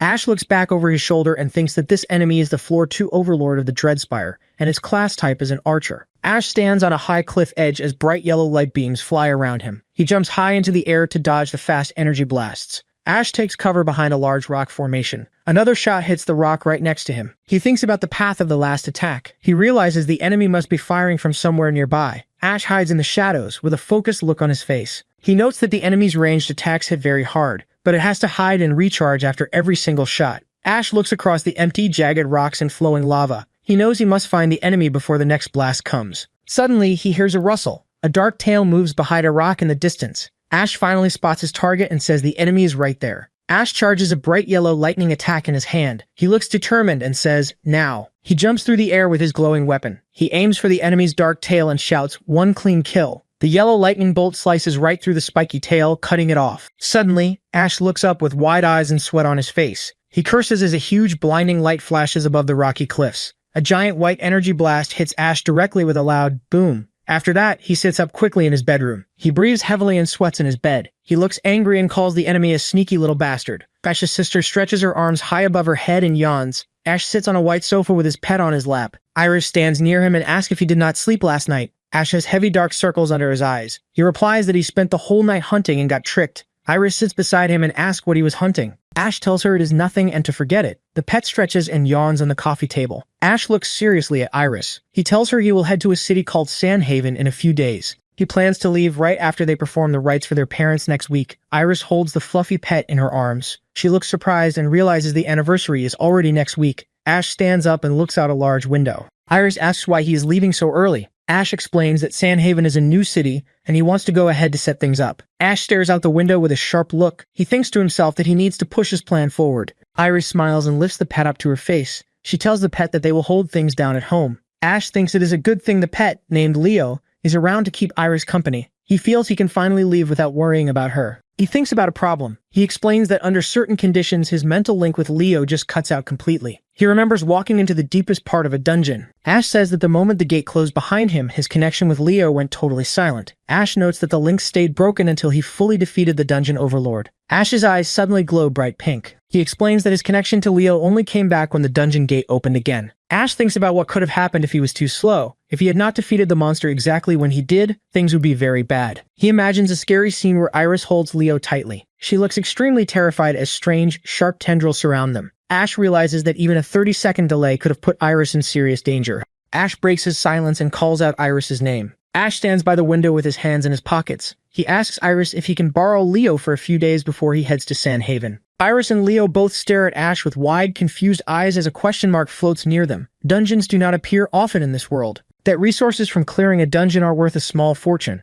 Every time a new dungeon appears, the government runs a bidding ceremony. In a crowded auction room, an auctioneer starts the bidding for a high-tier dungeon at 10 million. People in the audience raise their paddles and quickly shout higher bids. A man with a mustache and a suit raises his red paddle and bids 18 million. Big gills buy the good dungeons almost instantly. The auctioneer hits his wooden gavel with a loud thud and sells the dungeon. The leftover, low-value dungeons are tossed to the public for civilian crews to fight over. In a dim room, a woman with blue hair rests a baseball bat on her shoulder. She complains about settling for a lousy D-rank dungeon. A man smokes a cigarette and reads a paper. He tells her the good dungeons are gone and to be grateful they finally have work. He then tells her to go find one more person to complete their team. The woman walks away with her bat and waves her hand, saying she has the drill memorized. The woman shouts to the crowd. She rests her baseball bat on her shoulders and asks for one more warrior for a D-rank dungeon. Every dungeon run needs at least 2 awakeners. Because of this, the awakener talent market became the place for awakeners without guilds to find teams. Next, an older balding man sweats and smiles nervously. A hand holds his profile card. His name is Tanaka Daiki, an E-rank shanter. He says he can heat up weapons and boost attack power. The woman angrily waves him away. She yells that she needs a warrior, not a weak support. The old man puts his hands together and begs. He says he has not found a team in a whole month. Ash walks through the busy market wearing a black hoodie. In the background, the woman continues to yell at the old man. Ash thinks to himself, he knows Leo must enter a dungeon to gain combat experience and level up. This is the only way to keep Iris safe. Ash wears glasses under his hood. He explains that his guild is just him right now, so he has no dungeon rights. He also notes his own Dreamspire dungeon is too dangerous for Leo. This market is his only chance to find a team. Ash stands still and holds Leo in his arms. Leo is now wearing a tiny gray hoodie. Ash asks Leo if he is ready, and Leo happily howls. Ash is using a fake name, Ashton Lee, and posing as an E-rank stellar tamer. A person holds a personal resume card belonging to Ashton Lee, a male E-rank stellar tamer with one contracted beast, no team history, and no desired pay. He is surprised to see an E-rank stellar tamer, noting that taming class users are very rare nowadays. He points to a small, bundled-up creature and insults it, saying that for a tamer, the contracted beast makes up most of their fighting strength, but this little dirt cat looks like it would wet itself inside a dungeon. When someone tries to poke it, the tiny creature bares its sharp teeth and angrily growls, making the man remark that the tiny thing has a lot of attitude. The recruiter rudely tells them to beat it and take their scrub cat away, shouting that no team wants to touch a tamer with that kind of pet. Ash calmly pulls his pet close, telling Leo that they should leave and find someone else. Moving to other interview booths, Ash faces more rejections. Ramble Warrior looks at the resume and rejects him because they want real fighters who can take hits, not an overgrown rat. Next, a punk fighter with a chainsaw tells him to get out of here. Finally, a meditating monk rejects him politely, saying every creature has a soul and he cannot stomach sending an animal to fight for him, concluding that they are not compatible. More people reject Ash. They loudly tell him his rank is way too low and refuse to let him mooch off their experience points. They call him a freeloader and complain that his lion cub is not even fully grown yet. Ash stands alone in a quiet hallway, holding his face in frustration while little Leo sits sadly on the floor beside him. Ash sweats and thinks to himself that beast tamers really are considered the bottom of the barrel here. He regrets his honest approach, thinking he should have just lied about his class and smuggled Leo inside. Suddenly, a girl runs past him with fast tapping steps. She stops in surprise and asks what this is. The girl crouches down and happily picks up Leo. She laughs with floating hearts around her and calls him a cute puppy, saying he is just too adorable. Leo looks completely shocked. Tears quickly fill his bright pink eyes and he starts trembling in fear. Leo jumps out of the girl's hands with a loud crying howl. The girl looks confused and asks why the puppy is crying. Ash explains that the creature is not a puppy at all, but actually a lion beast. The girl quickly apologizes and scratches her head, explains that it is her first time seeing such a tiny lion beast, adding that she thinks it is really cute. She then looks closely at the resume card in Ash's hand. Reading it out loud, she realizes his name is Ashton Lee, and that he is an E-rank stellar tamer. She looks at him with a surprised face and asks if he is looking for a team. Ash holds the scared little Leo in his arms and quietly agrees. He explains that he needs a team so his pet can level up. Hearing this, the girl smiles brightly and snaps her fingers with a loud snap. She excitedly says, "What are the odds?" Her name is Soleil Hay, and she is a nuclear-class fighter. She offers Ash a spot on her team, explaining that she just got a dungeon to clear but is short on people to help her. However, she tells Ash that it is actually a D-rank dungeon, which makes it pretty risky for an E-rank tamer like him. Soleil asks Ash if he and his pet had the guts to join her dangerous mission. Ash just stays silent while holding a crying Leo. Soon after, a red jeep drives fast across a dusty wasteland. Half an hour later, they arrive at a dirty dumping ground on the city outskirts near a massive tunnel entrance. Soleil stops the jeep and happily announces that they are here. Two men are already waiting near the tunnel. One man with a mustache looks very surprised to see who stepped out of the car. Ash and Soleil walk toward the men with Leo growling loudly on Ash's shoulder. The mustache man points at them and angrily yells that it is Ash and his little dirt cat again. Soleil looks confused and asks if they already know each other. The mustache man throws his hands up in frustration. He asks Soleil why she dragged Ash back here. He loudly complains that he already rejected this kid earlier today because Ash does not even have a team history. The second man smokes a cigarette and laughs. He tells his angry friend to relax, saying that more hands mean more fighting power. He suggests they should just give the new kid a chance. The mustache grumbles that he just hates carrying deadweights who only want to steal free experience points. Ash stands quietly with his hood up while holding little Leo. Soleil claps her hands loudly to get everyone's attention. She announces that the team is ready and tells them to listen up. A system screen shows that Soleil is the team captain and a D-rank nuclear warrior. She explains that they have 3 experienced D-rank fighters on the team. However, she seriously warns them that this dungeon is completely unknown, so nobody is allowed to get sloppy. Another screen introduces the mustache man as Vice Captain Gideon Lee, a D-rank flower mage. Soleil states that she and Gideon will protect the front line together once they go inside. Soleil then gives orders to the rest of the group. She tells a man named Nolan Guo, an E-rank lightning assassin, to attack from the sides and clean up the enemies. Next, she looks at a muscular man named Chuck Milo, a D-rank Cloud warrior, and a small girl named Holly, an E-rank Cloud chanter. She orders Milo to stay close to Holly and keep the back line completely safe. Finally, Soleil turns to Ash, whose fake name is Ashton Lee, an E-rank stellar tamer. She tells Ash to just look for a safe chance to jump in and do a little bit of damage. Gideon smiles and tells Captain Soleil to relax, calling the mission a piece of cake. He proudly brags that he has already cleared over a dozen D-rank dungeons before this. Gideon waves his hand forward and tells the team to move out. The team walks deep into the dark tunnel. Soleil's boots tap on the cracked ground as they head toward a bright golden light. With a loud buzzing sound, they find a large hole in the ground. Soleil tells everyone to stay close. One by one, the team jumps down into the glowing portal. Soleil's large saw weapon suddenly bursts into bright orange flames. She holds the flaming blade high in the air to light up the dark dungeon. The team looks around the cave, noticing strange glowing green plants growing on the rocky floor. Gideon holds up a green lantern and realizes that they are inside a dangerous lightning dungeon. Soleil holds her flaming saw and warns everyone to keep their eyes open as they walk deeper into the cave. Ash walks quietly in the back with little Leo sitting on top of his head. Suddenly, a fast streak of yellow lightning shoots out from the rocks with a loud swoosh. The bright yellow light violently hits Gideon right in his chest with a heavy beam. He cries out in pain and drops his lantern as the strong force knocks him backward. Soleil quickly turns around and shouts a warning that a beast is incoming. Bright yellow balls of lightning start shooting out from the dark cave walls with loud zap sounds and high-pitched squeaks. They are large, spiky rats covered in bright electricity. A system screen pops up, identifying the monsters as Volt Rats, which are E-rank lightning assassins. Gideon sits on the ground and looks completely terrified. He yells out in shock, asking if the monster is seriously just a rat. Soleil fiercely swings her heavy weapon to strike the glowing yellow beasts with a loud zap.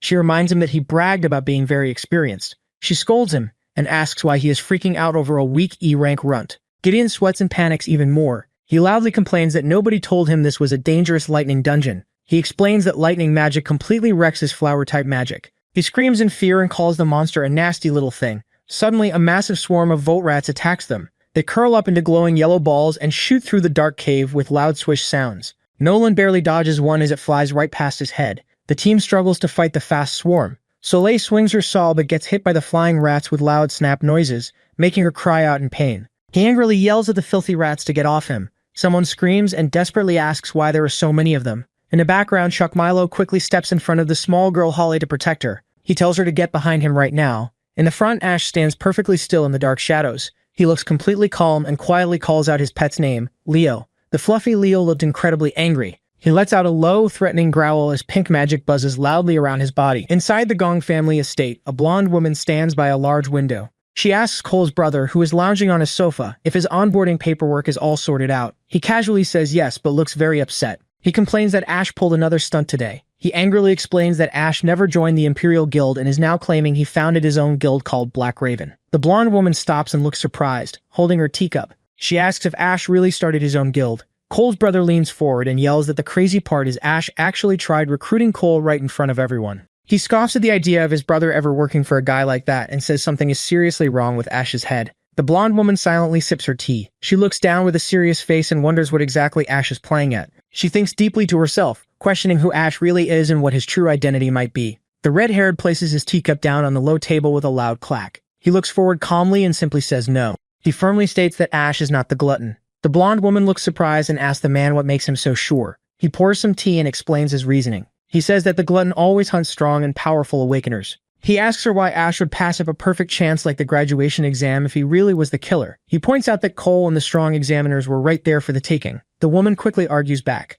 She explains that the exam had way too many people watching. She states that causing any accident under that much spotlight would instantly ruin his cover and bring the blame right back to him. They sit quietly at the table. The man tells her he knows she has a good reason to be suspicious. However, he asks her to trust him on this matter. He firmly states that the specific glutton they have been hunting is not Ash. He calls the woman Kite and shares some simple advice. He tells her that sometimes you have to feel a person out with your heart instead of just judging them through a wall of suspicion. He gently slides a small cup of tea across the table to her. In a dark room, Kite looks at the Black Raven Guild registry on the glowing screen. She realizes that Ash really did file for his guild a whole month ago, and knows it is not a coincidence. She thinks to herself that killing someone during a big, public exam is way too risky and easy to get caught. Kite figures out that founding his own guild gives Ash the perfect cover. He can use it to lure other Awakeners deep into an empty dungeon and butcher them whenever he wants. Kite's eyes open wide in shock. She realizes that this trap is exactly like Portia. There is a secret group of Awakeners known as Portia. The dungeon team is shown walking quietly through the dark cave behind Soleil's flaming weapon.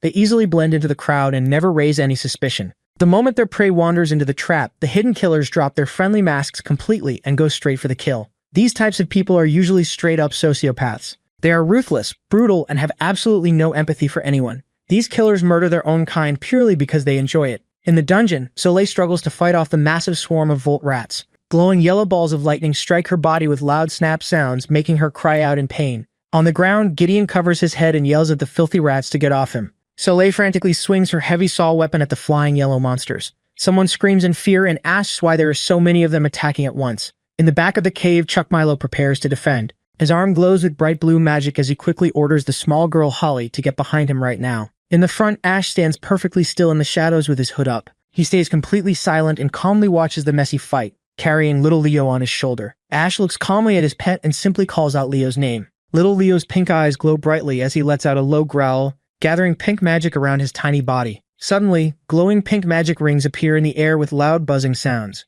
The rings wrap tightly around the flying Volt Rats, completely trapping the monsters right before they can hit Soleil and Gideon. A system message reveals that Leo is using a stellar mage skill called Strangling Star Ring. Leo lets out a fierce roar. The pink rings squeeze the trap rats so hard that their yellow lightning violently sparks out of control. With loud bam sounds, all of the captured monsters explode into bright yellow sparks at the exact same time. Soleil, Gideon, and Nolan stand on the ground and watch in complete shock as the entire swarm is wiped out in an instant, leaving only quiet golden sparks falling around the cave plants. Soleil turns around and looks completely shocked by the massive attack. Chuck, Milo, and little Holly stare with their mouths wide open in pure amazement. On the ground, Gideon looks back in terror at Ash and Leo, who stand perfectly still among the falling golden sparks. A bright golden ring suddenly glows around little Leo with a loud buzzing sound. A system message pops up showing that Leo just leveled up. Ash adjusts his glasses and calmly praises his pet, telling him he did nice work. Sometime later, the team walks deeper into the dark cave with steady tapping footsteps. Soleil leads the way with a bright light.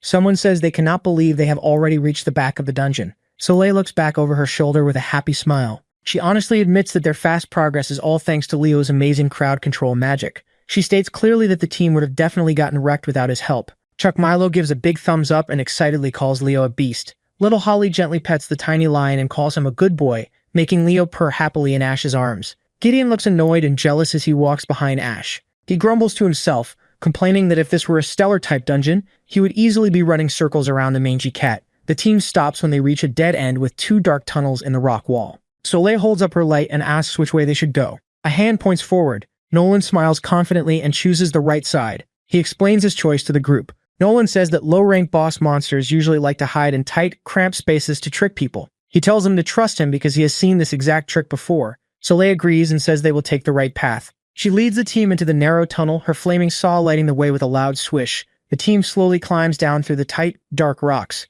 Soleil gives them strict orders for the upcoming boss fight. She warns that a D-rank overlord can easily punch with C-rank strength. She tells everyone to dump all their attacks right in the monster's face the second they spot it so it does not get a chance to breathe. In the back of the group, Ash suddenly stops. His eyes glow a bright blue with a loud buzzing sound.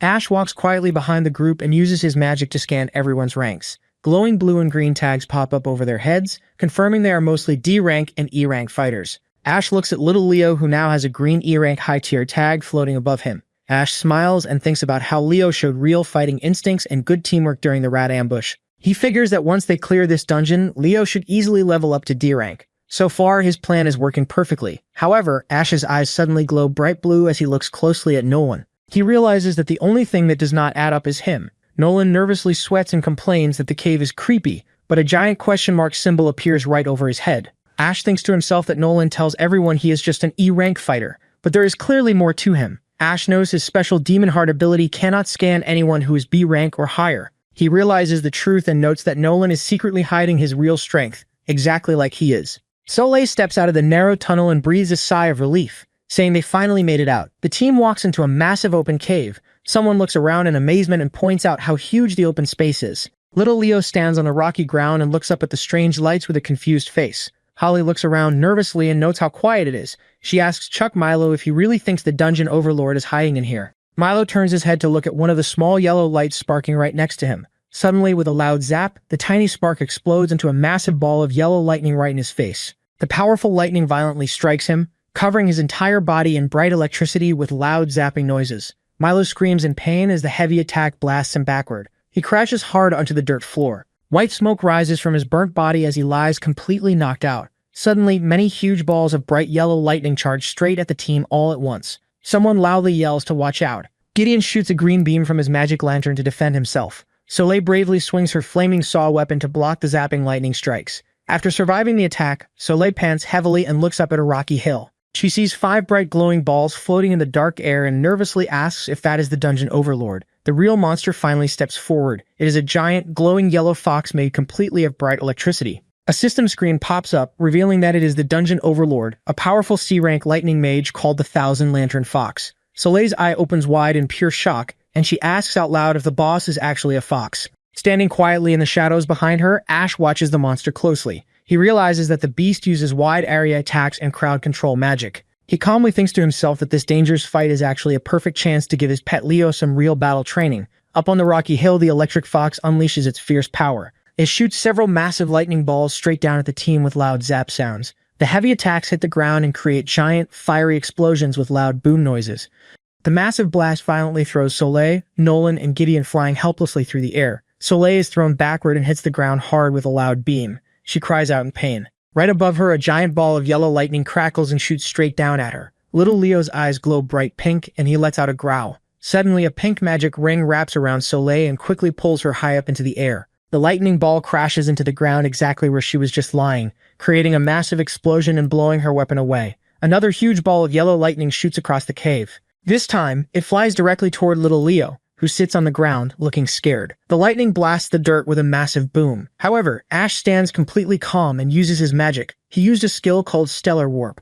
A glowing pink portal opens right next to Ash's hand, and little Leo falls safely out of it. Ash stands calmly in the dark and gives Leo some battle advice. He tells the small cub to always watch his surroundings when using a skill and to always leave a way out. Suddenly, the glowing yellow fox gets angry. Its eyes flash with bright electricity. The boss monster unleashes a massive attack called Thousand Falling Thunders. Many huge glowing balls of yellow lightning float high in the air above the rocky hill. Seeing this terrifying magic, Gideon completely panics. He screams in fear and yells that they are all totally dead. Just then, Nolan springs into action. He uses a lightning assassin skill called Flash Step. He moves incredibly fast and leaps high through the air with a loud swoosh. He easily dodges the floating lightning balls and lands right on top of the giant glowing fox. Nolan violently stabs his weapon directly into the monster's back. Ash watches this closely from the shadows, while Soleil looks completely shocked by Nolan's sudden speed. The heavy strike knocks the giant electric fox down, and it crashes hard into the dirt ground with a heavy thud. The giant yellow fox lies paralyzed on the ground, sparking with electricity. Nolan stands calmly right next to it. Ash watches closely from under his hood and thinks to himself that Nolan timed his attack perfectly. Nolan struck at the exact moment the boss monster's skill left it completely open. Ash realizes that Nolan is definitely not a beginner. Gideon happily runs up the rocky hill, tossing his small green bell in the air. He asks Nolan how he managed to get behind the monster so fast and calls the ambush insane. As he gets closer to the glowing lightning balls, Gideon remembers that Nolan is supposed to be an E-rank fighter. He asks how an E-rank could defeat a strong C-rank overlord with just one hit, wondering if Nolan lied about his true rank. On the ground, the golden fox weakly groans and sparks with electricity. Gideon notices the monster is still moving. He holds his glowing green bell high in the air, saying the beast still has some fight left in it. He yells that he will put it out of its misery. Suddenly, two claws stab straight through Gideon's chest. Blood splashes everywhere. Soleil, Holly, and Ash watch in pure shock. Gideon's green bell falls to the dirt with a loud clack. Nolan stands right behind Gideon with his arm shoved completely through his chest. Gideon coughs up blood and asks what Nolan is doing. Nolan just smiles and tells him not to rush, saying he likes to savor the kill. Watching this happen, the small girl Holly turns and runs away crying. She screams that another person is down and cries out that she just wants to go home. Nolan smirks and holds out his hand with a zap of electricity. He tells Holly there is no need to run away so soon. With a loud smack, Nolan hits one of the floating yellow lightning balls. He sends the giant electric ball shooting straight at Holly. The lightning ball crashes into the rocks right where she is running, creating a massive explosion with a loud boom. A giant pile of rocks collapses with loud zap sounds. Little Holly sits helplessly on the ground and screams in fear. Ash watches closely with his glowing red eyes. He realizes the truth and thinks to himself that this is exactly why Nolan hid his real rank. In the shadows, Nolan tips his cap and smiles a creepy, evil smile. Soleil is completely furious and confused. She yells loudly at him, demanding to know what he is doing and asking who he really is. Nolan happily says that her terrified look is exactly the face he wanted to see. He creepily admits that he lives for this exact moment. Nolan turns around completely, revealing his true self. A system screen pops up to reveal his real identity. He is not a weak E-rank rookie, but actually an incredibly dangerous A-rank lightning assassin named Volt Lay. He smiles like a complete psycho and loudly announces that tonight's hunt starts right now. Soleil bravely steps forward and swings her giant flaming saw with a loud whoosh. She orders the rest of her team to run away and call for backup while she takes him on alone. Volt Lay jumps high into the air above her. He shoots multiple bright yellow lightning balls down at her with loud zap sounds. Soleil quickly swings her burning weapon up and deflects the attack with a loud boom. Volt Lay smiling like a complete psycho. His eyes glow bright yellow as he yells that prey that struggles always taste the best. He unleashes a massive barrage of lightning balls straight at her. Soleil looks up in pure shock as the attacks rain down. The lightning strikes the ground all around her, creating huge, fiery explosions with loud boom noises that completely swallow her. Voltley stands on the rocky hill and watches the giant blast. He laughs loudly and happily calls the destruction a beautiful mess. Voltley walks through the fire towards Soleil with loud whoosh sounds. She lies helplessly on the rocky ground, bleeding and groaning in pain. Voltley looks down at her with a crazy smile and bright yellow glowing eyes. He yells at her not to dare pass out yet because the game is only just getting started. He leaps high into the air and dives straight down at the injured Soleil.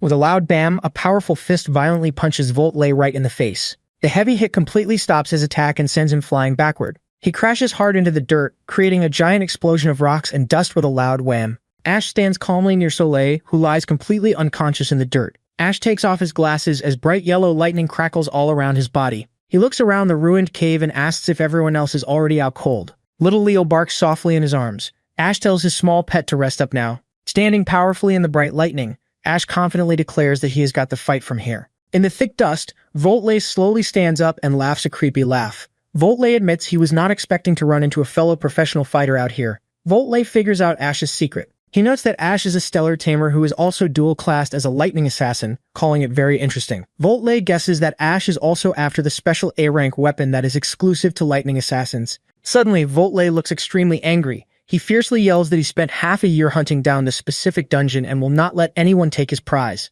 Voltley recovers from the punch. He fiercely swings his sharp electric claws through the air with loud bam sounds. Ash calmly asks Voltley if he is talking about the exclusive weapon. Voltley charges forward incredibly fast. The two fighters clash with a loud clang, sending bright sparks flying. Voltley's claws scrape against the hard rock. He laughs wildly like a maniac and screams that he is going to completely shred Ash into pieces. He unleashes a massive, rapid combo of attacks. He swings his glowing claws over and over again with loud clang noises. However, Ash stays perfectly calm. He easily blocks every single fast strike using only one hand while safely holding little Leo in his other arm. Voltley stops his attack and jumps back with a tap. He looks completely shocked and confused. He sweats and thinks to himself in panic. He cannot believe that Ash just effortlessly blocked his entire deadly combo using only one hand. He pants heavily and stares forward in pure shock. Sweating, he asks himself what kind of insane reaction speed Ash has. He cannot believe that he almost got completely dropped by just one single punch. Suddenly, Voltley only has a split second to curse in fear.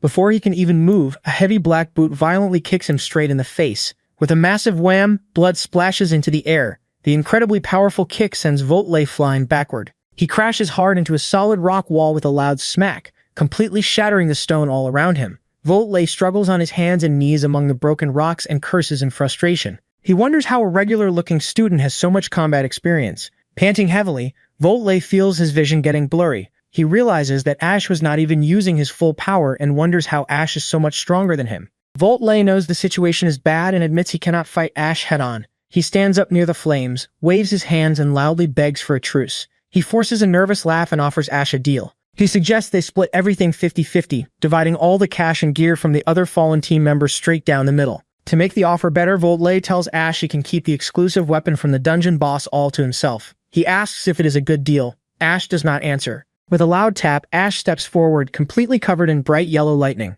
Voltley's smile disappears as he realizes Ash will not accept the deal. He calls Ash a righteous hero type. Voltley crosses his glowing fingers with a loud swish sound. A system screen shows he is using a lightning assassin skill called Thunder Form. Suddenly, a bright yellow electric clone of Voltley appears right behind the unconscious Soleil, with a loud zap. Another glowing yellow clone appears directly behind the injured Gideon. Ash looks back over his shoulder with his glowing yellow eyes. He sees the electric clone standing over his helpless teammates. Voltley speaks to Ash and says they are going to play a new game. He cruelly tells Ash to pick only one person to save. He laughs crazily while holding his fingers crossed, waiting for Ash to make his terrible choice.